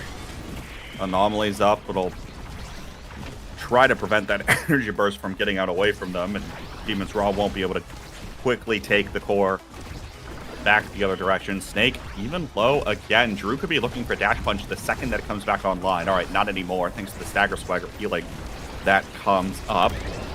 But he'll find it anyway. Put it through. Already at 3 prize fighter stacks. If you're wondering why that one KO'd, that would be why. And now there's that boost. All important from Fudgy. We'll see whether or not they can score here with 2 energy bursts. Maelstrom is out of Gumi. Nice anomaly from Gramello, but Kainu drops back with a fighter flight speed in order to keep this one out. Again, still map point for Demon's Raw. Fudgy comes flying in, can't find the core, sends it up to Gramella. Kainu's in the way. Rollout Log tries to get it done, but won't send the core forward. Gramella and Drew, a little bit of miscommunication. Too much on the bottom side happening right in front of the core. And Snake flying in once again. Here's the Tofu Fortress, but the core doesn't find the right side of it. And once again, another random bounce goes the favor of Bang Bang. They'll send us at least to a set 4. Yeah, you say random, but I've seen Gramella cooking up the rune recently. That might have been a labbed out pillar there, K-Bot. I mean, I don't know. Could be. I'm giving him the benefit of the doubt here as the Juliet gets the first pick. Honestly, a lot of things that are pretty good here. I think size might just be your best bet overall, as it's a little bit too late to start sparking up. Yep, going to be going out with the build different, wants a little bit more impact damage as well, but the Missile Prop Dubu, which is Dubu Forward, I would say is best awakening, in my opinion, as it just puts your Dofu Fortress and your logout halfway across the map. It's absolutely insane. Another thing to note here is Gumi getting that cast to last as well. It's going to help with the mobility of this team comp, which makes it a whole lot scarier. And really, yeah, I mean, not too much. I would say the size on the Julie, we'll have to see if the Juliet can make any difference here, but Kainub with his missile prop Tofu Fortresses, as we see right there, look at how far those things actually go. Not too much of an impact there, but still going to be getting the job done all the same. Snake core flip goes down, and Drew going down at the same time, I don't think had anything to do with it, but penalty here for Demon's Raw. They need to secure it, but Fudgy Waffles and Gramella doing a great job at pilling this thing. As can they clear? Kainu gets it through at the last second. Drew could not get back in time. Demon's Raw gets the first point. I think about that last draft board. You were talking earlier about the fact that Demon's Raw was all about having that area of effect, right? They have the influence on the core on a decent chunk of the map. Well, with Missile Prop getting picked up by Kainu, Castellast and Spark of Agility for Snake, both speed awakenings, to help the team have even more of a presence, it's going to be that much more difficult for scoring opportunities to come through from Bang Bang, especially now that Drew was taken down already in this set, meaning he's sitting at 0 prize fighter stacks, which doesn't sound that important, but it does the second you realize that 3 would have killed Kainu right there. Yeah, I mean, the prize fighter has been super important all game. On the set that they won, they actually managed to keep some of the stacks and get some of the KOs here, but right now they don't really have any of these stacks going on, and they're getting taken down even lower than Demon's Raw over and over again. Snake and Kainu just finding these wombo combos and taking us to match point. Game point once more for Demon's Raw. We'll see if they're able to come out on top here as everyone's down on the bottom side. Drew can't find a KO once more. Here's Gumi in the energy burst, and now it's Fudgy getting taken down by Snake. The Vanish comes through. Kainu tries to put down a rollout log. Here comes the Maelstrom as the pressure continues for Demon's Raw. They continue choking out and suffocating Bang Bang. Snake will send one to the back of the net, and the Tofu Fortress comes out of Kainu to secure the game. Map 1 goes to Demon's Raw in what might have been, ironically, the quickest game today, and it's on Night Market board. Yeah, I mean, like I said, sets the tone for the series, and that's a good sign, ladies and gentlemen. We might be getting back on schedule. Demon's Raw might be giving us a little bit of a rest here, as, I mean, Kainu with that dude midfield. MVP for me, in my opinion, but I think all of them definitely played pretty well together, as Demon's Raw tends to do. So, interesting game 1. Definitely a nice change of pace from the intensity of what we've been watching today in the audience. It's not over yet. Bang Bang have their map pick on Gates of Obscura next, as we're going to be getting into draft very, very soon. Which, like, you don't just go to Gates of Obscura. One does not simply just pick this map, right? You're gonna have to elaborate, because it happened 3 times today. Okay, well. It's happened 3 times today. You gotta never elaborate. mind then. That shows the I haven't watched the game in a month, so apparently people like this map now. What's the deal? Yeah, I honestly don't know. I think it's like a this week thing. It's really just a this week thing, I think. I've seen it a couple times, like last week it was a few times, but this week people are like picking this map, which is weird. Maybe they're just trying things out. It's the middle of the season, you know. Let's see, expand the map pool a little bit for later on, but I mean, it's a little weird. I don't care personally because back in the day, this was my map. This was a map that I was very comfortable on. I felt pretty dominant on this map. Last call, season 3 vibes, but well, back in the day when there were games. Back in the day where there were corner portals and the goal barriers were different, or what? Yeah, actually, it was actually that. It was right around when they changed that. I think I'm pretty sure it was right when they were about to change that. We got pretty good at it, but interesting games. Return to Form had a pretty good performance against Sad Boys on this map as well. Hook resets with a little bit of a monumentalist NATO masterclass, as we tend to see him do. So I'm curious to see what picks will be prioritized on both teams here. I'm seeing Rune definitely being a really strong one. I might see that actually be banned and or prioritized on either side, because I know both sides can actually play the Rune pretty well. Other than that, I mean, unironically, Dubu I could see again. Dubu's really, really strong on this map. Amy's really strong on this map. Lots of interesting picks. Juno is really good on this map, and Kainoob loves the Juno, so we might be seeing that. Lots of interesting things that can happen, so I do actually enjoy this Gates Obscura map just for the diversity of comps it provides. I feel like you say that, and we're going to see the same exact 6 strikers for. We might. But those were some fun strikers we just saw, wasn't it? I mean, it was entertaining. I will say that. That is true. There you go. Then we're in for another treat. We're in for another treat. Now, I think Bang Bang's gonna change it up a little bit. I think it's a good idea on their comp, but doing it on a stagger swagger start, I don't know. I wouldn't have done it. I wouldn't have done it. Actually, I definitely would have done it. I definitely would have done it, and it would have worked out the same way. And I would have been saying the same thing afterwards. So you gotta do it. Like, oh, I should have done it. Because like, what if it did work? You know what I mean? It's a prize fighter start board. Exactly. If you start getting kills, you start one-shotting people, and it all depends on the first like 30 seconds of the first 2 points, honestly. And if you can get kills, you win. If you don't get kills, there you go. If you get KO'd, then you get KO'd, which is what was happening that game. Then it's not a good sign. All right, Timeless Creator, Adrenaline Rush start here for Gates of Obscura. Demon's Raw bans away the Roan, which Gravella has been playing a lot of lately. And that opens the door for the Rasmus Now combination here, picked up on 2 and 3 for Bang Bang. Some vintage Bang Bang going on here. The unrebrand into picking Old Comfort. So actually really interesting to see the Timeless on the Now. Definitely really strong.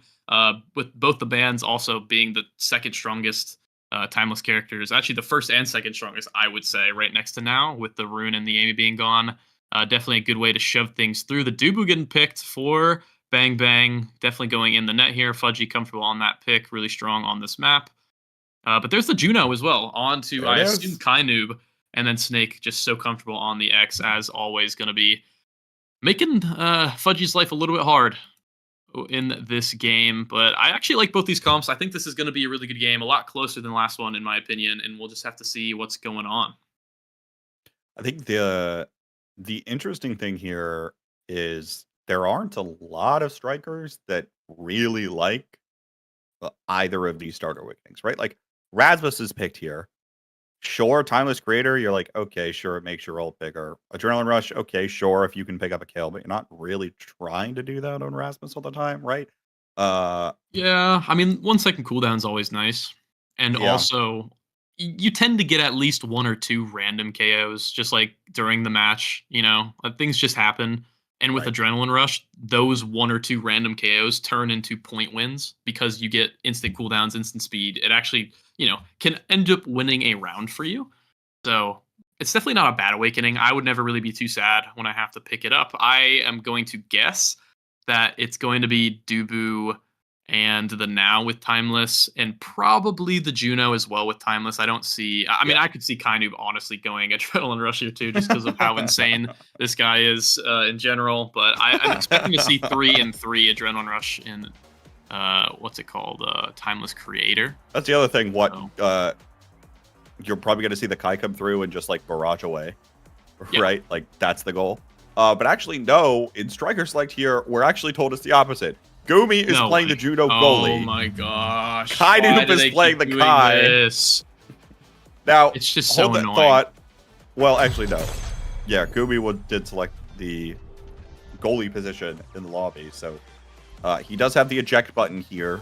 Yeah. Even still, it's Demon's Raw board. That's why they do this. They know just why play they're whatever doing they want it, to. and they do it all the time. And this is actually when they tend to lose a lot of their games too, when they start messing around and swapping roles and doing things. So maybe we're in for another. Maybe they want the series to go longer. That last game was too short, but nah, I think they will. They're definitely both really good on both these picks. Gumi definitely no stranger to the Juno. Kai Noob definitely not on the Kai. So this shouldn't be too bad. This should be a pretty normal Demon's Rawing as we see Snake get both goal barriers. Fudgy already looking a little bit rough here, dear. but able to defend, but can actually. Perfect pass and shot from Snake. Managing to get that Good. first point. Good passage shot, but I think the Tofu Fortress sent a core into the portal backwards towards No, it got his struck. It own got goal. struck. It did get struck. Okay. Yeah, someone else struck it. Okay. Well, Yeah. it looked awkward and it looked. It sad. did look really weird. It did. In any event, if you're Bang Bang here, you can't let the pressure start to get to you. Oh my god. I can't believe it, man. Taking flip and dip to a whole new level. Snake is just having a little bit of fun as we see Demon's Raw closing in, trying to get the goal here as Kmart regains his composure. An insane move from Snake, but it looks like Bang Bang is able to stabilize it for now. Oh dear. All right. Well, you know. Any event, Snake probably wishing that he could have ended the round by now. Might be getting bored. Before Gooby gets too bored. Actually, that's what he's really regretting is if Gooby gets bored here. That could be the problem. As we see, Drew, hold on. Let it cook for a second. Lavo sends it away. With Kainu getting taken out. Here's the nice passing play. A little bit coming off of Gramella up to Drew. Bang Bang gets it. And once again, Snake probably wishing he had that core flip. But oh well. Random KO, like I was saying earlier, Drew getting that adrenaline rush proc and making a little bit happen from it. So, great job to Bang Bang, evening up the score here, losing that first barrier immediately. They've kind of just been losing these barriers pretty early so far in this game. Fudgy, just kind of hard to shut down a lot of this pressure coming in with that Juno goalie, but if he can manage it, just like right now, you get that counterattack into the two more vulnerable, I say, characters of the Juno goalie and the Kai without Barrage. Now with Kai with Barrage, not vulnerable whatsoever. But as I say that, the vulnerable brawler, the Drew, going down, and now it's going to be a power play for Demon's Raw, getting that barrier, trying to put it in. Gumi jumping forward, keeping the core forward as long as possible, but Drew is back up now and actually gets a KO with that adrenaline rush proc, but it doesn't matter because Kainu has the flip in the corner and puts it in 1v2. Well done, Kainu, sealing the deal on that point. And to your point, we're seeing decent performances here. Feels like there's just one thing that doesn't quite go your way, right? And with a team as good as Demon's Raw, our defending champions, you give them an inch and they will take a mile when they feel like taking a mile. Yeah, that's a good distinction. I like that. And certainly they have up to this point, sometimes, especially when Or gets on the wrong side of the Tofu Fortress, or just ultimately favors their direction, they will take that, build that momentum up. But now Drew, hold on a second, pulls back, finds the double KO. There's the adrenaline rush, and we'll strike it into the net. We're going to a goal 5 in set 1. I'm telling you, K-Bot, it matters. I mean, when you find those random ones, you can string a couple things together, and now there you go. You're on set, or rather set point here. Managing to battle your way back off a really good performance there in that last round from Drew, who's already off to a good start, getting that first barrier, flipping now, but into 4 Blobos, not going to be getting too much out of it, as Demon's Raw manages to hold for now, trying to look to even it up, as Gramella and Drew are looking incredibly low in the energy and the stagger bars. Tries to go back the other direction. Fudgy tries to use the energy burst, but Snake immediately denies it. Tries to send this core back up the other way, and Drew and Gorilla were doing a decent job with Globos being out. Here's a Tofu Fortress. Snake, though, finds a KO against Drew. The score is down for Bang Bang. Fudgy will send it through the portal, but Demon's Raw looks like they're going to maintain possession here. 2 energy bursts online here as well. There is the Summer Assault, but it's not enough. Well done, Demon's Raw, using both energy bursts to secure set 1. Yeah, that was actually really, really good in terms of enabling all your flip users there. I think just working the ball around to Snake, letting that flip go, burning a little bit of cooldowns, getting that pass from the flip up to Kainoob, who burns some more cooldowns and then finds the goal. So not really much you can do there on the side of Bang Bang at that point. Peak performance going over to Kainoob, going to be helping him live for a little bit longer, trying to stop Drew from getting those Adrenaline Rush plays as he gets the size as well, so it's going to be a little bit easier for him to find some of these. Snake going to start sparking up here, as there are only 2 sparks in so far.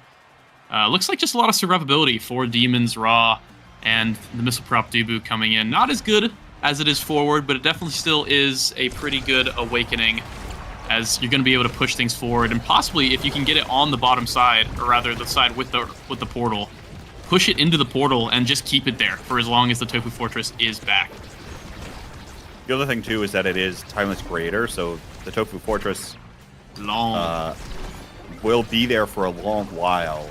And it'll be slightly larger, so the core will be less likely just to slip through, rather than it being just missile propulsion without the Creation Awakening. Bang Bang had a little bit of momentum. Couldn't quite keep it forward here. Vermella trying to look for Drew again. Keeps it in this corner. Snake is starting to come back, but Drew will find the barrier. That'll be a demolition stack for now. And there's the pendulum swing. Stuns Gumi. And it'll put it away for Bang Bang. Yeah, pretty easy little play there. Gumi not quite able to evade strike that one. I think he's a little bit too behind on where the core was. Yeah, good play from Drew. Finished that up. The size on Rasmus already starting to put in a little bit of work. Kind of trying to put in a little bit of work himself, getting the core up into this corner with Snake. The missile prop not quite going to be able to get Snake off the core there, but the Summer Assault will with the flip. Now Snake gone, who had his entire energy burst. So yeah, really, really good from Bang Bang there to just keep the energy economy flowing in their favor. As Demon's Raw managed to defend for now, but Drew respawns and getting that second barrier. Snake respawn is not going to matter because he's already 1 HP yet again. And Bang Bang is doing everything in their power, too, to make sure that he stays 1 HP. Double energy burst committed there for Demon's Raw. Here's one out of Fudgy. Snake will deny it out of the portal to send it back. Now Kainoob back down to Snake. Here come the Blobos as well. This should be 1 barrier, maybe a second as well. There is the second. Tofu Fortress will stall out the core for a second. Vermella gets in the way, though, looking to try to cause some trouble, but Drew finds the KO against Snake. Another power play opportunity here. As it goes through the portal, Vermella takes the core along with him. And now the timer will start to go down. Here's Drew, potential opportunity. It barely finds the angle. Well done on the cursor placement and the strike placement to put that one away. And second goal here for Bang Bang. They're looking to equalize this match. Yeah, Drew, really, really good shot there. This Blobo not quite able to catch up to it in time. Giving me a nice little prediction on the top side. Was not quite able to get it, so unlucky there. 2-0 Bang Bang looking a lot stronger in this set. Does it have to do with the Awakenings? Who knows? The size definitely helps on the Rasmus, as we've been seeing, but Grimella going low should be fine, as I believe he does have that ultimate. Yep, he uses it, gets fully healed. Snake looking a little bit low as the Tofu Fortress missile prop doing work, getting that KO finally on that bottom side. And now Demons are left to defend 2v3 against pretty amped up Bang Bang members right now. Looking like they've got a little pep in their step here. Coming through and finding yet another goal barrier. Energy Burst won't connect. Kainoob will step back and use the barrage to send it away. Fudgy has to commit the Summer Assault once. Won't have that to clear some space down here, especially with Snake of the X Maximus, but that'll go away as well. Gumi has an Energy Burst, but now Grimella is the one taken down. Snake will find the goal barrier and now sends the core towards the net. Energy Burst out of Fudgy. Kainoob looking to cause some trouble. Barrage already burned. It'll go behind Snake, and now Gumi to himself, looking for the corner once more. Getting this up as soon as possible to the members of Demon's Raw. Kainoob, Snake, once more on top of each other here. There's the energy burst. They can't quite find the bull rush to send it through. And now the portal will play some tricks, keeping this core neutral for the time being as comes right off the corner, right on over to Grimella, and you do not have time to react. Bang Bang will take the second set here, and starting to come through, but what else do they need here for? That's tough. Honestly, they just need to make sure that Kainu on the Kai does not start getting a lot of these speed awakenings, as, you know, he is last pick, so should be able to deny the aerials from him. I believe the Rasmus taking the fight or flight away. Team player definitely going to help as well, but I'm assuming it's rough here. Grimella, I mean, wants to take Monumentalist, but the aerials is so good onto the Kai, so he gets it anyway. Speed going over to Kainu might open up the game a little bit from him, and Snake yet again getting a catalyst for the second game in a row. I mean, Demon's Raw just got a really, really good draft, K-Bot, but at the same time, you get Fight or Flight and Monumentalist on your now, or rather Fight or Flight on your Brawler and Monumentalist on your now. Gonna be helping you a lot in this game, so Bang Bang can't be too mad about their drafts, but they are not feeling too great about a quick KO onto Grimella there, but able to actually defend for now until Grimella comes back up, and they're good. The Monu Timeless Creator drones are not going to do them as well when Grimella is off the pitch. Hold the line for now, but the goal bearers will fall. Now trying to keep it in the corner and stuff it through Demon's Raw. Drew will drop back. Doesn't quite have the speed to catch the core. It comes out to the middle of the map. Lobo's out. Gooby leaps forward. Doesn't find it. What he was looking for there. Strike War won by Drew. Now once again tries to come back through. Goomy correctly predicts that pendulum swing coming down, and beautiful clear to get that away. Goofy Fortress out, by the way. Both energy bursts online for the Demon's Raw forwards. Goomy close to his own. Fudgy has one, but Kainoob accelerates the core forward into the net. Yeah, actually really good shot there from Kainoob. Just squeezed the angle there to where it kind of looked like it was going to bounce, so Fudgy did not quite have his score radar going off there in his mind, but ends up just going straight in, unable to time the flip to save it. So first point going over to Demon's Raw here. A little bit of anticlimactic one, honestly, but a good play to get Kainoob running here, as the Kai with that Giga Blast kill is starting to look a lot more online in this game here. Snake now with that flip trying to do something to this Dubu, getting him nice and low, trying to find a KO possibly, as Fudgy Waffle's forced to use the flip, now has almost nothing, but neither does Snake, and the KO comes through for Drew, so Bang Bang managed to stabilize. Stabilize they will. Drew now in the corner. Fudgy helps out with a strike shot. Grimella is there as well. Drew doesn't find the energy burst. Gets one goal barrier. Looking for a second, but Goomy has his own. Will not hesitate to use it, though likely wants to save it for the offensive side. Now sticking around. Will use it here. Gets stopped there. Fudgy's able to hold, now goes through Grimella, and a nice barrage keeps the core forward. Right on there, up to Snake. Demon's Raw. Set point once more. That was actually really smart from Snake there. There's a lot of very little maneuver there, but with that bell ringer, doesn't actually look to try to kill the very low Grimella or get him out of the way, as Kainoob was already past him. So instead he walks forward and shoves Fudgy away, so Kainoob can just get the free path to the net, and then obviously helps with the strike in the end there. So well done from Snake. Unlucky on the energy burst there, as I say it. I feel like I'm the highest percentage caster curse rate of all time, K-Bot. Maybe you can we can figure that out one day. Like one weekend we look through all the casts, but it's absolutely insane. But as I say that, everything should be fine. It's Demon's Raw. And I was gonna say I have one barrier to one, but Raw actually saving it for now. We need the stats trackers to also count caster curses. Yeah, I agree. As it turns out. One goal barrier piece here. Now it is for both teams. Melo drops back. Hasn't quite had the same presence on the now, it feels like, that you might have expected out of him in the past. Just doesn't feel like he's covering a lot of the map. Sure, healing up a little bit, and anytime that Drew gets a speed boost, that's all well and good. And they'll find one here. Energy burst, baits out the barrage. Out of Kainoob. Weird bounce. That one's going to go to the favor of Demon's Raw. Fudgy, he burns the energy burst there as well, but the goal barrier is saved for now, and it'll still be saved after that primary rollout log blocks the core as well. Kainu will burn his energy burst to stay alive, and now the lifeline comes back from Grimella to save the barrier once more. We're still in overtime, and now it's Grimella taken off of the pitch. Everyone rushes forward for Demon's Raw now as they find their time to strike, and Snake will send the core back. Adrenaline rush, baby. I mean, Kainoob and Snake, after finding that KO, both just sprint forward with all of their abilities up and just overwhelm Fudgy. There's only so much a Debu can do when he has nothing left.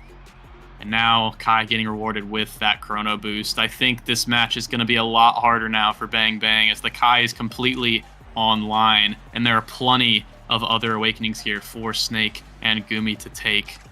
As the hot shots, we see the Super Surge stacks going over to Snake there, is keeping the speed up with that Spark of Agility as well. Going to be helping. I'm actually surprised he didn't end up taking the Spark of Resilience, but I guess he doesn't really value the double Spark when he can take away the pancakes from, let's say, Grimella later on in the draft. So definitely well done there. Grimella getting a little bit of speed with that Super Surge actually on the mine, but I don't think it's going to be doing too much. I think Bang Bang just need to find an adjustment here, and maybe that KO there was it, as Snake goes off the pitch, and they have a penalty to try to find something off of, but Kainoob is just running away with it. Kainoob comes right back through. Of course, has Chrono Boost picked up in the last draft there as well. So we'll be able to keep up on the speed, especially when he pops that blazing pace, but even still, when you have one less player, it's that much easier for the brawler to get in the way and find a shot towards that. Drew does it there. Put Bang Bang up once again in the even set. Yeah, even now, early on in the second point, Bang Bang, nice little showing in that first one, managed to find an opening and take it. Now, how many openings are you going to find on this Demon's Raw team here? Not that many historically, but well, I guess, well, yeah, I shouldn't say that. But when they want to win, which it seems like right now, they definitely want to win. As Snake, unable to quite find the energy burst, but gets both barriers, so going to be happy with that. Gumi looking really comfy in the net right now. Great clear away from that now mine. Kainoob on that top side, going to get interrupted by that core flip from Drew. Goes through the portal, not quite able to get much done, as Gumi looking pretty creative, honestly, with the slime portal placements overall the course of this map, or of this game. So definitely happy with that, and Snake happy with that angle there. Fudgy just not quite able to get it in time. That was perfect there from the brawler on Demon's Raw. Beautifully done. I mean, I think if you're Fudgy, there's hardly anything else you could do. You reacted that one pretty darn quick and didn't quite have it in you there. Now all the abilities come right back out. I was going to say that, as you were saying, Gumi had good and creative ability use. He actually had gone through all of his abilities. So there was maybe an opening there for a moment, but it doesn't matter. Now they're all reset, and Snake's able to take away both gold barriers for Demon's Raw. Gumi passed to himself, looking for a tricky play through the portal. What was that? I mean, just score the darn core. Thank you. I can't glaze this guy, man. Every time I try to glaze this guy, he does that. But hey, it works out. Snake gets the core on the goal line, puts it in past Fudgy. That's all you really need at the end of the day. Goes on series point now, and they're blazing forward, K-Bot. They want to end this now. Let's hope, Borg. Let's hope that they want to end this now. I don't think we can take another goofy couple points out of any of the members of Demon's Raw, for that matter. Especially Gumi. Good block there, though. Sends that one away from point-blank range, and now has another save. Kainoob does have energy burst along with Snake, but Snake is about to get KO'd, and there's the death touch to do just that. Power play opportunity for Demon's Raw, but Kainoob immediately goes in the blazing pace, trying to keep this core forward. Gumi will be forced to leap back, but the goal barrier will open. Fudgy looking for the shot through the portal, can't quite find it. Snake is back online. Here comes the speed from the forwards of Bang Bang. Not able to find it quite yet, and the portal pass doesn't quite go as intended. Here's Snake, still wrecking things up, and with that catalyst, almost is back up to a full burst. Overtime now, Drew in position, doesn't win the strike war the first time, but it comes right back around to him, and he'll pull it through. Suddenly, it's set point as well for Bang Bang as they look to send us to a fifth. Yeah, definitely not over yet, as Bang Bang have a lot of options. They just need to figure out the best way to execute them, as there's so many things in their way. With Barrage and the super fast Kainoob, or the 18 slimes in their way, but they take out one of them with the Kai going down to that Missile Prop Tofu Fortress, who's already gotten at least 3 or 4 kills so far this game. Lots of value so far as the first barrier goes down for Bang Bang here, trying to get the second one, but kind of respawns, and now it's back to even. Flip from Drew, trying to get something, but not quite able to get much, except for a little bit of chip damage, as Grimella and Drew just unable to break the wall that is Demon's Raw. Everyone standing on top of the goal barrier for Demon's Raw, holding on to this one as if their life depends on it. The bell ringer sends the core away out of Grimella's energy burst. Whiplash comes back through for Drew, tries to step forward, but again, there's 2 goalies back there for Demon's Raw right now. He just cannot send it past. Drew, once more, finally finds it this time. Here's the Whiplash, tries to pass to himself, back to the far corner. Gumi's ready for it that time. Grimella doesn't have the speed, and Snake's all on top of it. Portal, no. Bounce, Tofu Fortress, Particle Accelerator, trying to send the core forward. Off of the mine, looking for it again, but the core just speeds up way too fast. And the Whiplash comes out just a little bit too late. Now, passing play opportunity, back and forth to one another. No, denied once more, as both Kainoob and Gumi are still in the goal box. They realize that it is too dangerous to leave, but now that it's their time to strike. Here's Energy Burst exchange. Bull Rush comes through, and Snake will take it himself. Everyone gets involved on the play in the last point for Demon's Raw, and they might be back. Yeah, I mean, looking back from there, just it feels bad to say, but I mean, at the same time, it's the only thing I can say. Just utter dominance, I think, in both games from Demon's Raw. Some definitely like looks of hope for Bang Bang here. They definitely didn't play bad by any means, but I mean, that was insane defending there on that last point for Demons, and then Snake with a crazy goal flip in order to, or flip play rather, just to end the series. Did not want this to go on any longer. Well done to Demon's Raw. I think we're finally seeing. I mean, is it even the rebirth? I mean, they have only 2 losses. It's not that big of a deal. We can. Like, they're 3-2 now. It's fine. Everything is fine. A little bit of a rough start to the season. They forgot to practice the game. I think they're good now. They're back, ready to put up some performances that, hey, that was entertaining. That was fun to watch. Yeah. Unfortunately for Bang Bang, though, they now go down. I misspoke earlier, by the way.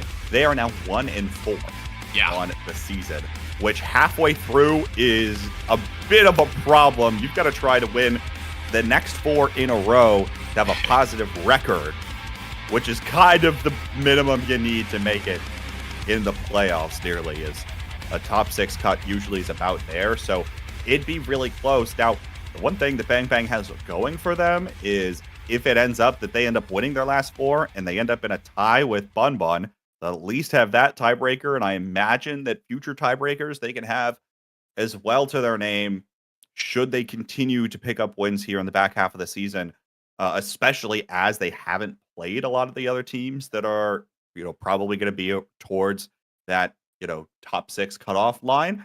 So there's opportunity here for them to turn on the Jets, but they've got to do it now if they want to make it for playoffs. Yeah, I mean, hey, four losses early on, it's not easy, but if I can do it, Bang Bang, you can do it. I believe in you. It definitely looked a lot better this week. Did not look too bad. I'm going to be honest with you. I think Demon's Raw looked like they're in peak form. They did not mess around with their drafts, even though we did see a Dubu midfield. I actually think it was really good in the context of that game. Yeah, I mean, you're going against the peak Demon's Raw, at least what it looks like to me. And I don't think you put up too bad of a performance there. So definitely don't be too hard on yourselves. The rebrand is still, it's still cooking. We still got another week at the minimum in you. Let's see some entertaining games. And I believe in the Bang Bang squad to show back up. Demon's Raw, as usual, they're back, baby. They're back and they look as good as ever, but they lost earlier in this season. Well, twice, obviously, but one of the teams they lost to is the team that is still undefeated this season. It's the Cosmic Calamities, who we will see next take on the Bozo Bunch. Who'd have thought? Not me, that's for sure. I haven't been watching the past few weeks, but I'm excited to watch their next one. Don't go anywhere, folks. We'll be right back.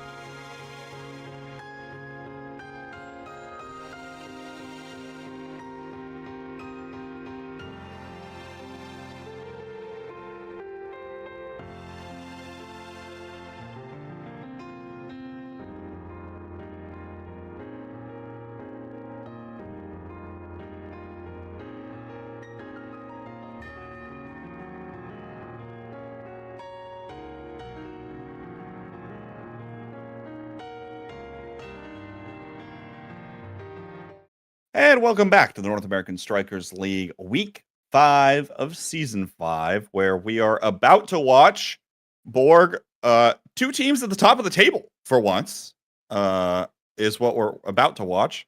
Cosmic Calamities and the Bozo Bunch. Now, I went back to do a little bit of digging, Borg. Okay. Bozo has been in the league now for 3 seasons, as this is their 3rd. The first season, they were 8th. The second season, they finished the regular season 6th and then won their first series in playoffs. So technically, they got 4th. So I think this season they're due for a 4th place regular season placement, and they've got the standing right now to prove it. Yeah, I mean, Bozo looking up definitely this season. I think the biggest thing is just obviously, second season now, I believe, with it's not even new goalie anymore, but with Bread's post Sundubu breakup, I think they've just kind of meshed overall. Like, it's one of those things where it's not the most flashy, the most explosive, the most the biggest breakout team. It's a team that's always been fairly good, fairly consistent, and they've had a lot of time to play together over and over again. So you're always going to expect them to perform well. Whether they win the game or not, they're always going to put up a performance. And as we get and look at the draft here, it's actually going to be an Octavia first pick for... Hang on, you're missing the important part. Inky Splash Zone, everybody! Woo! Stinkies! Huh? What's going on? Oh, yeah, Inkies. Yeah, that too. Yeah. Anyway, continue. But yeah. Hey, we got more exciting. We got Sparkstar. Yeah, just as exciting. Yeah. Woo! But yeah, interesting bands. Actually going to be double brawler bands. So respect there to the brawlers on either side. But I'm definitely just curious. I mean, I haven't watched a lot of the Inkies games this season. I've conveniently missed them. I've been busy during those times. And now that I have to cast one, it's interesting to see a team, Cosmic Calamities, who loves this map in general, actually going the Octavia first pick, which I guess with Spark of Agility start, it's not bad. You're definitely getting a little bit of power and a little bit of almost not guaranteed, but pretty safe scaling overall. But I do think Bozo Bunch, just with that classic Bozo Bunch, you take a bunker goalie with that Mako, and then you have a explosive midfielder, and then that X on drop Leto, nothing new there. Going to be pretty solid overall. Oh, it might be worth though to hear that Bozo chose red. This is the Cosmic Calamities map. Yeah. Pick. I actually agree with that. I think first pick on this map doesn't mean too much. Overall, I think getting a 2-3, especially when you're a team like Bozo Bunch, where you like to do those kind of 1-2 punch, here, this is you kind of know what Bozo Bunch is going to play, right? So you don't need that first pick to secure anything. Yeah. You have a couple picks that can kind of flex around their play style. So whatever's not banned and not first pick, you just smack those two that you're good at and you perform. That's kind of how Bozo Bunch has historically always worked out. So red side's definitely not a surprise to me there. Loading into Striker Select now, where no real surprises here across the board for much of anything. The other thing, I know Cardbox has been playing the Octavia a little bit for some time, and maybe they view it as a slight denial in general in their prep against Bozo Bunch. I don't know if I's been playing this striker at all as of late or not, but not a striker that generally you would like to see I on, especially on something that can move as quick as Inky Splash Zone. I think with just how open the map is on Inkies, you need a blink. You need a character that can just be a little bit more explosive. And as we're seeing right now, explosive start from Cosmic just takes it up that top side, and Breezy Breezy dashes in and just manages to get to the core before Obscure Breads can. Quick start, but not even letting us really breathe at all. Cosmic Calamities want to keep us going. The water cannons didn't even have to come online for that one to be explosive. Breezy coming through again. Just put it away, young man. Taking care of business here. Cosmic Calamities up 2-0 within 20 seconds. Was I the problem? K-Bot, be honest. Was I the problem last season? Because this 3Z guy is just a completely new player. I feel like last season we had a lot of the struggles in that team, kind of meshing.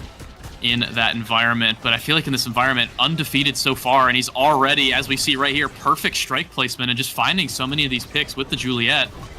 Just really, really insane play from Threezy. Definitely keeping an eye on him the rest of the series. I will say the one thing maybe on the map overall is, given by the fact that Carbox is playing the Octavia and, of course, Threezy on the X, another one goes back. Threezy on the Julie. Three's on the Julie, sorry.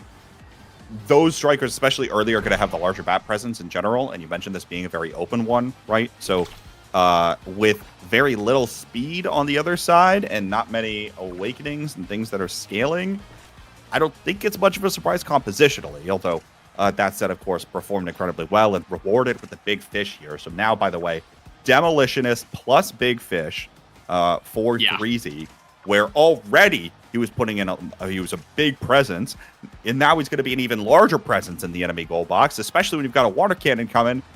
You better hope you've got a couple things in your back pocket here if you're Breads. Yeah, Breads definitely getting the stacks on stacks, not meaning too much as these points have been going incredibly fast, but hopefully getting that extra special can kind of slow down the kickoffs, but it's not really doing much as Juliet, in theory, should be a lot stronger when there's only one barrier, as one dash punch opens up the entire goal instead of having to do it twice. So, looking good so far. Can they get the goal here? Threezy with the core, trying to get the dribble, and gets it on that top side, but Bread's able to get to it in time and finds the stop. Good stop there. Now Drop Leto takes away the goal barrier, looking for the shot. Natty's got the clear to send it away. Here comes the water cannon, forced to dodge away is Cardbox, and now see the glitch pop come through. Bread's got the bat, trying to swing it around. Here's the energy burst as well, but it goes right back over to Cardbox and Threezy. Both, might I add, are rather low. Cardbox has to drop back for the orb. Eye is looking towards Threezy, but they'll just take away some of the meter there for the time being. There's the expanse burned, but Eye's got the energy burst. Don't just wait and strike it in the nick of time. Yeah, actually pretty intelligent there from Natty, in my opinion, to just not burn the flip, try to get the strike shot, time the strike. If you can't get it, not a big deal, since losing that flip there would make the energy economy very, very bad for the roster there. But it doesn't matter as the flip goes down anyway and gets KO'd by Dropletto on the side. Now Cardbox with the flip is going to have to defend for now. Threezy coming back to help as well. Going to be able to stall until Natty comes back, as Threezy now actually reverses it and gets the barrier on the other side of the map. Well done by Threezy. Energy burst online as well for Cardbox and Threezy for that matter. Gets it with the energy burst. Doesn't do much with it. Now through. And that's going to be an easy goal. Put away with the Flying Phoenix on the Juliet. And another goal goes in for Cosmic Calamities. It just feels like the ball control with the Atlas and the Octavia is just so much simpler for Cosmic Calamities, and Threezy is just in the front, kind of just waiting for it to come to him. He doesn't really need to be doing too much, as I feel like Juliet as a character is actually really good into Mako. There definitely is counterplay for the Mako, but with the double hit stun, with the dash and the punch, obviously, it makes Mako's job really difficult. And unless you're, consistently able to just deny Juliet's options as the midfielder or before the core can get to him, there's not really much you can do, as right now it looks like the ball movement from Bozo Bunch just turned up to the next level there, and they managed to find the open shot on the top side. What a beautiful glitch pop from Eye that finds the perfect angle to get it to the waiting arms of Dropletto, and then he's able to put it away. Well done there. Kind of play that you're going to need to see. We're talking about just how efficient that Cosmic Calamities can be. You'll need to be just as efficient on the Bozo Bunch side, even if you don't have the same tools necessarily to do just that. Be a matter of trying to do something of that sort. Of course, Dropletto, as you mentioned, signature striker might as well be the X. No stranger here at all, and he'll be looking for a KO, but a good ultimate will save Cardbox here out of Natty, and so all the pressure that they were looking to build up on the offensive side is since dissipated. Threezy finds the barrier. Energy burst from Eye, look to send away. Natty will maintain his for the time being, but Threezy's looking again and will find it. We're on set point for both teams. And that's the double size coming into play right there, Cable. That punch would definitely not have reached the hit stun on Breads there if you did not have both sides trainings. So very, very good work there from 3Z, making full use of his awakenings so far, and then getting yet again another dash punch. It feels like the Makos just can't do too much in this 1v1s, and Bozo Bunch needs I to actually come back and help with a lot of these one-on-one with Baller and Goalie, rather. 3Z incredibly low here, now low on energy as well. Could be the target of a KO, but a nice ult once more from Natty is going to once more dissipate the kind of damage that Bozo Bunch was doing, and now beautiful pass play punishes the clear from Obscure Breads. 3Z puts it away, and suddenly Cosmic Calamities are up 2-0. Yeah, I mean, the amount of pressure that is just on Breads from all of this ball control that Cosmic Calamities is forcing down Bozo Bunch's throat basically this game makes it so hard for them. It really is just impossible to play. It does not look fun at all. A little bit of a good thing for Bozo Bunch here is that Octavia is last pick, so you do have time to deny that Chrono Boost and deny pretty much whatever else you really want. Amy going to be getting that second spark of the game here. Knife's Edge going to 3Z. Breezy getting a little bit of that speed to go along with the size. Hotshot on Atlas going to be looking incredibly strong here overall. And then the double dash awakening is going to be getting denied for Hardbox. Has to pick up that 1-2 punch, which honestly is a pretty good awakening in my opinion for the Octavia. If you can get that beat drop, get 2 hits on it real quick, knocks him back pretty far. But it's not going to matter there, as Dropletto in the right place at the right time. The water spout going to be bringing him right to him. Gets a shot on the top side. Surf's up! We love Inkies! Woo! Comes through there. Plays the favor of Bozo Bunch, at the very least. For now, and worth noting, of course, with Dropletto picking up the explosive entrance and maybe Breads on the Chrono Boost, you get a little bit of it, but once again, having more of the map presence to combat the other side and the efficiency that they're able to have. I mean, look at 3Z's ability right now to control the core, dribble plays, strike wars, you name it. 3Z's got it covered. Takes care of business once more and puts the core away. That's that MOBA movement right there. I mean, we talk about MOBA moments all the time, but the good part of MOBA is the movement, and that was a big showcase of it right there. Just effortlessly kind of slicing through the defense there with that, obviously, that strike war win as well. With the help of Knife's Edge, too. That definitely does not hurt. The 1-2 punch Octavia going to be almost taking out Dropletto, who just narrowly escapes in time. And I have a feeling Cosmic Calamities are not even going to need to get the KO here, but as I say that, Obscure Breads finds the clear. Water Cannon coming through, not much going to happen, but they do get the KO on Dropletto, and now it's a power play for Cosmic Calamities. Barrier falls, though, and the Water Cannon is up, so Breads will pop it, just even buy a little bit of time here for them, hoping that Dropletto comes back online. Here's the energy burst, and Dropletto's back on, but Cardbox has got the dribble in the flow state. 3Z knocked away. It looks like defense holds very well for the Bozo Bunch. For the time being, Dropletto doesn't have an ability to send 3Z away. Now pops the X Maximus just to try to keep him low, but 3Z's going to heal right back up, and the Expanse get used out of Natty. Now potential opportunity for goal scoring here. Glitch Pop comes through, already burned. Dropletto now doesn't have many abilities either.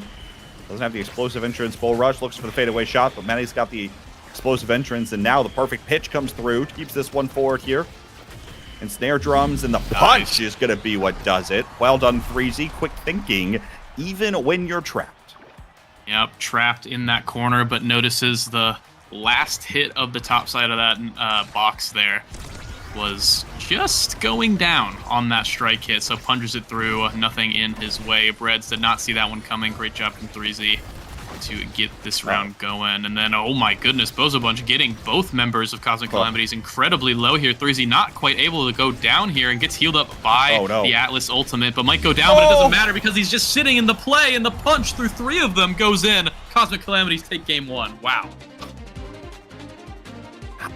I don't know what this team is having every morning before they sit down for their Nassau match, but they need to be stopped. Like, we need to check their PCs. Something needs to happen here. Because that was some level of efficiency. Even, like, Inkies, yeah, okay, sure, fast map, right? But, like, you don't expect it to look quite like that, I feel like. The way that they're able to move the core, the way that once they get it to 3Z, he's able to maintain possession of it. Natty had some incredibly well-timed ultimates as well to dissipate pressure offensively of what the Bozo Bunch was trying to do. And they really just couldn't get the damage composition rolling at any point to find KOs and be effective at all because they were constantly having to worry about trying to defend the core away. Yeah, I mean, pretty much perfect comp with the formation they're going for there. You kind of just have 3Z in the front. It's the big triangle, right? You got 3Z in the point, getting those 9 goals, basically getting all the offensive pressure you need done with that really good matchup in the Julie versus Mako, in my opinion. And then you have Cardbox, has the speed, has the flow state, right? Getting ready to basically kind of jump in whenever 3Z needs help, whenever the ball needs to be dug out of somewhere. And then Natty just Iron Wall Atlas with the heal too, which is very, very important. You mentioned it earlier. Yeah.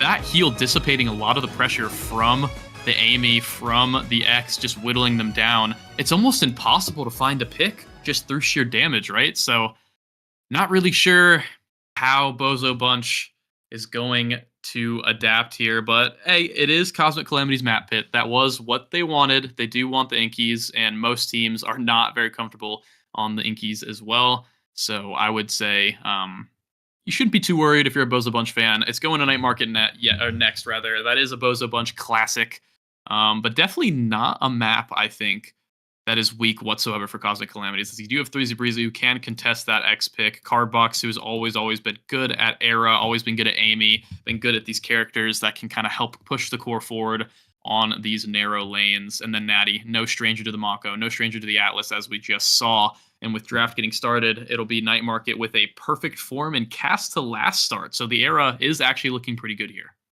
Era Octavia still online as well. Potentially Octavia can looking see good that here. coming back. Both obviously I and Cardbox, who played it last game, have gone for that. Now respect even still giving to 3Z, and Cosmic Calamity is actually saying, you know what, we're good without the Octavia for right now. Yeah, does not want the Octavia to go through.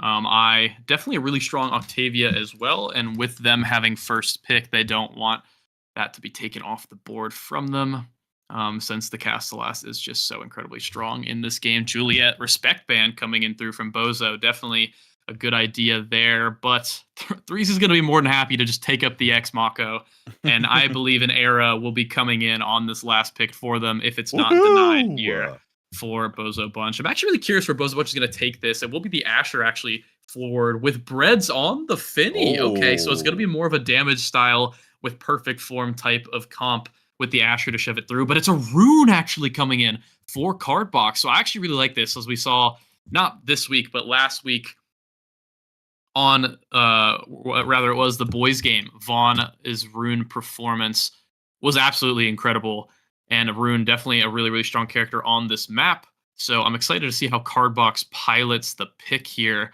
unless there's some craziness of the Mako 4, but I doubt it.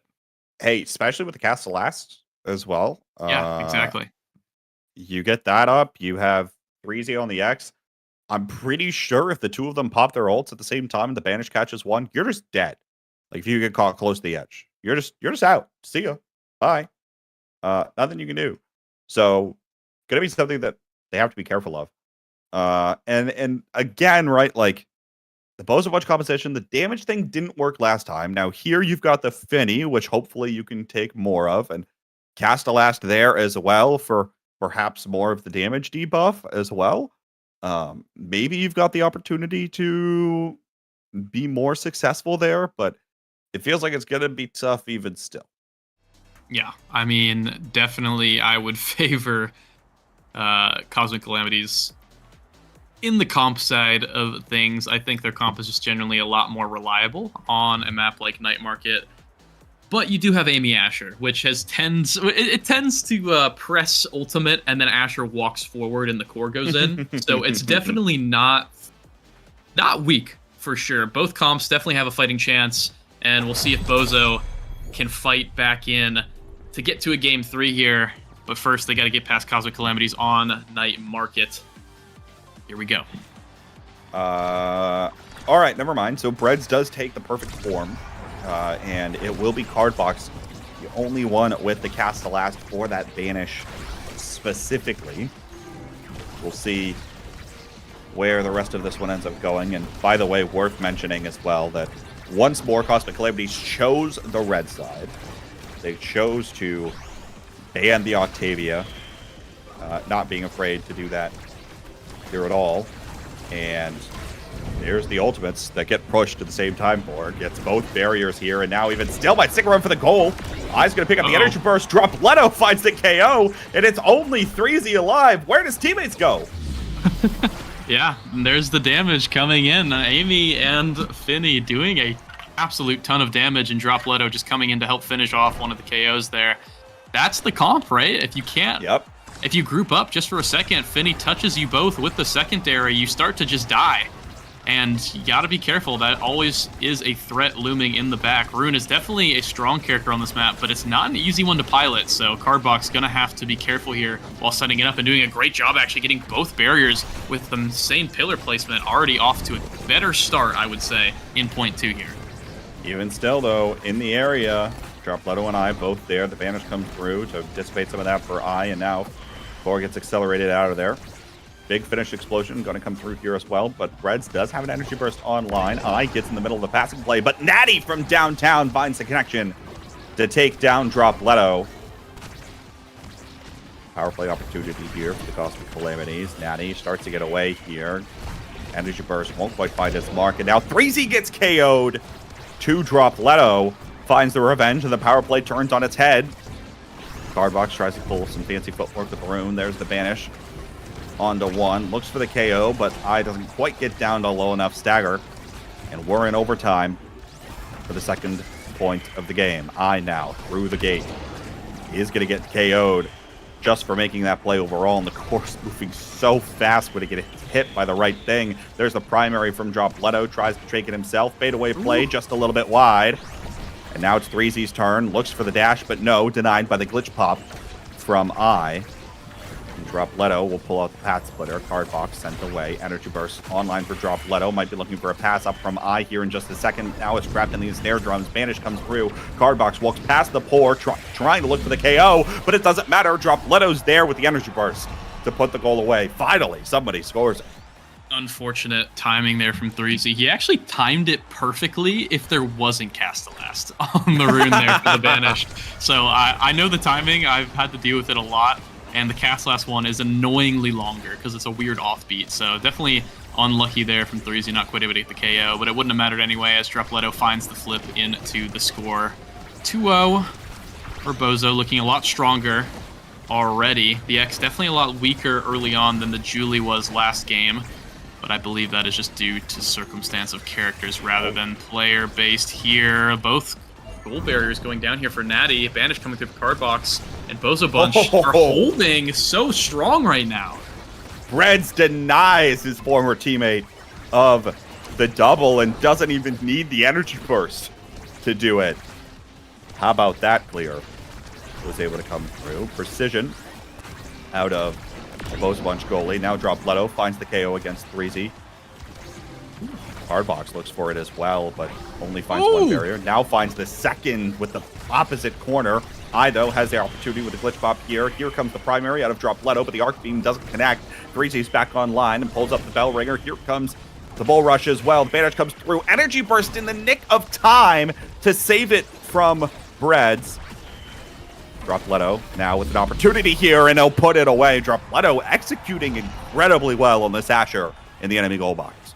Yeah, Drop Leto making advantage, or rather taking advantage of all the little mistakes that Natty has been making in these 3 points, rather, of this first set, which hasn't been many, but Drop Leto is always there for when any little clear comes back to bite him. So it's rewarded with the first pick here. Going to be going with a very incredibly weak training. It's not weak, it's incredibly strong. In fight or flight, getting that speed on all hits, basically, in the game. And that secondary refresh definitely going to be helping here. Nothing too crazy. I would say the stacks on the Rune is definitely going to help overall. 3Z Breezy sparking up, so keep an eye on that throughout the game. But really just a lot of quality of life here for basically everybody. Other thing to note, Natty missile propulsion could look for a perfect pitch from across the map, or potentially the ensnare drums here as well. Almost catches Drop Leto on the first cast, but not able to find it. And right back into the action here. Breezy low once more. I doesn't quite find the cyber swipe to send 3Z away. Misdirection as well, and 3Z's just trying to stay as close as he can to the middle of the map. Avoid getting so much in, and now stuck in the firewall sentry. Here comes the ensnare drums once more. We're back in neutral. Beautifully done from Cardbox. Finds both barriers, crosses up Reds, and now we'll be looking for the goal opportunity. 3Z, though, lets the core go slightly by. Dropletto, never mind. Gets KO'd. Had the energy burst as well. Triple take from Breads will save it there. And now Misdirection tries to get it past Natty. Here's the energy burst as well. But it's just trying to kill some time. But the big finish doesn't hold on to the core for long enough. 3Z will finally find it. I believe there was a pillar somewhere in that there too to help propel the core forward just a little bit, because Cardbox did get an assist from that as well. Not quite sure, as they do get the point regardless, but one thing I'm noticing different here from Calamities is they're actually taking more advantage of some of these solo plays. They've been finding a couple KOs randomly, finding some good barrier plays, but they haven't been happening on the same point, right? And finally we see Cardbox with an amazing solo play. The KO from 3Z, and then the put away, the finish. Natty now actually getting the KO there with the help from Cardbox. But Cardbox going down, and I, with the flip burn, still manages to get both barriers there. As Dropletto comes back up, they still have a little bit of a power play, but I don't think it's going to amount to much. As they have the goal open, they should be happy about that. No, just take it themselves. Why don't they? Pat Splitter goes out. Don't need to worry about much of anything. And opportunity taken there for the Bozo Bunch, and once again taking care of business. One thing, Borg, do all Rune players do this on this map where they cover the middle gate? Cardbox has been doing that every point. Is that like an actual kickoff thing? That's like kickoff. Is that a normal kickoff thing? Rune. Okay. Yeah, it happens to me a lot. It's the most infuriating thing in the world where the core doesn't spawn on your side. You're like, oh, I'm the brawler. I'm going to contest the speed gate. And then there's a pillar in your face, and you literally can't. You can't contest the speed gate. So, annoying stuff there, definitely from Rune. On the kickoff, Cardbox has been playing it pretty well, I'd say, overall so far. Bozo Bunch just playing a little bit better, I'd say, together as a squad. But that is no surprise. With it being Night Market, this is literally Bozo headquarters at this point in time.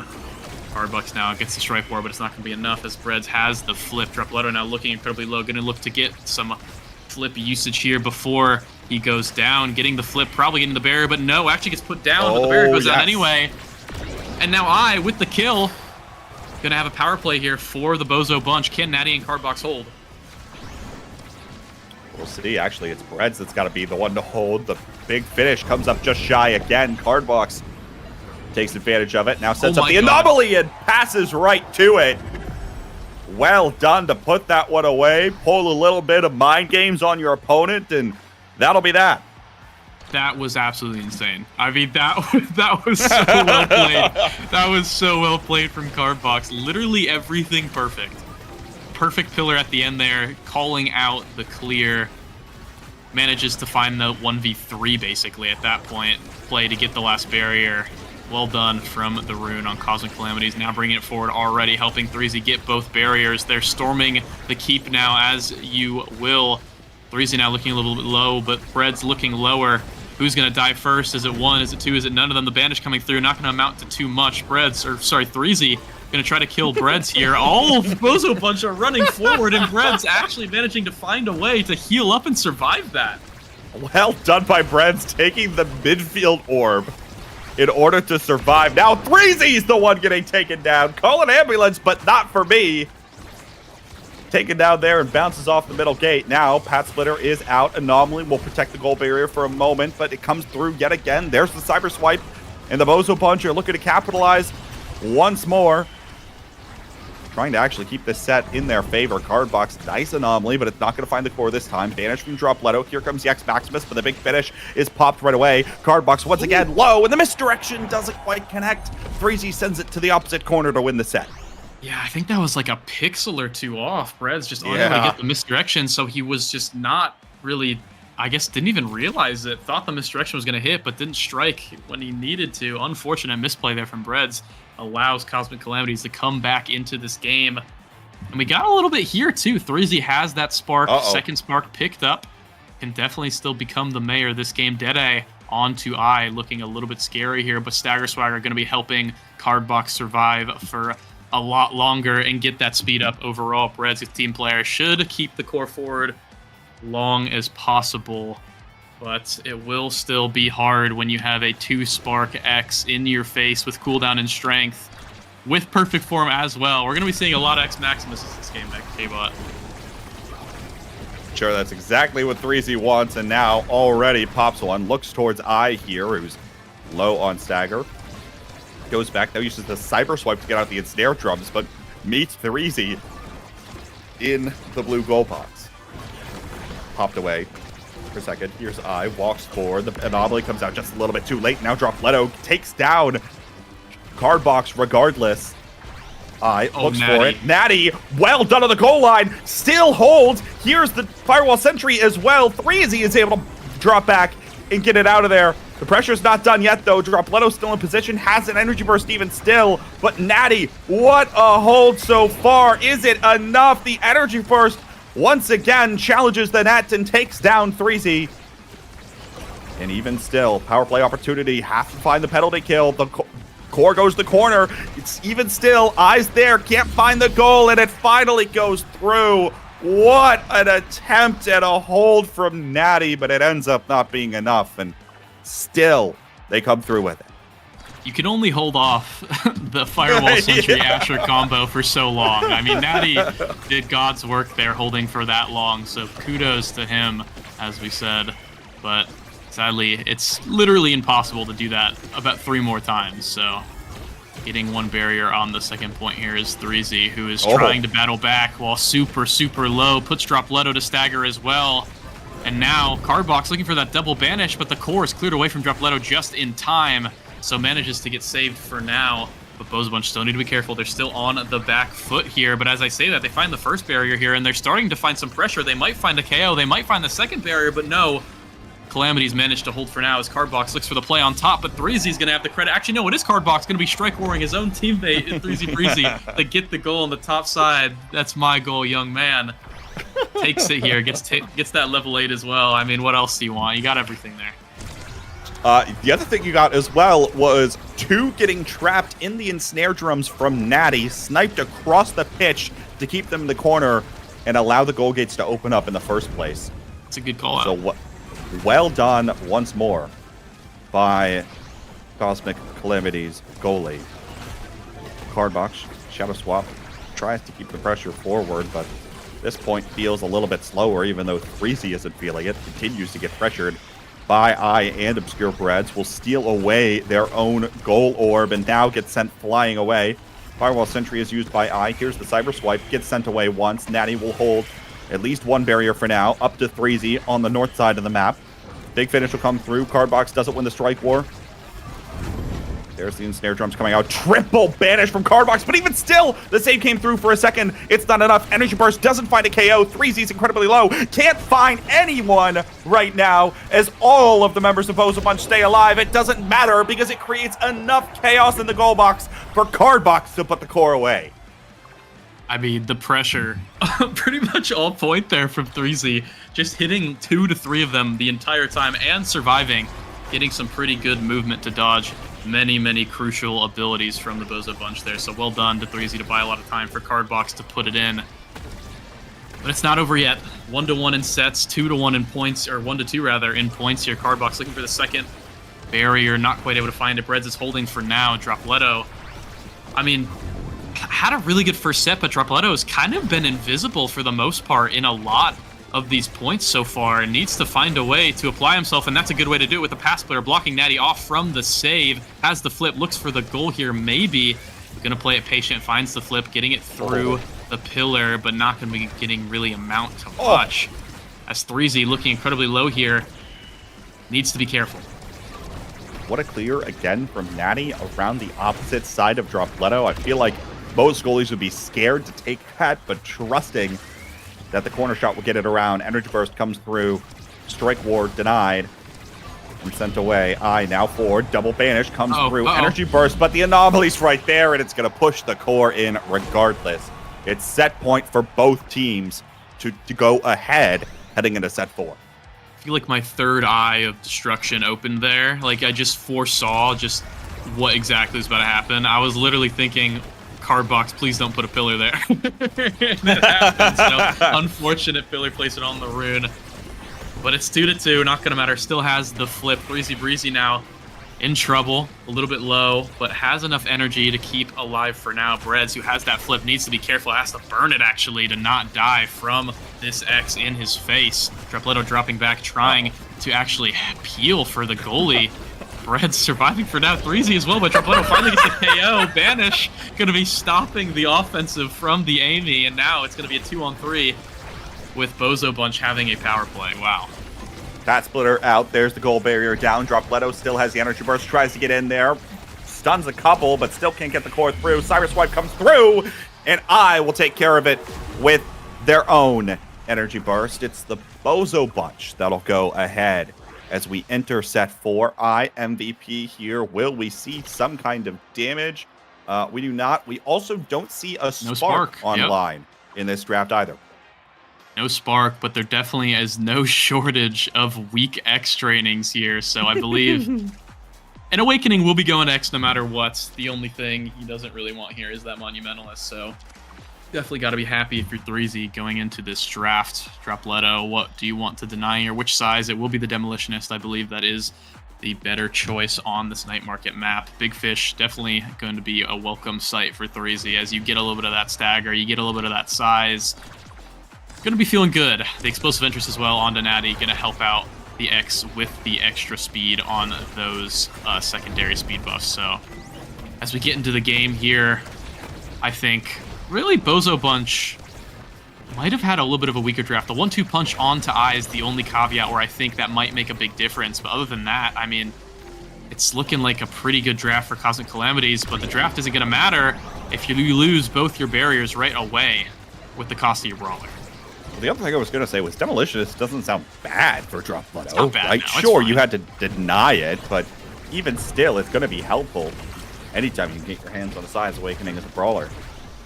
Although Drapletto taken down here, power play opportunity, one barrier is going to fall.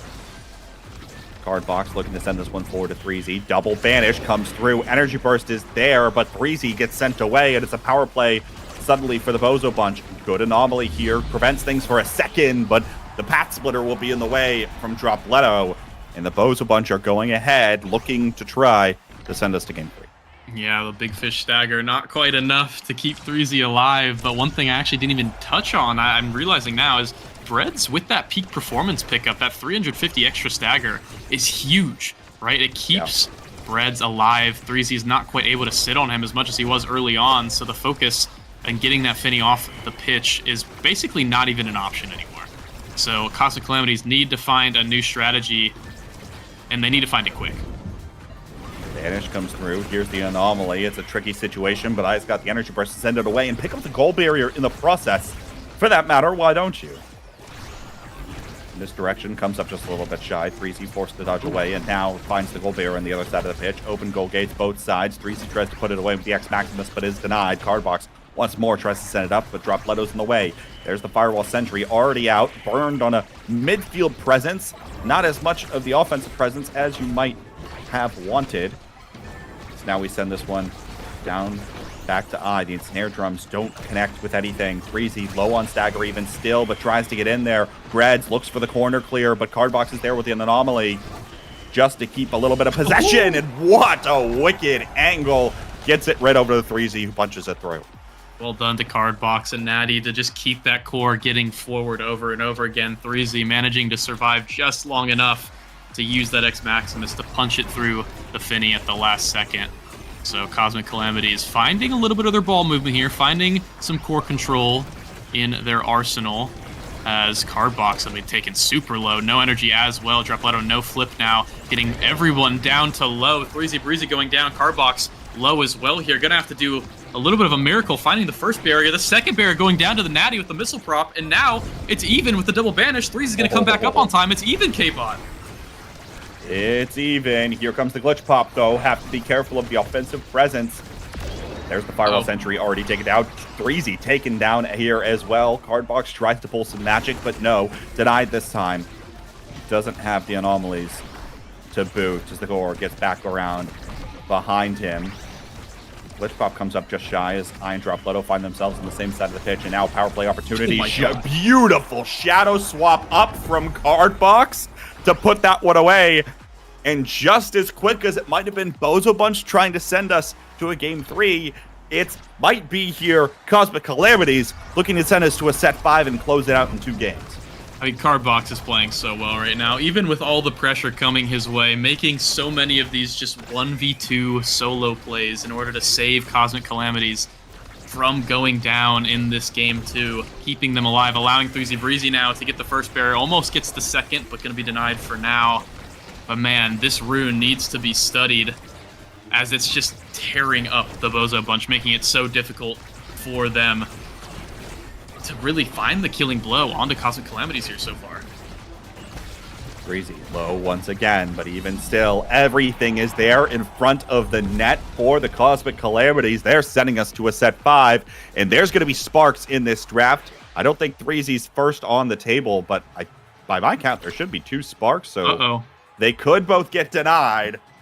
It'd be tough, though, because you're giving up a lot.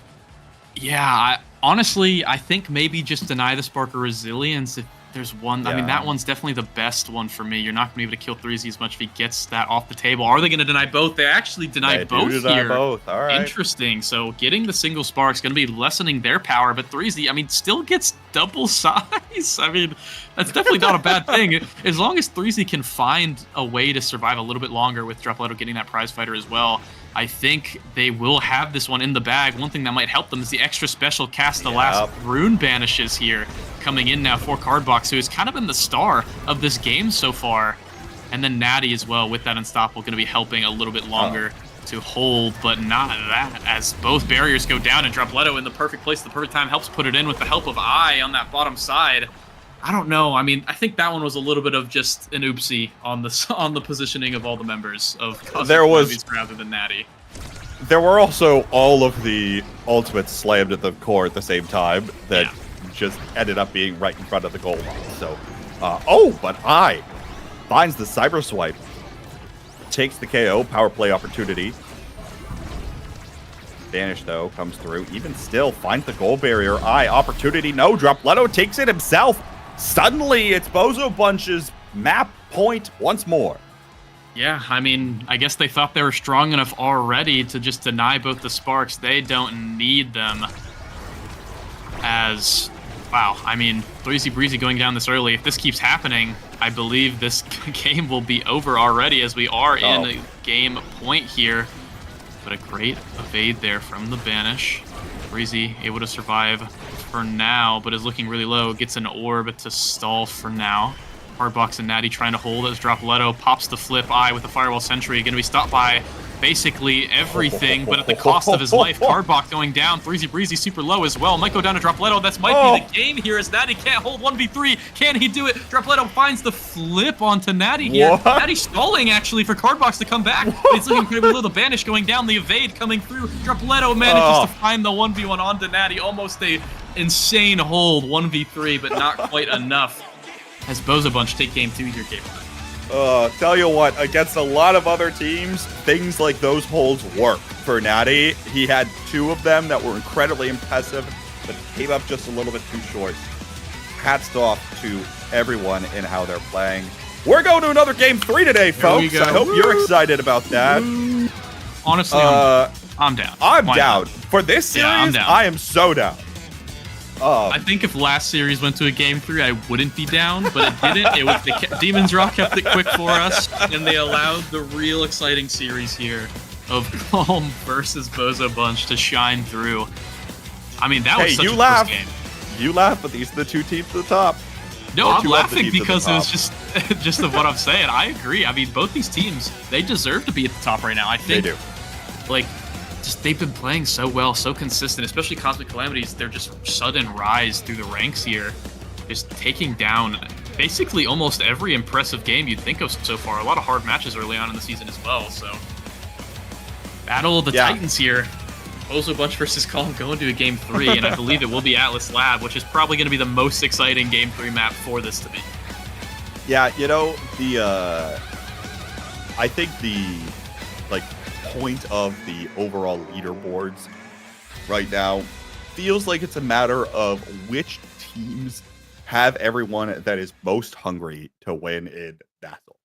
It's one thing to grind ranked. It's one thing to have some of your players go off and play some games right here or there, or play in houses, or play other pickup scrims or whatever. But it feels like these are two of the teams that are grinding the game the most together, figuring out what they want to do most together. I think obviously it's something where maybe some of the experienced rosters and experienced teams know they can't do it all season.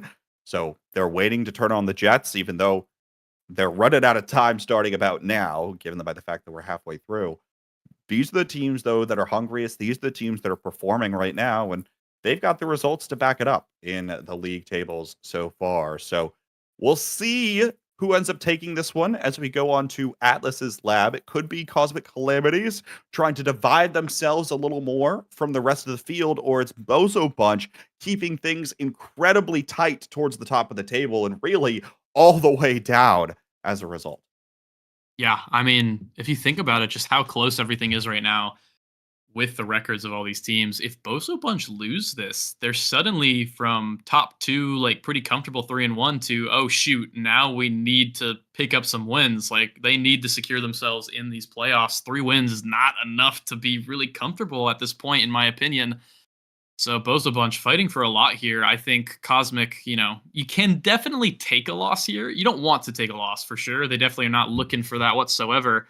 But I wouldn't be too stressed if I were them, as 4-1 looking a little bit more comfortable. But if they do win this, I believe they are guaranteed playoffs, or at least tiebreaker for playoffs. So definitely looking for that here. And it will be a pretty fun start here, K-Bot. It will be the Atlas Lab, as we were saying earlier, with 1-2 punch start and the rapid fire.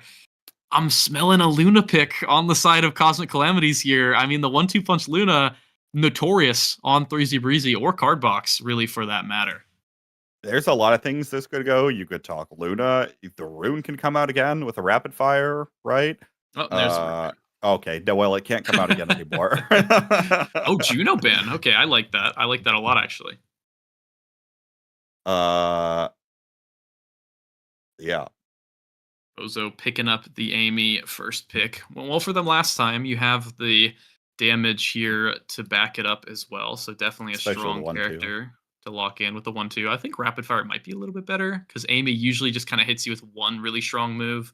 I mean, you do still have the kill combo with the dash and the cyber swipe into glitch pop and all that, whatever you want to call it. There it is, Borg. Cool thing here, there it is, the Luna. You're right. Coming. I mean, when there's ever Atlas Lab and Luna's not banned and 3Z Breezy's on the team, it's going to be picked.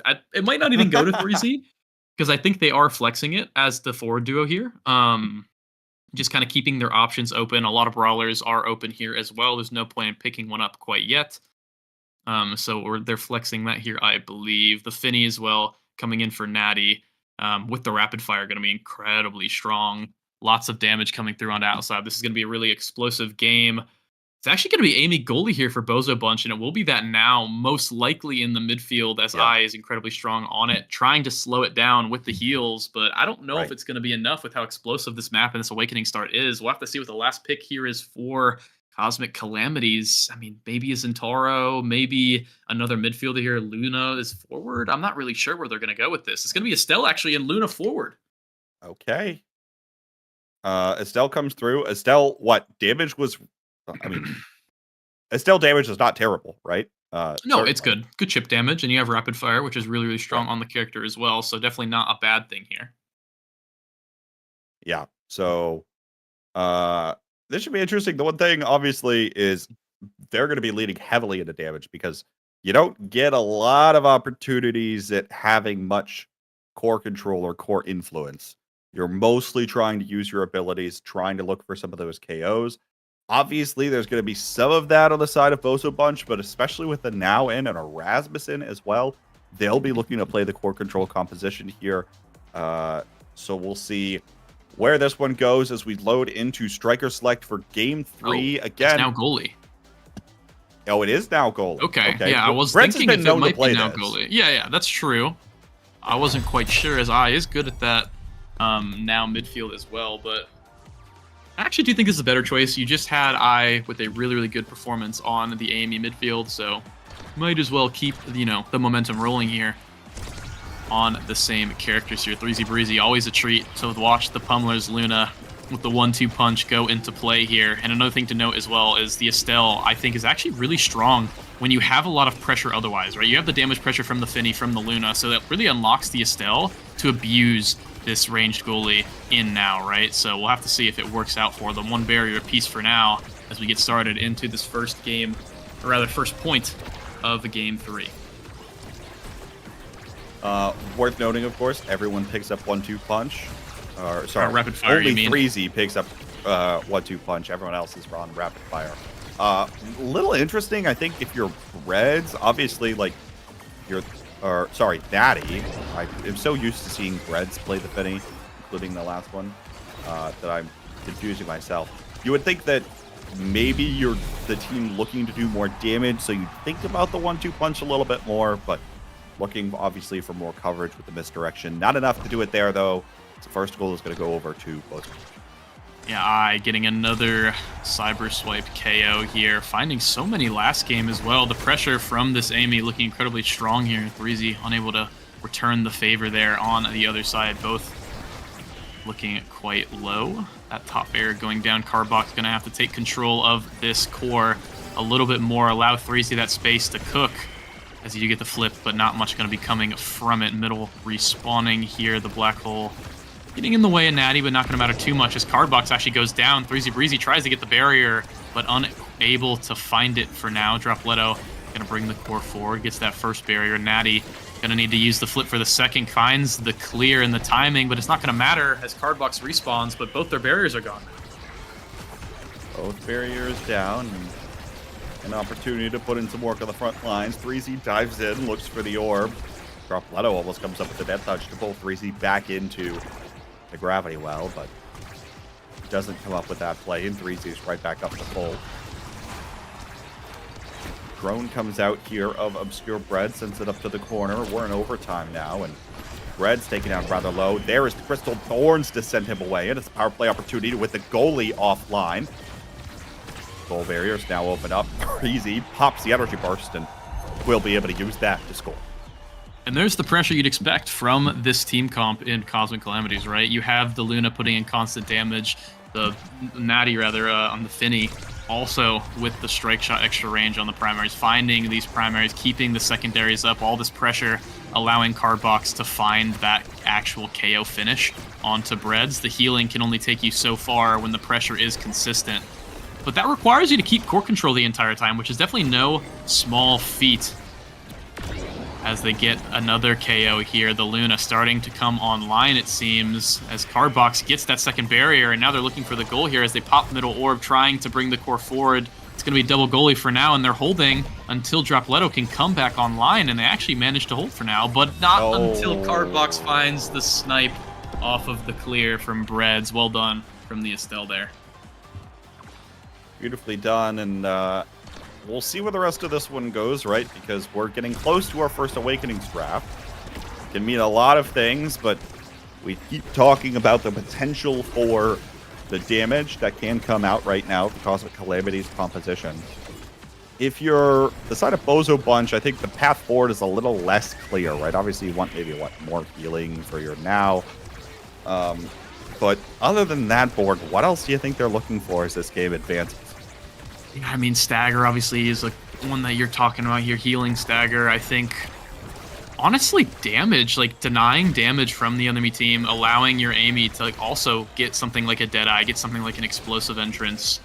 Maybe Dropletto getting, Spark of Strength or anything like that. Maybe a built different. Just not letting the enemy team stack damage and just allowing yourself to keep the pressure on. But that's hard to do when your goalie is gone and your healing is dead. Breezy Breezy now going to be running forward. Spending the flip, not quite able to find it. Cardbox expending his as well, but still able to find that second barrier. A good power play, I'd say. Success overall, as Dropletto is looking incredibly low here. But Natty actually losing the last barrier as well. As Dropletto goes down, it's another power play with an open goal on both sides here, K-Bot. Power play opportunity for this side. Cardbox snipes it away, sends it to the corner. 3Z's got possession. Cratermaker comes out, and now will find the boost to send the core through. Cosmic Calamities with control of the game thus far. After that first top clear from Breads, it seemed like only a matter of time there, just trying to stall as long as possible for Dropletto to come back online. But the Estelle Luna is just so explosive, so much that you have to watch out for. It's really hard to actually find good clears in this game here. Hotshot going to make that even harder now with that core speed and cooldown coming in for Cardbox. With the rapid fire going to be feeling incredibly strong. Knives Edge going to be giving 3Z Breezy a little bit more of that punch on those rocket boost combos.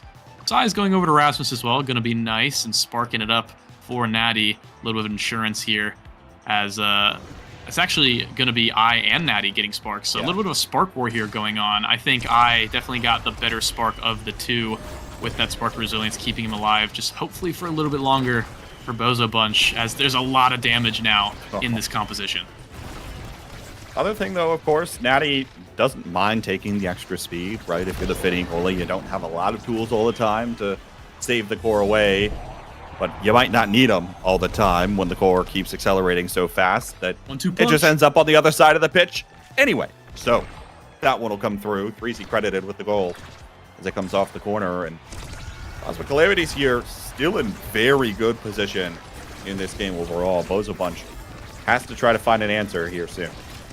Yeah, I mean, there's just so much you have to watch out for, right? It's easy to just be like, oh, don't get KO'd and don't get hit with an ability. It's like, it's easy to say that, but it's not easy to do. As we see a rocket coming here, like, I mean, Breads is doing a good job at keeping people topped off as much as possible, but on Atlas Lab, there's just so much that can happen that is really hard to account for, as Dropletto almost gets taken off the pitch there from 3Z right off the bat here. I definitely not taking a lot of pressure so far, as the Spark of Stagger has kind of been dissuading Cosmic Calamities to put some pressure into him, as Natty using abilities to save the core a little bit. 3Z now going a little bit low, might be gone here, but no, the boost into Flip actually going to be taking out Dropletto, and I needs to do everything himself, but the Flip is not going to be enough to bring it. Breads now might be forced to use Flip here on the top side, but no, actually saves it just with Straw, or rather Raw Strikes, and they're going to hold for now.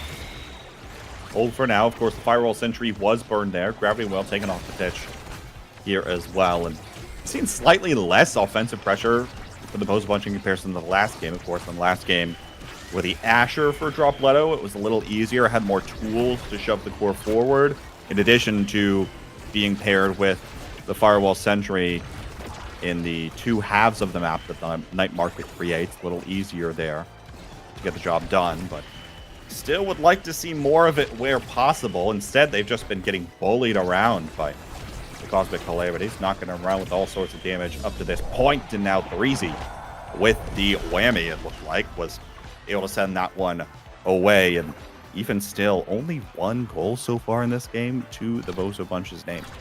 Yeah, I mean, I really don't think I like this Rasmus Amy composition. I think a Juliet or an Asher would be a bit better here, as, you know, it's a lot more simple. It's a lot easier to actually find a lot of these plays with the Firewall Sentry at the same time here. The thing with Rasmus is, you know, you have a lot more options, but the options, I mean, it doesn't matter how many options you have if all of them are going to get stopped away just with pure pressure from the side of Cosmic Calamities, who now have both barriers unlocked.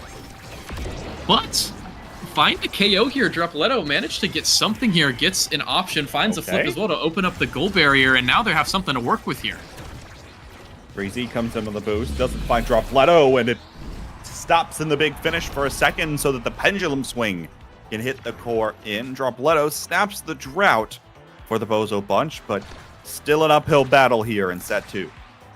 Yeah, uphill battle for sure. Not too much to talk about with that one. Really good KO here for Dropletto, and manages to put it away as well. So definitely watch out for Dropletto working a little bit better with I think, in order to find some of these goal barriers, because that's really the way that they have to approach this game. They need to work together with their abilities. They can't be trying to make solo plays, because Natty is just stopping all of them. Now, you would think that a duo that has had as much time playing together as Dropletto and I, they hopefully have developed that kind of connection and synergy, though perhaps not necessarily on these precise strikers. Everything forward here right now for the Bozo Bunch. Here's that offensive pressure we were talking about a little bit. Core's going to get out away from them, and Breezy's going to come in to punish on the boost. Still in a power play opportunity here, though, is the Bozo Bunch. Death Touch comes up just a little bit too shy. Oh, nice. Dropletto looks for the goal barrier, but nice clear comes through from Natty. Overtime now. Here's the Firewall Sentry to get the core back up. Dropletto incredibly low. Has to be careful. Greater going to send away. Freezy walks into the gravity well, attempting to KO Dropletto, but it's not successful in doing so. There's the drone. Gets the core sent away, and Dropletto's just about healed up at this point. No energy burst, really, for anybody here except Bread, so expect this one to go on for quite some time. Death Touch, pull back. Beautiful placement for Dropletto to find that goal barrier off the sidewall, but now KO comes through. Reds has got the energy burst. Beautifully done there with a drone interrupting the passing play. Just able to direct it around card box. Here's the energy burst. Everything coming out. Challenges Breezy again. And buys enough time for I to come back in. Back up to the top side. Here's the Death Touch. Gets just out of the Firewall Sentry in time. Card box's turn with the energy burst now. Pendulum Swing comes through. There's the Gravity Well. Sends card box away once more. 3Z comes in. Not able to find it. Here's Dropletto. Core gets out away from him, but there's the energy burst with card box dropping back. Now actually up to Dropletto, but Dropletto barely redirects it into that top corner. Bozo Bunch now. Potential to equalize this game. Yeah, all that damage pressure finally paid off into Cardbox, who had to go get that orb, but left a big hole open in the defense for Cosmic Calamities, allowing I to find Dropletto with a great pass on that top side. 3Z Breezy trying to find a quick KO there on a Dropletto, but not quite able to get enough knockback in order to get it. Cardbox looking low again, but getting an orb to save themselves for now. Breezy needs to be careful here, needs to find a way to get himself back into this game. Had a good KO last round, but wasn't able to really capitalize on it afterwards, as the Bozo Bunch are finally starting to find their form here a little bit. Flip coming in from I, gonna be saving him for now. Not quite able to get too much. Yeah, it was defensive. Yeah, trying to save himself actually, rather than create an offensive play there. As pretty even, honestly, getting it sent back to midfield here. Both teams feel like they're almost at a stalemate here, Kmon. They do, but now the core finds the energy barrier. Open goal gates on one side of the pitch. I comes forward, trying to find the goal barrier on the other side, but can't find the connection up to Dropletto. Gravity Well comes through. And we're in overtime now. Dropletto, good pullback with the Death Touch, finds the goal barrier. Core doesn't get out in front of him, though. 3Z almost stuns Breads, but Breads is able to find the clear on away. Now again, who's going to maintain possession in order to send the core through? Looks for now like it could be Bozo Bunch. Core's going to go back their way, but it just is a little bit too fast for Dropletto to do much of anything to work with. Now, Bread's in the lifeline, back in the nick of time. Has to be incredibly careful here. Glitch Pop comes through. Everyone is in position for the Bozo Bunch. They're going to be able to defend it for the time being. Firewall Sentry comes out there as well, but Cardbox forward in the Rose Warp. Bread's interrupts with a strike shot. Doesn't find it up to 3Z. Cardbox sent away an awful lot in that last exchange. I now does have a couple strikes. There's the piercing shot, rebounded off the corner. Well done here. Both teams interrupting the plays of their opponents, but Dropletto finds the strike up to the top side after a stun in the pendulum swing to get the goal done. That felt a little anticlimactic. I don't know if I just wasn't expecting that, or if that was just like, oh, okay, well, sure, I'll take the shot. I feel like that was just one of those, it was a matter of time goals. It was pretty back and forth for a very long time here. And Bozo Bunch manages to pull through and gets rewarded, actually, I think, with some awakenings here. Stagger Swagger going over to Dropletto, going to help him live a lot longer. Obscure Bread's not quite sure what to pick here as team player goes over to the Natty. Twin Drive going to be denied from the Luna, but he does still get his hands on the Egoist. But a big thing here, as well as the Stagger Swagger, is that Deadeye, like I was talking about before, from Deadeye and Twin Drive going to be denied from 3Z Breezy, and a lot more damage is going to be on the side of the Bozo Bunch here, but it doesn't matter when the core goes behind your barriers and you lose both of them off rip. Not the ideal position here for Bozo Bunch. You might just chalk this one and go to the next. Of course, they're going to keep trying as the core almost finds at least one barrier. Dropletto, a little bit of extra speed here on the Whiplash. Not able to send it through. Also picked up that Stagger Swagger, as mentioned, so running a little faster here, but not fast enough to evade. 3Z comes in on the 4 KO streak with the boost. Power play opportunity here, closing in. Crater for spacing, looking for the whammy as well, but Reds is going to have the drone just out there in front of the piercing shot of the hard box. Well done, and now Dropletto finds the KO against 3Z. It's a power play back the other way. Or is going to go out away. Opposite goal barrier taken now once. Try to keep the pressure up. Not able to do so. 3Z's back online. Flies through with that boost. Pendulum swing out. There's down goes Card Box.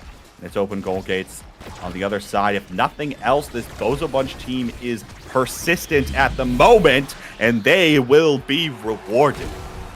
Yeah, I mean, they're avoiding getting KO'd by this Luna, and they're not really getting too badly damaged as well, as Breads is just doing his best to heal them up now with the Twin Drive, being really, really helpful with these mines, keeping things stabilized for the Bozo Bunch, making it a little bit sweaty here for Cosmic Calamities here, as yet again another evade onto 3Z Breezy, who's just been unable to really put himself in the driver's seat these last really 2 sets, or last set rather, and this one so far. And now he goes down, and now Natty and Cardbox left to it again. Natty has the flip at least this time.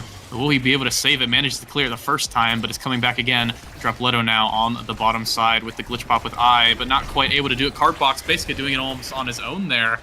Great hold there for Cosmic Calamities, and now can they do something with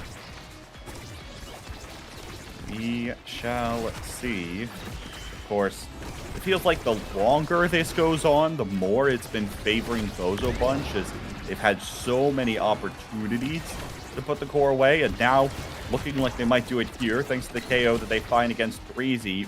Oh my goodness, that was incredibly close. The Crystallized Thorns comes up just shy, and Dropletto's able to punish back from the other side of the pitch with a shot towards the top corner. 2-0 in set 3. The Bozo Bunch with an opportunity to pull ahead here in our deciding game. Yeah, I feel like 3Z has just lost his mojo a bit, honestly, on this Luna. Looked great in the first set, but just unable to really find too much so far in this third set. Getting a first barrier, though, is definitely a good start. Finding a second one with a Strike War as well is how you want to do it. And now Cosmic Calamities are looking to pull this one back. Cardbox now uses the flip, not going to find much for it. Going to be looking stuck in a corner here almost. I mean, this is really what just Amy does to you, right? Keeps you stuck in the corner with that Firewall Sentry and with these ongoing strikes, and then now behind with these Twin Drive mines. I mean, it's so hard to get it through, and when you do get it through, you're going to have to find a good angle just like that through the black hole. The curveball there from Cardbox manages to find Obscure Breads out of position. You know, that's the other thing that we haven't seen quite as much, I feel like, is in the first set, a lot of what the presence was both 3Z and Cardbox forward in the blue side of the pitch, creating chaos is exactly what they want to do, making Bread squirm and move.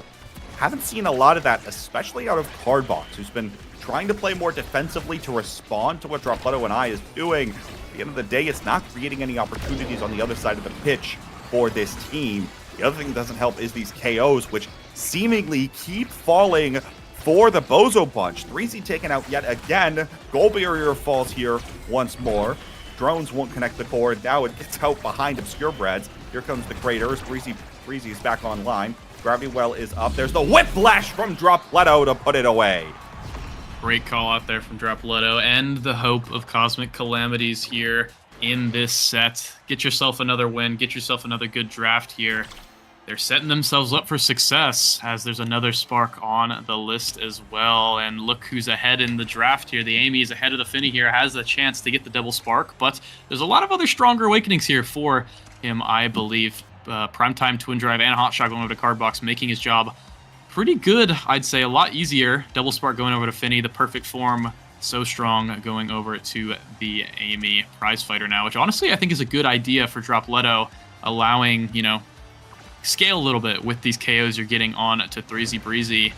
And the extra special as well, just from on Obscure Breads, making it even harder now to kill this Bozo Bunch team. They have the Awakenings, they have the Mojo K-Bot. Can they finish it? They're looking good to do it. It looks like it. I mean, here's the other thing, too. We mentioned that the kind of balance of KOs have now shifted towards the side of the Bozo Bunch within the last set. There was nothing survivability-wise that helps there for the side of Cosmic Calamities. The only thing that was really picked up was that Spark, which provides the earlier Spark of Agility with a second to resonate with for Natty. So you get a little bit of extra speed that'll maybe help you dodge more, but realistically, that's it. It feels like Bozo Bunch, if they continue finding some of these KOs, Dropletto scales up on the prize fighter, this set can very quickly snowball out of control. Of course, one Spark still remains, so potential opportunity there, but there it is again. Breezy taken off of the pitch, and the Bozo Bunch are looking poised to take this game and take the match. Yeah, looking poised for sure as Cardbox now looking incredibly low, but manages to actually find the barrier in all that chaos and survive at the same time. So well done there from the Estelle. Flip from Natty, gonna keep things going fast. And then 2 KOs all of a sudden found from Breezy. Breezy and Cosmic Calamities. They managed to just explosively end that first point there after it looked doomed. It looked real doomed there for some time, but 2 people come away with impressive KOs. Breezy beautifully done in terms of the amount of pressure you put towards Breads, especially in the critical time after the energy burst comes out, and there's nothing that he can do to try to save himself. Well done. Still knowing his former goalie well. There's I trying to send this one forward through the Firewall Sentry. Couldn't quite do it there. Dropletto now is the one that is low. Has to be careful not to get KO'd here, especially after picking Prize Fighter up. You don't want to lose the stack that you get for free. And that extra power that comes along with it, especially when you've been finding a lot of these KOs and they've opened up plays for your team. But I doesn't care. They'll find the KOs regardless. And it's a power play opportunity once more for the Bozo Bunch. Cardbox sent low, sent away. No real abilities online right now for anyone, and still steps up to the plate and finds the barrier. There's the KO that finally comes through. 3C tries to respond, but doesn't have the knockback for Dropletto to get sent away. Good strike shot from Fred. Keeps the core alive here. But even still, power play opportunity for the Bozo Bunch. They don't find the... Okay, finally they find the barrier. This one just gets out in front of Natty ever so slightly. Breezy on the boost. Reds now down to I, looking for Dropletto on the top corner. Dropletto to himself denied there. But it's back up to this top corner once more. Cardbox intercepts I. Up to Dropletto, but a little too close to one another. Energy burst now for Natty. Sends this core away. I just a little bit shy, and now 3Z comes up with yet another KO. Power play opportunity now for the Calamities. As the pass comes forward, and the play is made with the piercing shot. It just feels like this set, KOs are getting found on both sides, right? But whenever Cosmic Calamities are finding these KOs, finding these power plays, they're converting. Cardbox doing such a great job with this Rapid Fire Primetime Estelle, getting involved, and 3Z finally finding his form yet again. That's, I believe, his 3rd or so KO this set so far. Finds that egoist speed, looking for now a second barrier after that first one goes down. Great Crater forces out some evades, but not too much going to result in it so far. But as I say that, the boost into Flip going to be taking that KO, and they have another power play here. Natty now brings it forward up to 3Z, who has it on his bottom side now. Cardbox and 3Z, all of Cosmic Calamities, are looking for this goal. They want to get it before the respawn comes through, but they're not quite able to. His eye comes back in, and Bozo Bunch can breathe a sigh of relief for now, as Breads, though, has to flip, as the core just gets sent so incredibly fast by almost everybody on Cosmic Calamities. It's hard to breathe a sigh of relief when that is the case, Borg, and you have an open goal net to worry about. Now, Drone actually going to save it, gets it away from 3Z, but there's so much happening in front of the net that it still finds a way through. We're on to a set 5 in the decider that could really structure the back half of this season. And then look at this, KY. Look, Spark of Focus now. Triple Spark on Natty could happen here. Adrenaline Rush is also on the table. Lots of incredibly strong Awaken is going to be triple spark on the goalie, and that's power and cooldown spark for Affinity as well. Going to be incredibly good here with the speed as well to help save. Natty's going to be looking very, very good going into this last set here, rather. As pause and peak performance going over to Cardbox going to help him keep those stacks on stacks up a little bit longer. And then the biggest one of all is that Adrenaline Rush on 3Z Breezy. If 3Z can find a kill, he can find some momentum, these points should be over, and they will be over quick. But one thing that'll stop that is that Unstoppable and the Catalyst going over on the side of Bozo Bunch, who are trying to just go for stability. They're trying to go for things that give them maximum value. But it's hard to find value if you get knocked off the pitch here. But as I say that, 3Z's the one who needs to be careful, getting put down really low early on, but not sure how much it's going to amount to here, K-Bot. Very close. Even still, 3Z's going to find the boost towards the goal barrier. Dropletto tries to send this one away, but it's a strike war won by 3Z in front of the goal line. And that's 2 goals away now for Cosmic Calamities to maintain their undefeated record this season. Yeah, looking incredibly strong here. Cosmic Calamities have everything in their favor, but Bozo Bunch were never weak to begin with. They have the chance here. They have the Firewall Sentry with the combinations here. They have really strong comp. They just need to put it to use. As Obscure Bread's getting put incredibly low, but 3Z flies in and gets KO, and a great cyber swipe from I manages to actually find the KO on the way, and now Natty is going to be looking to hold an impossible barrier, which he cannot do in this 2v3 power play. Dropletto trying to bring it in here. Flip to use from Natty to keep it forward, and now they manage to stabilize for now, but they need to be careful as Dropletto has that flip in front of their net, and Cardbox is looking incredibly low here, K-Bot. Dropletto used the energy burst just to try to survive and get away, but had he waited like a second longer, he could have had a shot towards the net. Again with a punish, this time against Cardbox. Goal line save, pulled away by Natty. It's another energy burst online here for I, just waiting for the opportunity to cyber swipe in, and finds yet a third against 3Z. Overtime now. Power play continues for the side of the Bozo Bunch. And Breads does have his own energy burst.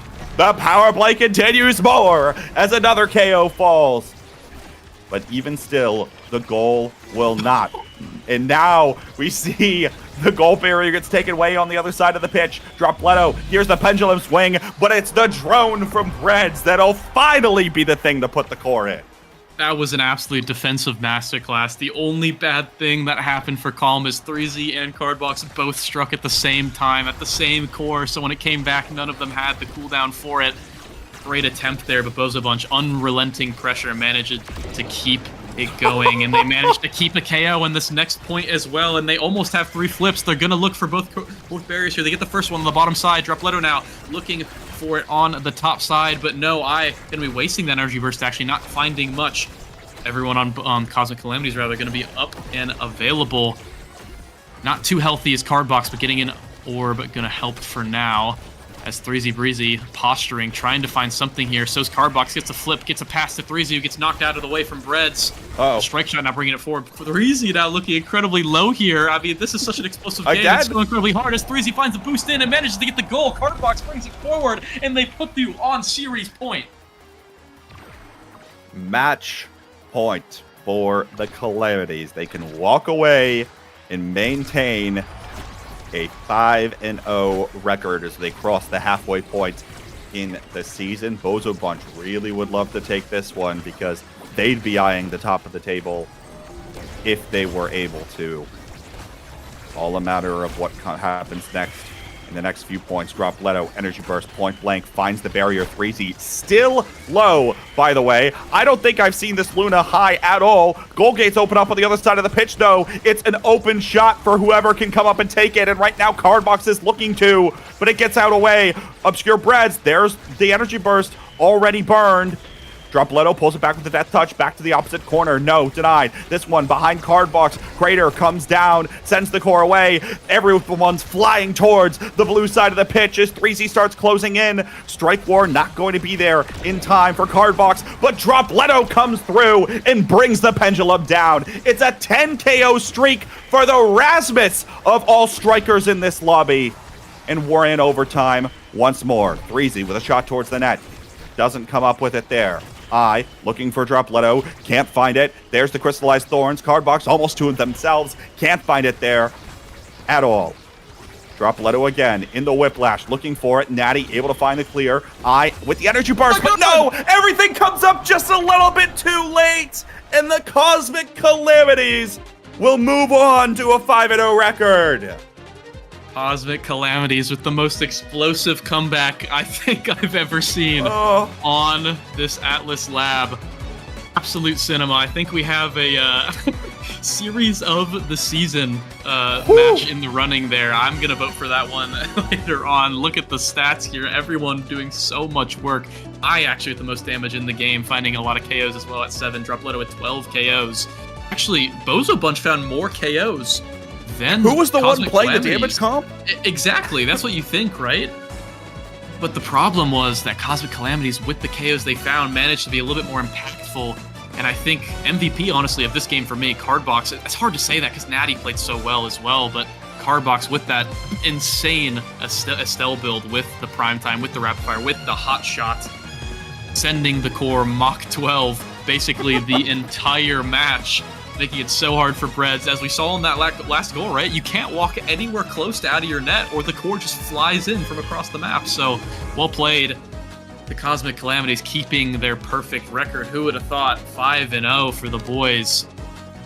Wow. I mean, I'm speechless as I say a whole essay, but I can't believe it. I can't believe it. It's insane. Somehow, this Cosmic Calamities team has been able to win it in match after match after match. Obviously, they took it pretty convincingly last week versus Bang Bang. But before that, what? Let me try to find it here. Went to game 3, set 5 versus Demons Raw. Won it over Modern Magic in 2 games. And then opening match of the season, back and forth games, ended up taking it versus the Sad Boys.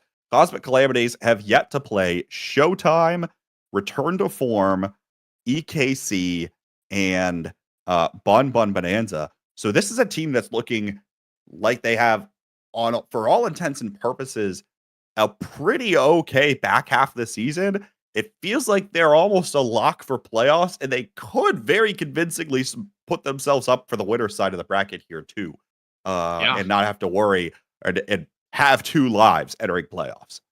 Yeah, I mean, 100%. I think with that win, actually, I just read here, they actually joined, I'm going to call it the Big 3. I'm not counting Bounty Hunters in this. It's technically the 4th team ever in Nassau history to be 5-0. But Bounty Hunters is just demons. Let's be honest here. It's the same thing, and it was a fake league. I'm saying it. It was a fake league. Nassau West is fake. I'm not counting it. Sorry. Shoot me. I don't care. I think joining the Big 3 basically now in boys and demons raw to go 5-0 in a regular season. So welcome to the big leagues, Cosmic Calamities. Your presence is welcome. Loving to see basically 3 pretty, not untested, but unproven players, right? 3's been around for so long, finally finding his breakout season. I think Cardbox last season, was always a sub, was always kind of lingering in the shadows, but finally gets, a good team here managing to perform so incredibly well. I think MVP of the series for me there as well. And then Natty, who last season had a pretty decent rookie season, but just unable to quite find really good dominant performance, now managing to be 5-0. So congratulations to all of them. The Bozo Bunch as well, taking the loss there. This opens up into our next game, which we're going to talk about soon. Not us, but the next duo of casters. EKC now, who's 3-1. It opens them up to separate themselves from the pack here, go 4-1, and be a pretty uncontested second place here, K-Bot. We'll see what ends up happening here. EKC can attempt to rush against their Season 3 rivals, folks. Don't go anywhere. That match is coming up on the other side of the break, and I'll be there too. We'll be right back.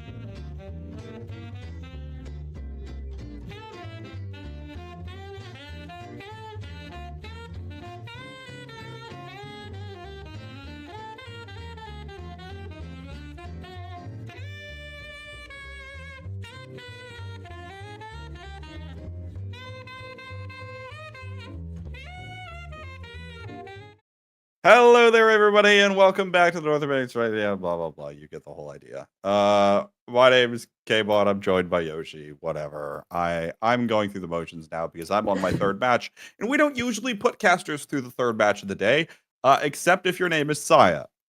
So who for some reason just likes doing it himself. Anyway, Yoshi, you look awful festive. At the moment, Merry you Christmas. feeling nice?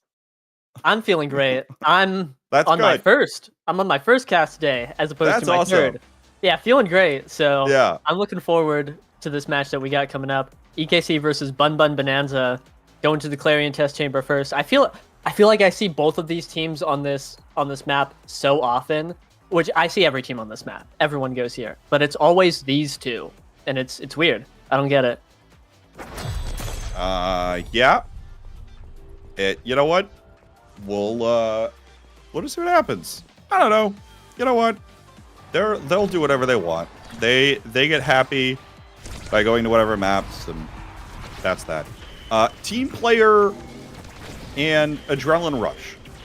Awakening start here for these two as we load in right away, and I'm still trying to get my bearings. Most notably, the rune out, of course, from Kitsuna, striker that he's been piloting quite a bit often. And it looks like we're still on our roll swap arc for the Bun Bun Bonanza. Yeah, the Bonanza still rotating. We got Scythe at 12 on the Kazan goalie with team player. You know, Red Core City. This guy's going to be hitting it a little hard. Rune also here with the team player, like you mentioned. Oh, I thought he went bye-bye, but the Adrenaline Rush has been procced by NXCD, who only person on his team to not have the team player, whereas Bun Bun, both forwards are running the Adrenaline Rush. Very interesting, but I suppose when you have team player on Kazan, you don't really need it on anyone else. You know, that's enough. It's fast enough. Fast enough indeed. Firewall Sentry out here from Lilybun. Kitsuna dashes forward to the Shadow Swap.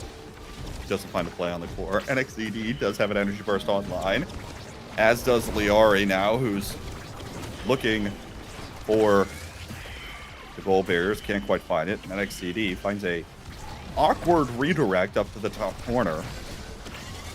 Liari there again. Flip and dip, actually, as it turns out. Now just trying to play patiently in an attempt to stay alive. And second goal, not going in quite as fast. Here's another energy burst just to try to stay alive. Now Lilybud dashes in, finds a KO alongside Liari, and there is the shot into the net. Bun Bun actually with a quick 2 goals up. Yeah, looking really good. I'll say what everyone's thinking. You know, it's EKC is 3-1 this season. Bun Bun is 0-4. You put these two teams against each other, and you're not expecting Bun Bun to win. And like, it just statistically, EKC is doing really well. Was undefeated before last week, etc. But Bun Bun here, kind of served it up, going crazy here, and might take this set with a clean 3-0 against EKC, which would be insane. You know, the thing you fail to remember, Yoshi, is that is exactly when you count this team out is when you should count them the most, because they have the underbun buff, which they've just clearly been stacking all season, waiting for the moment now to start performing. Because that's generally what happens, right, with this roster. Or at least it happened in some of their first performances where everyone counted them out, and then they started playing incredibly well to make it in at the very end of the season. There's potential, of course, to turn it around, as this game is what will mark the halfway point for this roster this season. So still can finish with a winning record, even if it may be difficult to do, especially with the schedule they've got ahead. Trying to find the passing plays here on the bounce house is a little bit more difficult to do. NXZD attempting to control the space here with the X. Maximus support is just flying oh so quickly, and Kitsuna will find the redirect down to the bottom corner. Right, that's going to be 1 for EKC. The core speed just eventually getting too much. And I think it's it's a really interesting game that you have to play with team player Kazan, because obviously, you know, that's a red core 6 seconds into the match, which is like kind of dirty, honestly, and kind of disturbing. But the character doesn't have a lot of tools against the fast core, and you know who does is Kai. But unfortunately, too many hitboxes in the enemy goal box is going to be sealing out the set for Bun Bun here. And now we head on to our first Awakenings carousel. Of course, it is Lilybun up first here. 2 sparks on the table, so not exactly an ideal play you'd like to see. Lilybun will pick up the stacks on stacks, leaving the Castle Last and Hotshot both open for Kitsuna, who opts for the Hotshot anyway. Right, the Hotshot's going to be incredibly scary. Again, we've seen the core speed come into play a lot. Team player Hotshot is just devious. But Lilybun also picking up the stacks, classic midfield awakening, having that speed, especially on a character who doesn't have a haste ability, is always nice. Gonna be great to keep up with the rest of the gang. Soren getting an Egoist, which I think is going to be pretty interesting, has the eject button, a great opportunity to make something happen, and NXCD and Scythe the 12 Bolt opting for this spark scaling. And so with 2 out, we're gonna have to see what happens, but they're just an insane dash punch, not only stunning Soren to prevent him from doing anything, but also tapping it in, just making sure it's going all the way. That extra size from Demolitionist, they're doing a great job there. Pretty sure that was also the work of team player. Out of Scyther going up to Lily, and then who's able to strike the core right on down towards Liari. So everyone gets involved in the Bonanza, as it typically goes, and now a power play opportunity. You know, you mentioned, of course, Soren playing the eject button here, picking up the Egoist, which is exactly what the eject button Kai will want, but we don't see the eject button Kai come out as much as usual. I'm wondering if Liari's able to stay on top of Soren as much as she's doing early in this, Soren might not have the opportunity to run anywhere or save the core much at all. And trying to play more aggressively here for Soren could end up backfiring. Yeah, really. Liari is just super oppressive here, completely camping on top of Soren and not letting him do much of anything. The barriers are just dropping, and it feels impossible to defend against this Juliet here. KO comes through. Lilybun will drop back into the goal box. Scyther was taken down. Power play opportunity. NXCD will take both goal barriers. Now finds the strike to send it away. Here's the energy burst exchanged actually by Soren. Now tries to look to get it away, and now there's NXCD coming through with yet another KO. Uses the energy burst there as well, and now Kitsuna, beautiful crooked leverage back from Scyther. Liari will drop back as well to help out. Now the core is going to drift back. Soren just there in time. Lilybun will check it though as well, and there's the fiery flurry from Liari once more, right on top of Soren to put the goal away. Yeah, I really appreciate how Soren saved the core with the barrage, slowing it down just enough to be able to reach it, get it there. But unfortunately, Giant Juliet has other words. Barrage down, no CDs on Kai, massive fiery flurry, and what are you going to do? Take perfect form. If you're Liari here, great, just wonderful. Especially you get to deny it from NXCD, who's picking up another Spark, which is kind of scary. But at Spark Resilience, it's not going to help too much into the enemy team comp, who just has Juliet, who can dash punch. So really, we're kind of watching the Juliet show here. Liari is just dictating this game, preventing EKC from doing any sort of defending, and getting all the barriers, all the goals, really quickly. KO comes through once more. NXCD here, who now has 2 sparks after that last draft. Resilience and Focus, which admittedly is not the 2 that X really want. But nonetheless, it is 2, and it'll be powerful enough, at least to get going here. Liari looks to collect the core. Almost does so to find both barriers. It's unsuccessful there. Now we see the energy burst come out. Oh, core flip just barely misses there for NXCD. Scyther tries to poke it forward. Back up to Kitsuna, though. Lilybun in the way. Now gets banished. Going to be sent away, but saved by the bounce house and the bumper. Top spin comes out of Scyther. Doesn't find the core. Here's Liori trying to get it to herself and does. Now looking again and finds it off the rebound from the goal barrier. This could be like a almost 9. But they have his EKC scored. They haven't scored, right? I think they got Maybe they got one. They got one in set 1, but otherwise Yeah. it's been the Bonanza all the way. Something interesting, completely separate from the Bonanza thought, but on that last map, the rune pillars, usually the goalie likes to clear onto the big bumpers that the Project Flow State has.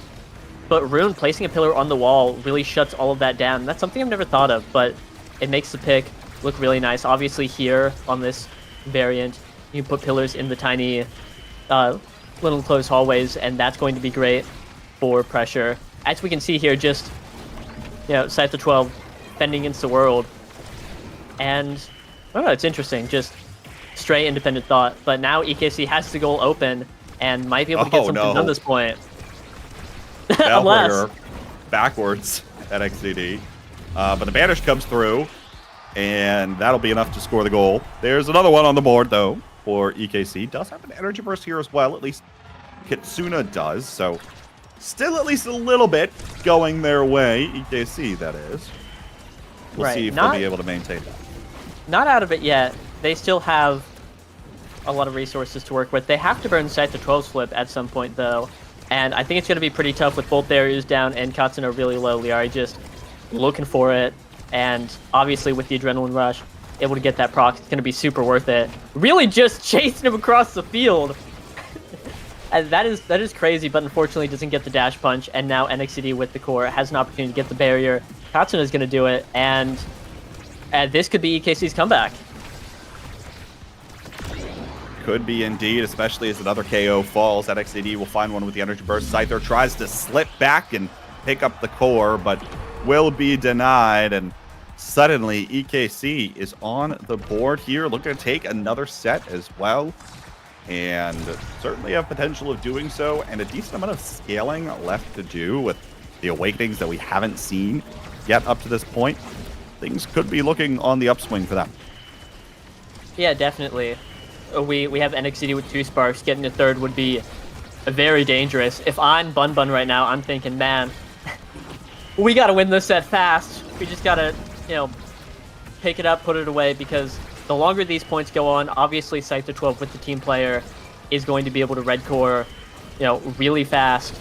But he can do that the whole game. Whereas, having to fight against the overtime team player from both Soren and Katsuna coming out from EKC is going to be a lot harder for them. And they really just want these points to go quick, have a fast game, a one and done, get out of there. And it's not happening right now as EKC is fighting back, making these points go long, which is exactly what they need if they want to win this game. Good banish from Kitsuna.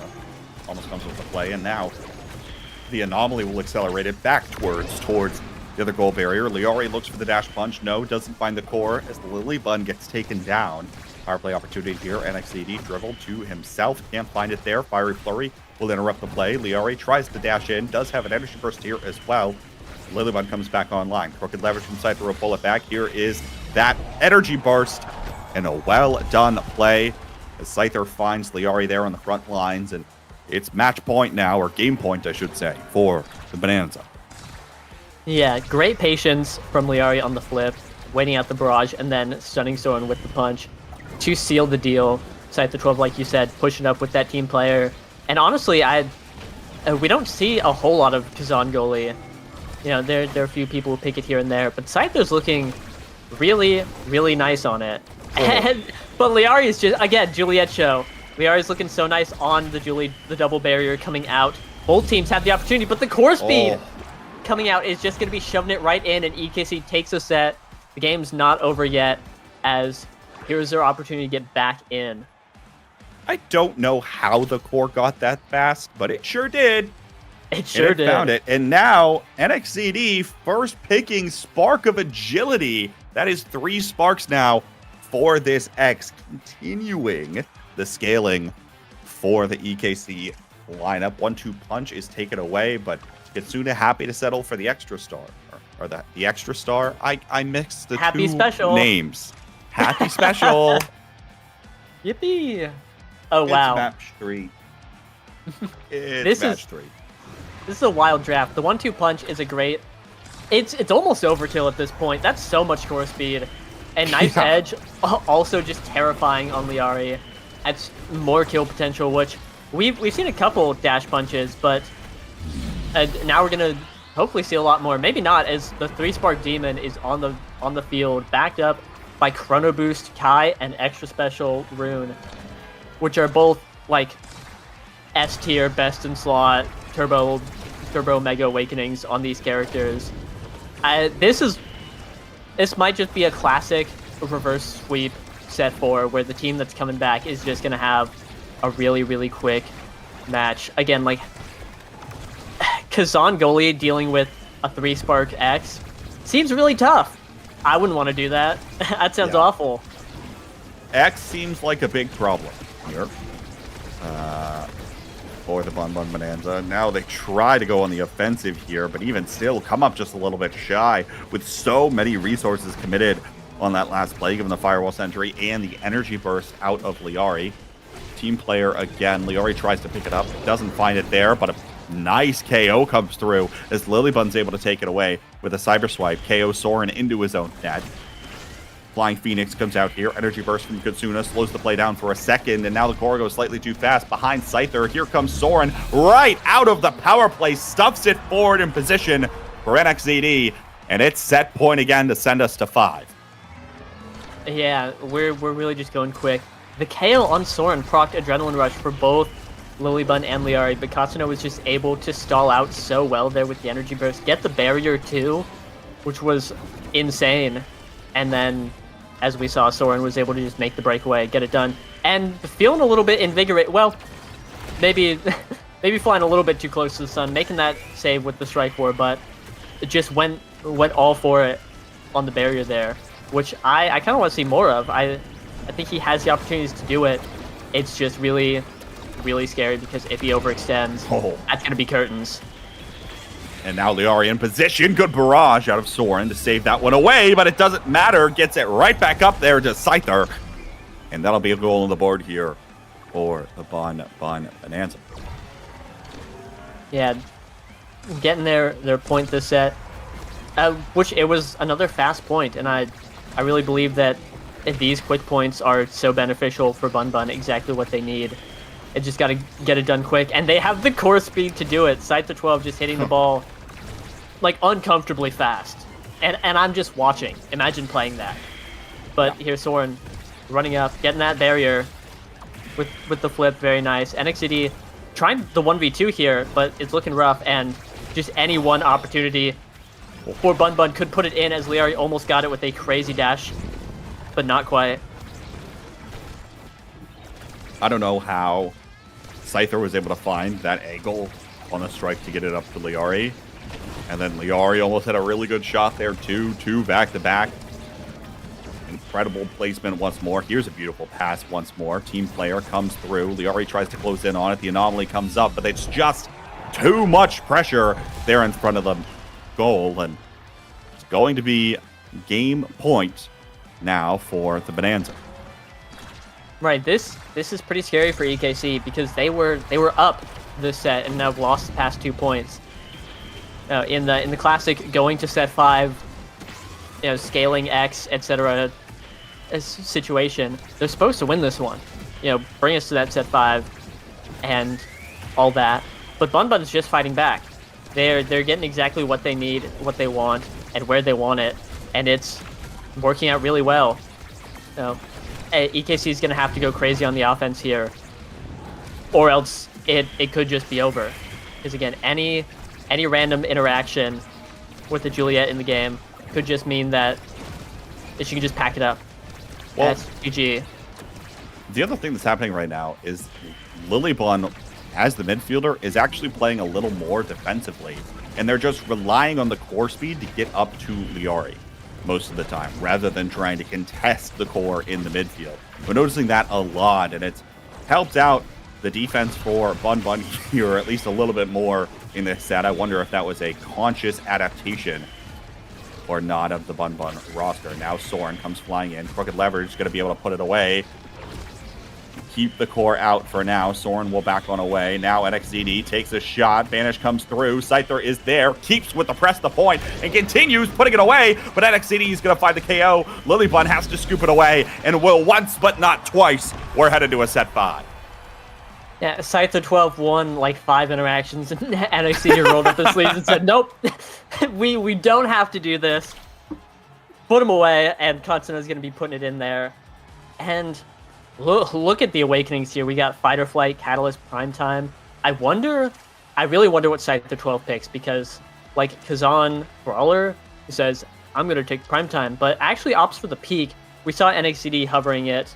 I wonder if he imagined that NXCD wanted it and decided to take it. No. Does mean that he gets Fight or Flight, which is another just super X awakening. So much speed, infinite speed. That guy's going to be moving at Mach 3 million, but really interesting draft. Another size awakening for Liari is going to be pretty scary too. But it all comes down to this. EKC has brought it to the set 5. Now they just have to seal it out. Well, remember, right, in the last draft, NXCD saw a huge power spike after picking up Spark of Agility. I imagine, like, with the extra speed, and it was an adjustment that Bun Bun had to make coming out of it in order to find an answer, and even still, they didn't fully. Now, of course, you don't want to give the peak performance away either, because one of the sparks that NXCD has is Spark of Resilience, so you get even more speed off of that peak performance. So I think that's exactly the mindset of Scyther, denying that one away, which I think is obviously a good call. Liari, though, with a built different size, could play a larger role and has the energy burst, but no, just misses it off the corner. So close to finding its mark, but denied there. Now Scyther looking for Liari again. Here's the top spin. There's the Firewall Sentry out, but the core still going to get out away from them. There's the energy burst as well. Burned by Lilybun to no avail. Banish comes out. Here's NXCD. Finds the KO. Now looking for Kitsuna, but the energy burst is made. Very fast pass up to Liari out of that energy burst. Kitsuna will shadow swap back to his clone. Looking now, Liari. Beautiful dribble and flick out of the Flying Phoenix. Well done, and we'll put Bun Bun ahead in set 5. Yeah, bang. Just cleaning it up right then and there.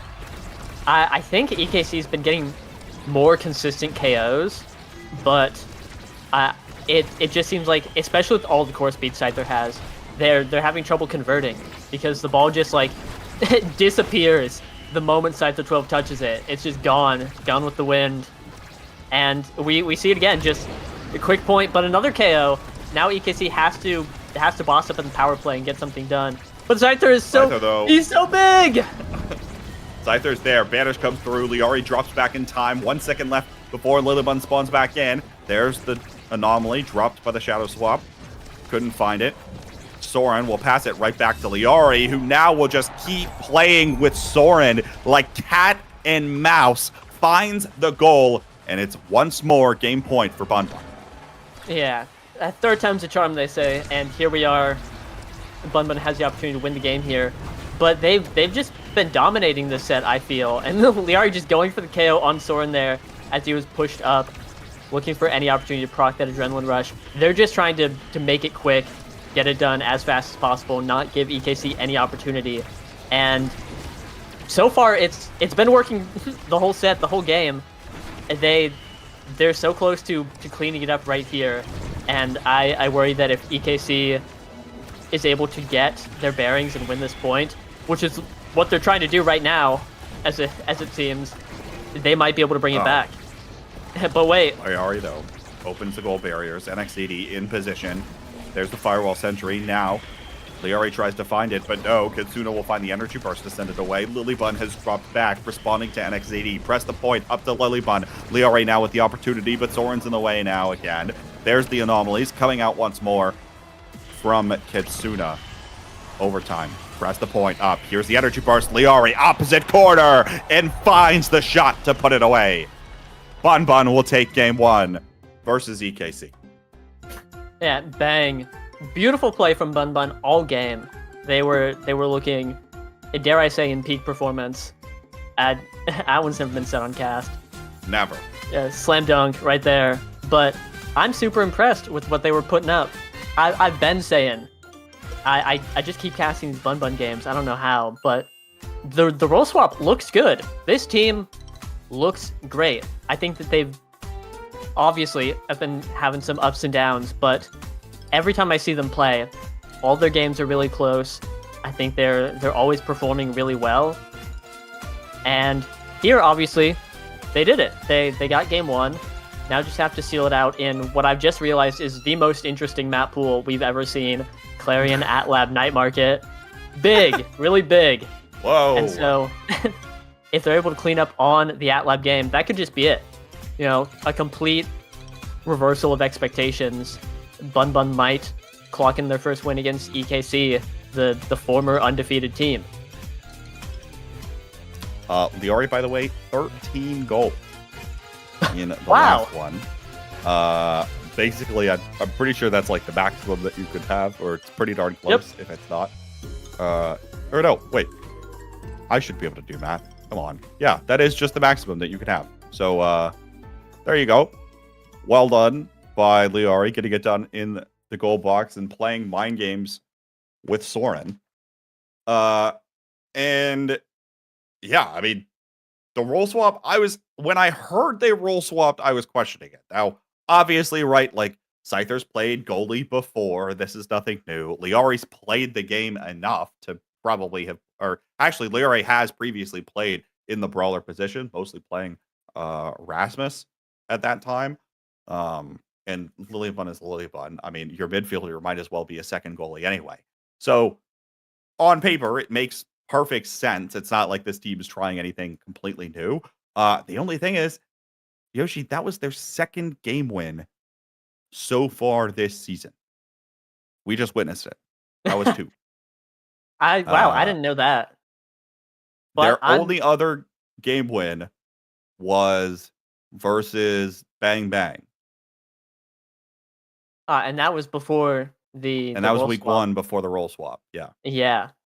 But I've been saying they're looking good, and they just went out there, performed. I love seeing Liari on the Juliet, the Asher, etc., because she just shows up, gets in the goalie's face, and prevents them from doing anything.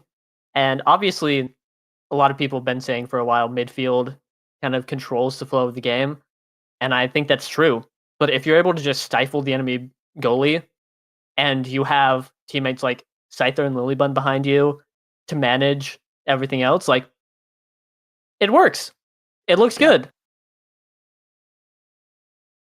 So, we'll see what happens now. Of course, that was the Bon Bon map pick. We will now be heading over to EKC's pick of Atlas Lab, this team that has been known to play the damage-heavy compositions before on the damage-heavy map, potentially with a damage-heavy awakening, although I suppose we don't know that quite yet. So, a lot more can happen here, right? We mentioned, of course, Soren playing that eject button.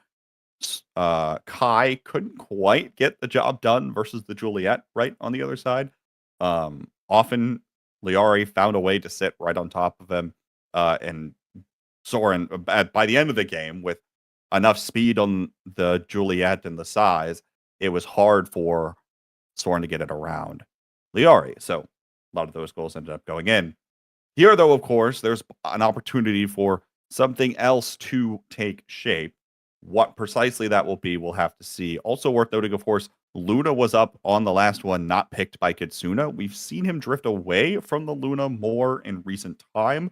I don't know if that's a matter of getting more reps on things, or, I mean, obviously, Rune has been strong all day. We've seen it picked up quite a bit so far. But even still, lot of different ways this one can go in overall. And also the question of whether or not you want to try to contest the Juliet, given that NXZD has looked incredibly good on the Juliet as of the past couple weeks, whereas, and obviously that was a very strong pick for Liari in the last one. So we shall see what ends up happening. I wish we were getting into the next draft, but alas, we don't have that quite yet. So Yeah, not quite yet. I'm looking forward to seeing the awakenings. I think they will dictate a lot of how the game will go. You know, as usual, But like you said, we're entering EKC's domain, the super damage heavy map, and I think they have a lot of opportunities to get a leg over Bun Bun here, bring us to a game 3, etc. And so we see the And Luna there it is. band. Yeah, the whole draft laid out right before us. The Kai picked over, or first picked for Bun Bun.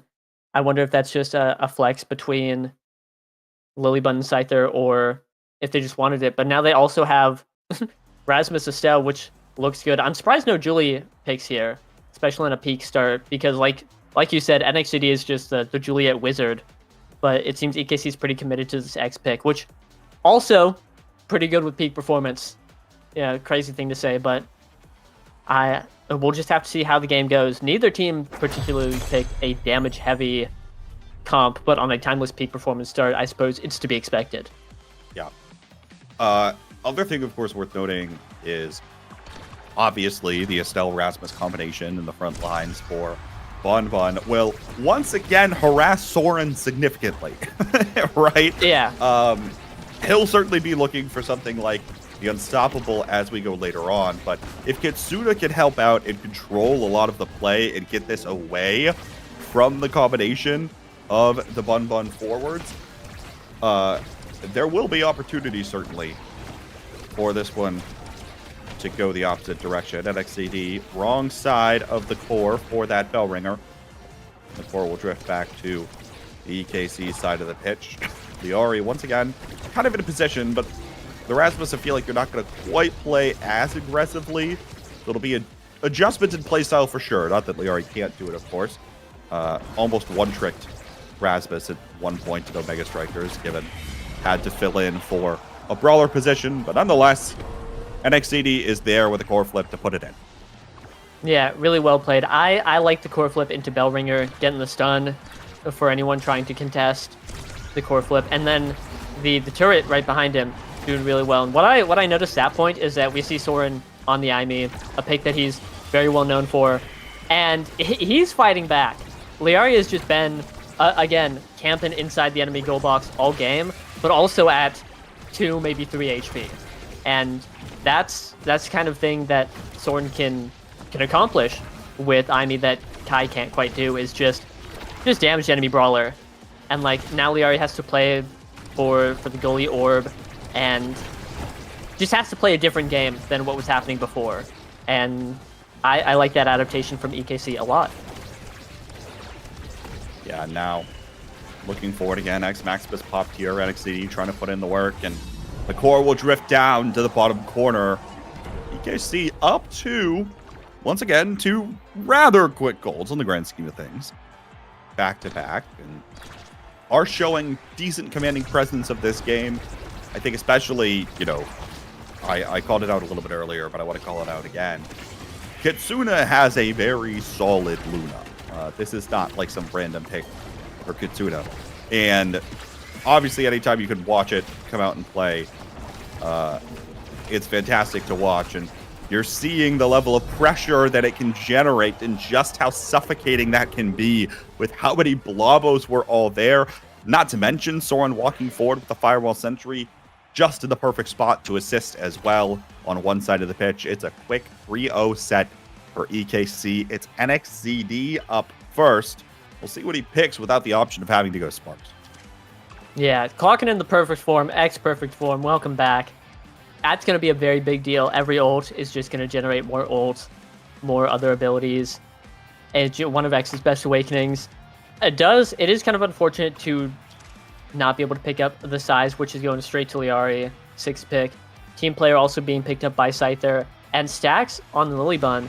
That's a pretty solid Bun draft. Soren picking up Super Surge, though, and Rapid Fire. Hey, they both got good drafts. Good job, teams. And just like generally a huge power spike, but I think the Super Surge damage is going to be super significant coming out from Soren, and the range. It's going to be really nice to play with, and I think gives EKC a big edge here.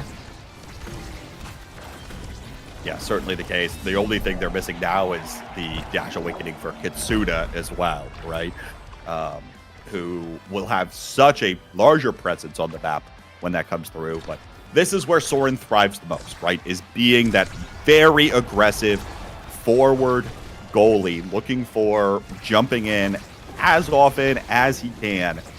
And picking up this Super Surge in the first draft is going to be incredibly significant in terms of how the rest of this game is played. And it's going to mean that any time that the core starts going towards the Bun Bun side, there will be opportunities for EKC, especially as long as Soren can keep that Cyber Swipe at the ready. Beautiful energy burst. And now the Blavo sends it around the barriers and to find both. Power play opportunity as well as Lilybun gets sent away. Blavo bounce up. NXCD had the energy burst, could have just popped it there, but elects not to use it, thinks that they can score regardless. Liori will drop back, though, to interrupt the play. Soren tries to help out with Firewall Sentry, but no is denied there, and now Liori once more starts to challenge on the Firewall Sentry. Pass back and forth. Here's the energy burst this time. Finally elects to use it. Will get stopped by Scyther on the Kai. And right, once again, very neutral.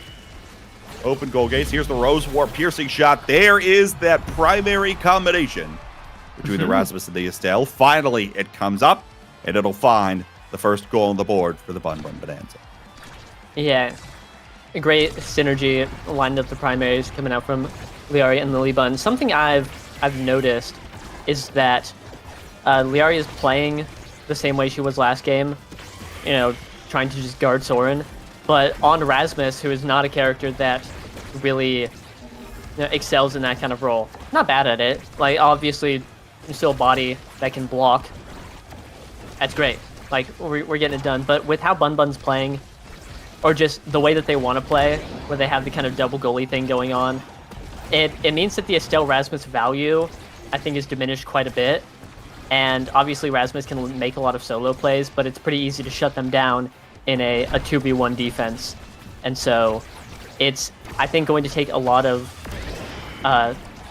teamwork between Lilybun and Liari to get these offenses, and it's going to be pretty hard to score otherwise, whereas EKC can just pull off that, and it looks a lot easier for that team to score.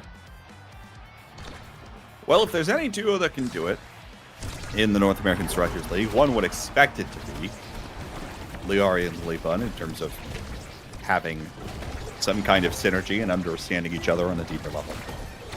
Mm-hmm. But nonetheless, it will be difficult given their current playstyle, as you point out, and that's just going to mean that EKC has more opportunities to form that tighter triangle, find more of these passing plays between NXT and Katsuna, who continue to have a very strong presence. Liari, though, finds the final goal barrier, now gets knocked away by Soren. There's the glitch pop as well. Now the X Maximus popped by NXED, looking to try to bully Liari away, and now just has to stand there. But all the meanwhile, Katsuna will take care of it himself. Puts in the goal, and will put EKC up 2-0. Yeah, and that's difficulty with banning Luna against this team, is that Katsuna's Juno is also just as good. As we can see, he just has so much coverage, influence over the map, and has the ability to score all on his own. You know, looking great. Going to be taking that fight or flight, which, again, every slime can proc it. Like, you're just so fast. It's such a strong awakening. I'm kind of surprised Katsuna didn't opt for the 1-2 punch, but again, fair when fight or flight is on the board. Scyther 12 going to be picking it up, though, which I didn't expect. NXCD going for Sparks, and Lilybun both picking up one. Liari taking Deadeye, which I think is really interesting. Oh. Oh, but there's Super Surge missile prop value. That's so much damage that Soren's going to be putting out. Wowee. Oh, wow. Welcome back, EKC. I was wrong to ever doubt you. They're doing the damage thing, everyone. EKC is back and is looking for the goal, but Barry comes right back online. Strike War, won by Lilybun here as well, and all three of them are in a similar area. Lilybun almost sent away. NXED now is the one low on Stagger, thanks to Scyther's Barrage. Katsuna jumps a little bit too late, but recollects the core and puts it up to the top corner. Able to take care of business, and it looks like here too, compositionally, it feels like Scyther might be a little less comfortable on the Kai, but in addition, it feels harder to control space when Kai, when you have this Juno, you have to worry about all the time. And another double KO comes through as NXCD finds the second one. Sword gets involved, and it's game point for EKC. Wow. It's I'm pretty awestruck that they just keep doing it. Right? Like you see a double KO and you're like, that's pretty big. That doesn't happen too often. Very nice. But then you see it again. Like, hey, wait a minute. This team's pretty good at doing this whole damage thing, and that's it. Wow.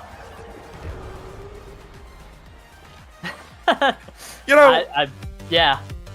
So last game, we had a game that went to 25 goals, but also felt fast because a lot of the goals were scored pretty quickly. This game was just actually fast, and EKC just kind of steamrolled as soon as they started picking up some momentum, especially with Soren's ability to get involved in our front lines. I mean, 1 goal, 3 assists for the goalie is probably enough to say the direction that game is going to end up going. And, you know, we kind of were hovering around it, but this composition for the Bun Bun Bonanza is not a bad composition, but didn't play to their strengths as a team. And now they've got to go back to the drawing board here as we load on to our final map of the evening. Yeah, I absolutely agree. I like the composition on paper, but it just doesn't quite fill in with what the team wants to do. I think the Estelle is great, but has a hard time transitioning from defense to offense, and either has to like pick one or kind of like really devoutly switch between the two and not commit really hard to either of them. And then the Rasmus is not like a Juliet 1v9 super carry where you can get the ball straight to them and, you know, dash punch, score the goal. Really, really interesting difference in games. Game 1 was a hard fought back and forth tooth and nail adventure, and this was a 10-minute EKC blowout as they went onto their map and did a lot of damage and did a little bit of KOing, and that was that. So game 3, Night Market, the great equalizer, no one has said, but it's time to change that. You just said that. Yeah, and I've decided. And yeah. I as it is thus decreed. As I've said, I have to wonder how these teams will respond both to that game, because obviously EKC picked Comfort that they like and did really well. Bun Bun picked things that I don't think they're uncomfortable on, but definitely not as comfortable as we've seen, and struggled. So I think they're both pretty strong on this map. I think the big thing is who's going to pick Julie. That's number one contention. One of these brawlers has to pick it, or I'm going to scream. Or it gets banned. It's probably going to get banned. Yeah, I guess it depends on who has first pick. It might, but I feel like either team is just going to ban the Julie. Say we're gonna figure out where this goes. Maybe if you're Bun Bun, you leave it open and you hope that EKC doesn't ban it. But I feel like both teams kind of know that their brawler is going to do pretty well on the Julie. Also worth noting, chat, it is now the 14th game of competitive Omega Strikers today. We were one shy of hitting our max total in terms of games on the day. Maybe we have to go back. Has there been a day in history where we have seen all 15 games in one day? I'm on it. Somebody should go look at that. I've had the sheets up for previous seasons part of the day, for most of the day actually. I would doubt that it is. My guess is I'm going to say that this is the record for longest number of games since season 1. Does that include season 1? Maybe. Well, season 1 was it weird. does not include season 1. Yeah, season 1 was weird. because there were 8 teams that each played best of 2s. So all 16 games were played every day. So that was, yeah. If you want to know how we had it back in the past, in ye old days, best of 2s for 8 matches back to back to back was not fun. So in the, I can't even call it the modern era either, because season 1 is just the oddball. So anyway, let's get to it. Prize fighter start. That is good news for Bun Bun. And we are now getting word that season 2, week 6, day 1 saw 14 games as well. So this has happened before. We did not make unique national history. We just tied the record. There you go. Yeah, well, fair enough. 14 still a lot. Also, week 6, day 1. Self-report being old. Who remembers Super Weeks? The season 2 special. That was crazy. Anyway, we see the Bun Bun banning Luna, to be expected. Kazan ban coming out from EKC, which I think is interesting. I wonder, both Liari and Scyther can pilot the Kazan in their respective roles. I wonder if that was just a coverage ban or what. But Bun Bun has first pick. I want to see the Juliet, and I want to see it quickly. And that's not a Juliet. That's not a Juliet. Then. Uh-oh. I'm expecting to see a Juliet now. Right, EKC, do it now. They might just be fully committed to the X, which I wouldn't be surprised to see. But if that's Bun Bun's gamble, I think that's a scary one, because if they pick the Juliet, it would be pretty hard to play against. NXTD is really good at it. Yeah. They're both really good at it. I feel like we should just play it. It doesn't even matter about composition, honestly. You probably just play it regardless. Yeah, put the Juliet in the bag. Come on, guys. Get him in there. Well, hey, there's the X. I don't know how they did it, but they did it. They have free reign to pick Julie here. Bun Bun on a silver platter. EKC is really committed to the X, which, again, I think X is like similarly good to Juliet. That's not the right way to say it, but they're both like, well, I mean, they're turbo brawlers. Yeah, they're both yeah, insane brawlers. Like, there it is. Woo! There it is. And we did it. Juliet Night Market, welcome. It went to pick 4 somehow. I don't know how, honestly, with the extent that either of these brawlers can just take over the game on this striker. But actually, the curious thing is Soren has saved his pick for last. So Yeah. he could even flex over to the now, which would have less of a problem with the Juliet, maybe.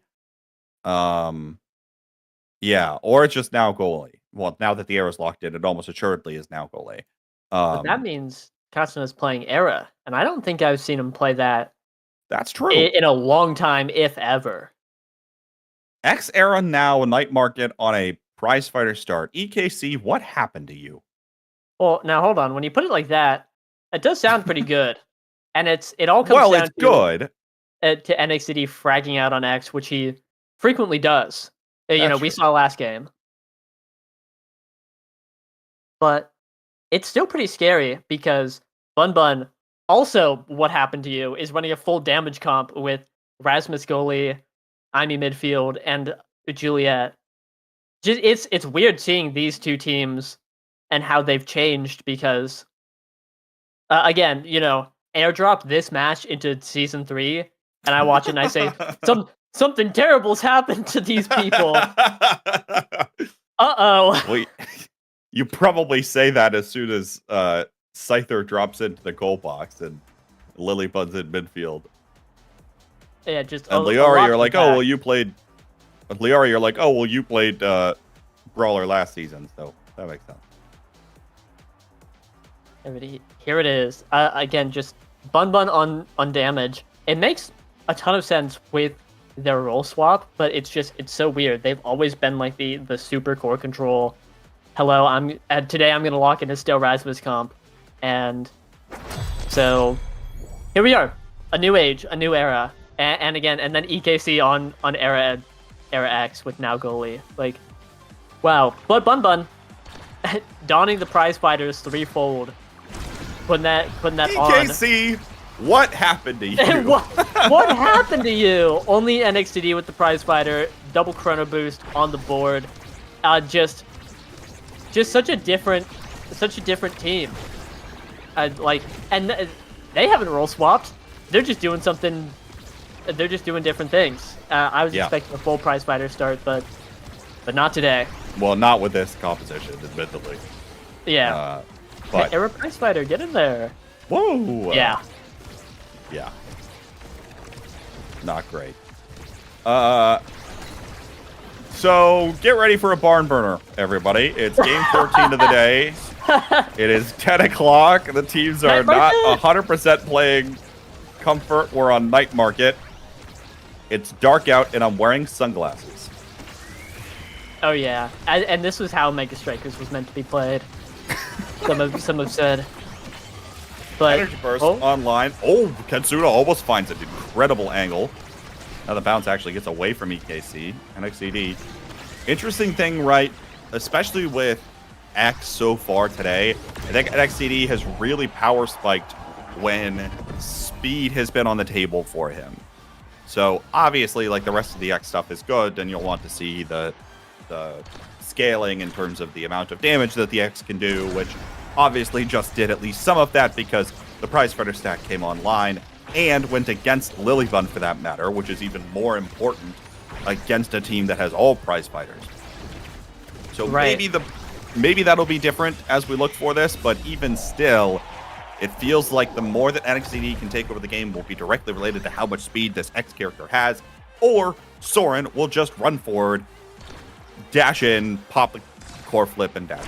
That is what it is. Yeah, and that's fine. But I think you're absolutely right. Speed is going to be such a big factor on NXCD here, especially when there's a now and an era on his team. That's two characters that give speed.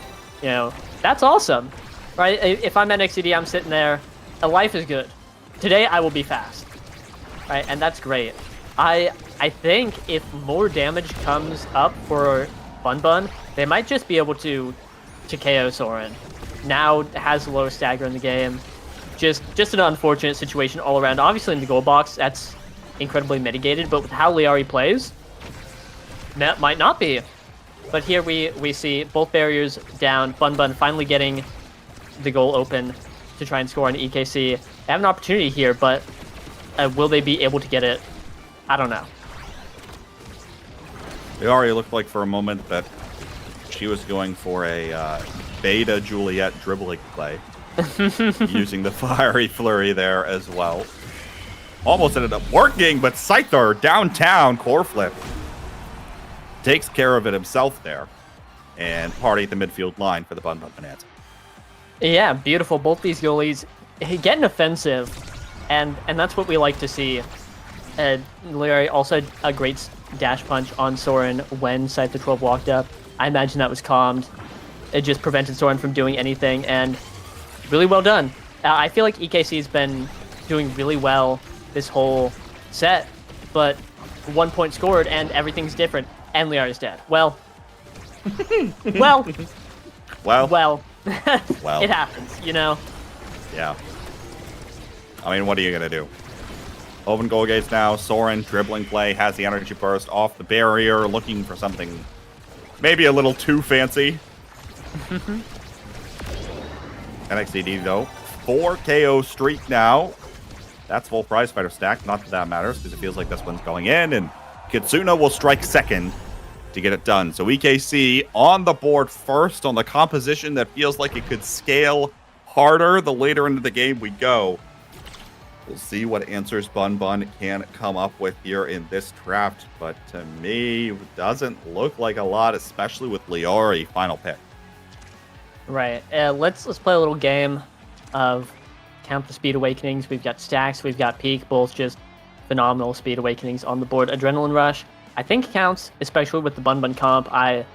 It might just go straight to Liari here, which would be pretty crazy. Yeah. Yep, there it is. No Catalyst pickup either, which is also pretty crazy, but EKC monopolizing all the speed, Stacks and Peak on Katsuna and NXCD. Big Fish going to Soren.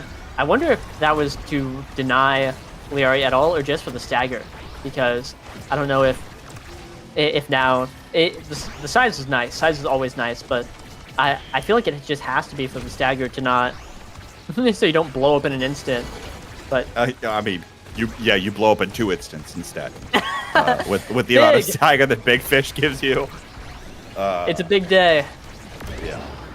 Oh, Feeling like a big fish, but Liari isn't. Gets KO'd there. NXCD finds the goal barrier. Soren in position here to help on the offensive line, especially with the amount of speed that this now already has picked up. Will do so there. Liari back online immediately, comes in, guns blazing. Can't find the goal barrier though. It gets swept away by the Maelstrom.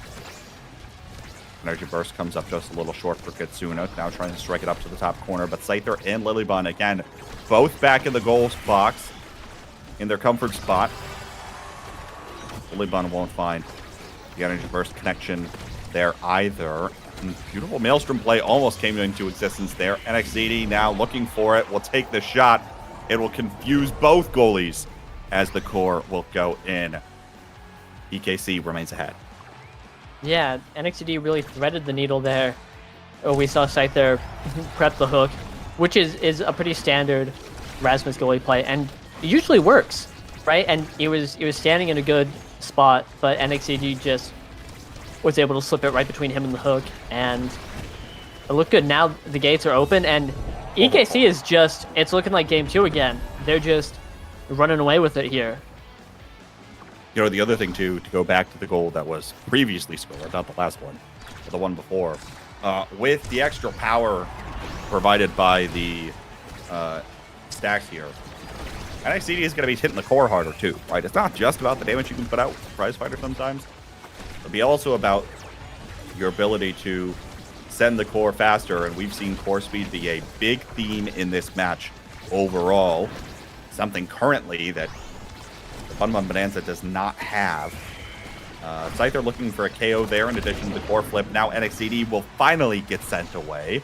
That'll be one Prize Fighter stack going away from the EKC Brawler. Katsuna in position here once again, trying to play that Maelstrom, but even still, the penalty will be killed by the Bun Bun Bonanza. Here's Liari once more. There's the goal barrier. Now looking for it, but now is shrunk by the Bewitching Beam. Here's the X Maximus as NXCD gets in a position to bully her around and now gets sent into the net she's trying to score in.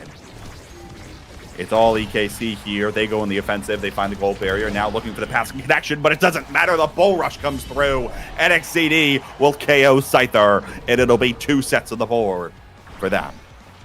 Yeah, NXCD went from 1 Prize Fighter stack to 3. Got him up real quick. And yeah, another set. A Fighter Flight right there. Or Stagger Swagger if he's so inclined. But it's just got to be Fighter Flight. Yep. Deadeye's on the board, though, which Lilybun or Scyther 12 could pick up, and I think that would be really nice. Lilybun is going to take it. Had 2 Prize Fighter stacks that last set, so could be pretty big there. But the rest of the Awakenings are pretty whatever. Stagger Swagger, I lied. Hey, sorry guys, I lied. Stagger Swagger on Liari is going to be a pretty big deal.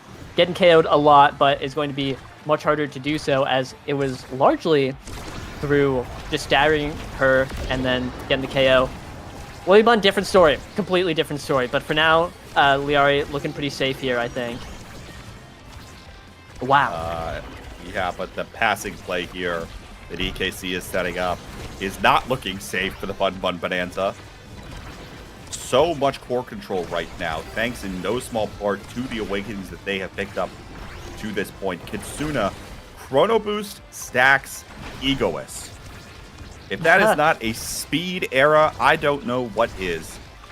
And we are only entering set 3 now. Katsuna finds the fadeaway shot for the goal, and it's just 2 away for EKC to continue contesting for the top of the standings. Yeah, Castella's just putting all that speed to work. I think he scored like 2 or 3 goals, and you see Era X, and you're like, that can't be true. But I don't know, Castella's got the egoist gene, and just loves going for the shots, and it's working out spectacularly for this team. If I'm NXTD, I'm sitting there like, he can have that many goals. Soren, I don't know what happened to him, but he got DDoSed. Someone took over his keyboard.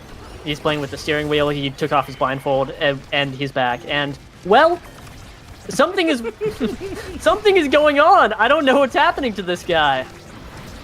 Doesn't matter, his forwards will take care of business. They find 1 goal barrier. Almost will find the second. Never mind. Liari actually will just score the goal. All right, well. Strange. Curious even, but Bun's going to capitalize on whatever's going on.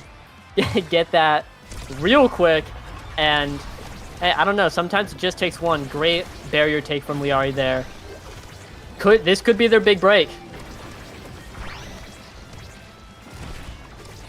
Could potentially be here. Not if NXTD has anything to say about it, though. X Maximus takes out Scyther, who had a full energy meter. Now both Lilybun and Liari are next in line. Here's the energy burst potential. Doesn't really have the angle there with good coverage thanks to the drone. Scyther back online. Actually will get right into the party on the front lines. Lilybun gets it up to Liari through the firewall sentry, and Bun isn't out of it yet. Mind you, they're still there, and they're able to get the job done. I think certainly Lilybun having more of the forward presence there helped. Absolutely. We're seeing the comeback present and accounted for right here, right now. I think it's so funny, the teams that have a midfielder that has played goalie before, because like big EKC was able to KO Scyther 12. Unfortunately, a second goalie has hit the box, and it's gonna be tough. Here though, no, they just had a good angle. Nope, but fair. Lilybun still put up a great defense. Did all she could. So, hey, again, just you can take the goalie out, but can you take the second goalie out? Indeed. However, it is match point for EKC as they've been able to up to this point. Flying in now. The next DD, Kitsuna, Energy Burst. Here's the Egoist speed, providing that much more additional map presence. But the core goes flying, and we're not even into overtime yet. KO comes through. NXTD will now be on a 6 KO streak. That is full prize fighter stacks for quite some time on this X. Maelstrom sweeps through, beautifully set up by Kitsuna, and Soren finds the pass off of the gate. EKC take the match against their Season 3 playoffs partners and will now continue sitting in second place towards the top of the standings. And meanwhile, Underbun buff has not kicked in. They will have a losing record this season. Right. That it is possible, if they win the remaining 4 games of the season, that they could make it into playoffs, especially with some of the teams that they have yet to play. Getting wins on them would be pretty big. So, like you were saying earlier, the Bun under buff, I messed that up. Underbun, Bun buff extraordinaire is still stacking up. But I don't know, if I had to say anything, I think in retrospect, it looked like they won game 1 after a very, very close nail-biter game, and then just kind of ran out of steam, which is difficult, because obviously you put all that energy into winning the first game, and then you have to play 2 more, and it's pretty tough. Whereas EKC just turned it around. They were revitalized, got to play a little bit more their style, even though I'm looking at the screen and I wouldn't say this is their style. That's still 11 KOs on NXTD, and that's what EKC says to me, is 11 KOs on NXTD. So they were able to turn around get what they wanted and get it going. So really interesting to see. I think this is a very fascinating series, and just like to study for set play and how teams react to losing a game, winning a game, in between games, etc. A lot, various things happened, as many people say, but EKC is going to be winning it out in the end. Yeah. The other thing too, you talk about having a like running out of steam. The other thing too, I feel like that's worth noting is we as human beings are habitual creatures. So, especially when you're trying to do a role swap idea, you're probably going to fall into what you've been doing in the past, right? I think some of that was seen as like, well, Liari, if I stand on top of the goalie like I would stand on top of the opposing midfielder, then I should be able to win, right? Or for Lilybun dropping back defensively, which sure means you can be incredibly strong on the defensive side, but also doesn't mean that you have all of that much presence on the forward end either. So, and especially as the series might progress, it'll be harder to keep that focus and keep pushing yourself to do what you think might be best. I feel like we might have seen some of that as well. And even though that might have happened tonight, Bun will still have the opportunity to try to squeak in. And especially with how close this season has been up to this point so far, there's always potential to sneak in there at the very end. But for now, we will be done for the day, folks. That's 14 games of Omega Strikers. Woo! In the tie for the longest day since season 2. That'll do it from us on the casting desk, but stick around, folks, because a post-show interview segment is coming up next with some of the players that we saw take wins today. Don't go anywhere. We'll be right back on the other side of this break. Bye.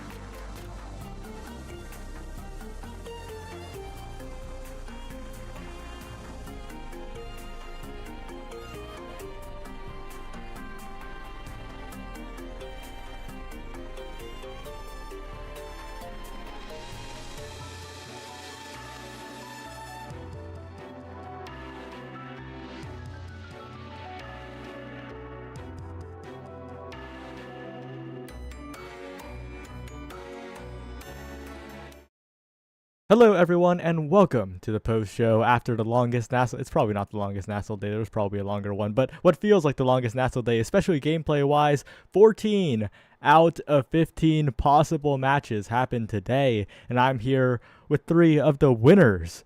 First off, return to form, truly returning to form, Hook Resets, beating the Sad Boys. How do you feel? It felt really good. I mean, I'd be lying to say if like anything else. It was very nerve-wracking at the start, but even at the first game, like even when we got reverse swept, we were just like we were very calm. Everyone just felt like, wow, we're playing really freaking well. Like we feel we can win, and we pulled it out. So felt great. And the match after that, Showtime taking it over Modern Magic in 3. Twisty, Nassau Hi. debut looked kind of good. And how are you feeling? I'm feeling pretty good after that. It was low-key just like a blast to play with those like Barcode and Joker.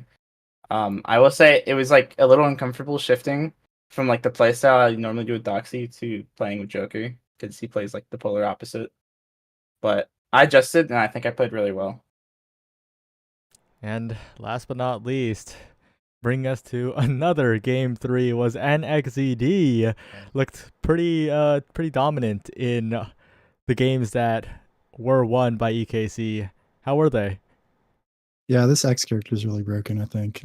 He just kind of punches you, and then he has like an infinite stagger pool, so he kind of just he really just does whatever he wants, you know? So it was a fun game. Game 1 was pretty tough, pretty close. They played really well for like their play style, especially with that team player Kazan. But after that, we kind of found our groove and got back into it. All right. And next, while we're still here, I guess looking on to later in the season, which matches are you really watching out for? And like, what are your thoughts potentially heading into playoffs? Your team hasn't quite locked a spot in, but is pretty close given that you're 4-1 right now. Yeah, we're pretty excited. This was, of course, a pretty big match, another win, one closer to playoffs. But of course, Calm is going to be pretty hard. They've been playing really well this season, so we're excited for that one. Yeah, I think mostly just Calm. Calm is going to be definitely one of like the Titans that we have to fight. All right, and going back to Twisty, I guess Hi. Rose Petals. Any thoughts about NASA tomorrow that you have to share with us? We're gonna win. I'm saying that much. Playing with the Luke and Doxy. It's like heaven, bro. That feels so good. And even when we had like a Dave as a substitute, like Luke just held it down and I was able to do my thing. And that's like exactly what I need my teammates to do. Yep. So I'm just looking really confident. You won't be on stream, but good luck tomorrow. And finally, Hook Resets. Anything you want to tell us about the team in general? Return to form, I guess. After a bit of a comedic YouTube video title. Let me see if I can find it. Last win 259 days ago for Leo Leon. Now, last win 7 days ago. I guess anything you want to say about the team? There was like a lot of low-key pressure. For me at least, I kind of put on myself that I'm like, man, if I make Leo Leon have in like 0-18 or something in 2 seasons in a row, it's gonna feel like piss. But last week we got the win. The pressure's all gone. Now we can chill out. No more shakes, hopefully. And honestly, it all started from when we watched it. We looked back at a scrim. I was like, man, we just keep passing it to the enemy team. We should just not. And then we called each other out, and here we are. We're playing like so much better. I'm really proud of both Muffin and Leo. We're doing really well. All right, we'll just close it out pretty quickly then. NX, any shout-outs you have or anything you want to say? Shout out to, hold on, I gotta find it. Shout out to Pog Pueg for staying up to watch our match. That was insane. Might be our biggest fan, I'm gonna be honest, besides NXT fan. And shout out to my team. They played really well, and we did not mental boom after game 1, which I am proud of them for. All right, Twisty, any shout-outs? I want to shout out Joker for being one of my biggest fans and actually believing in me. He was nice enough to let me play today, and that was really nice of him. I also want to shout out Shanzu for coaching me. That guy's kind of a demon. on the coaching sticks, and Barcode for being the GOAT. All right, finally, Hook resets. Anything you want to say? I guess shout out both my teammates. Shout out everyone who's DM'd me, who's like given me very encouraging words throughout the season, and yeah, thank you all so much. All right, and with that, those are 3 of your winners for today. Don't miss NASA and the Bestie Brawl tomorrow. Fighting Game Weekly starting up. And see you soon, everyone. Bye-bye. Bye.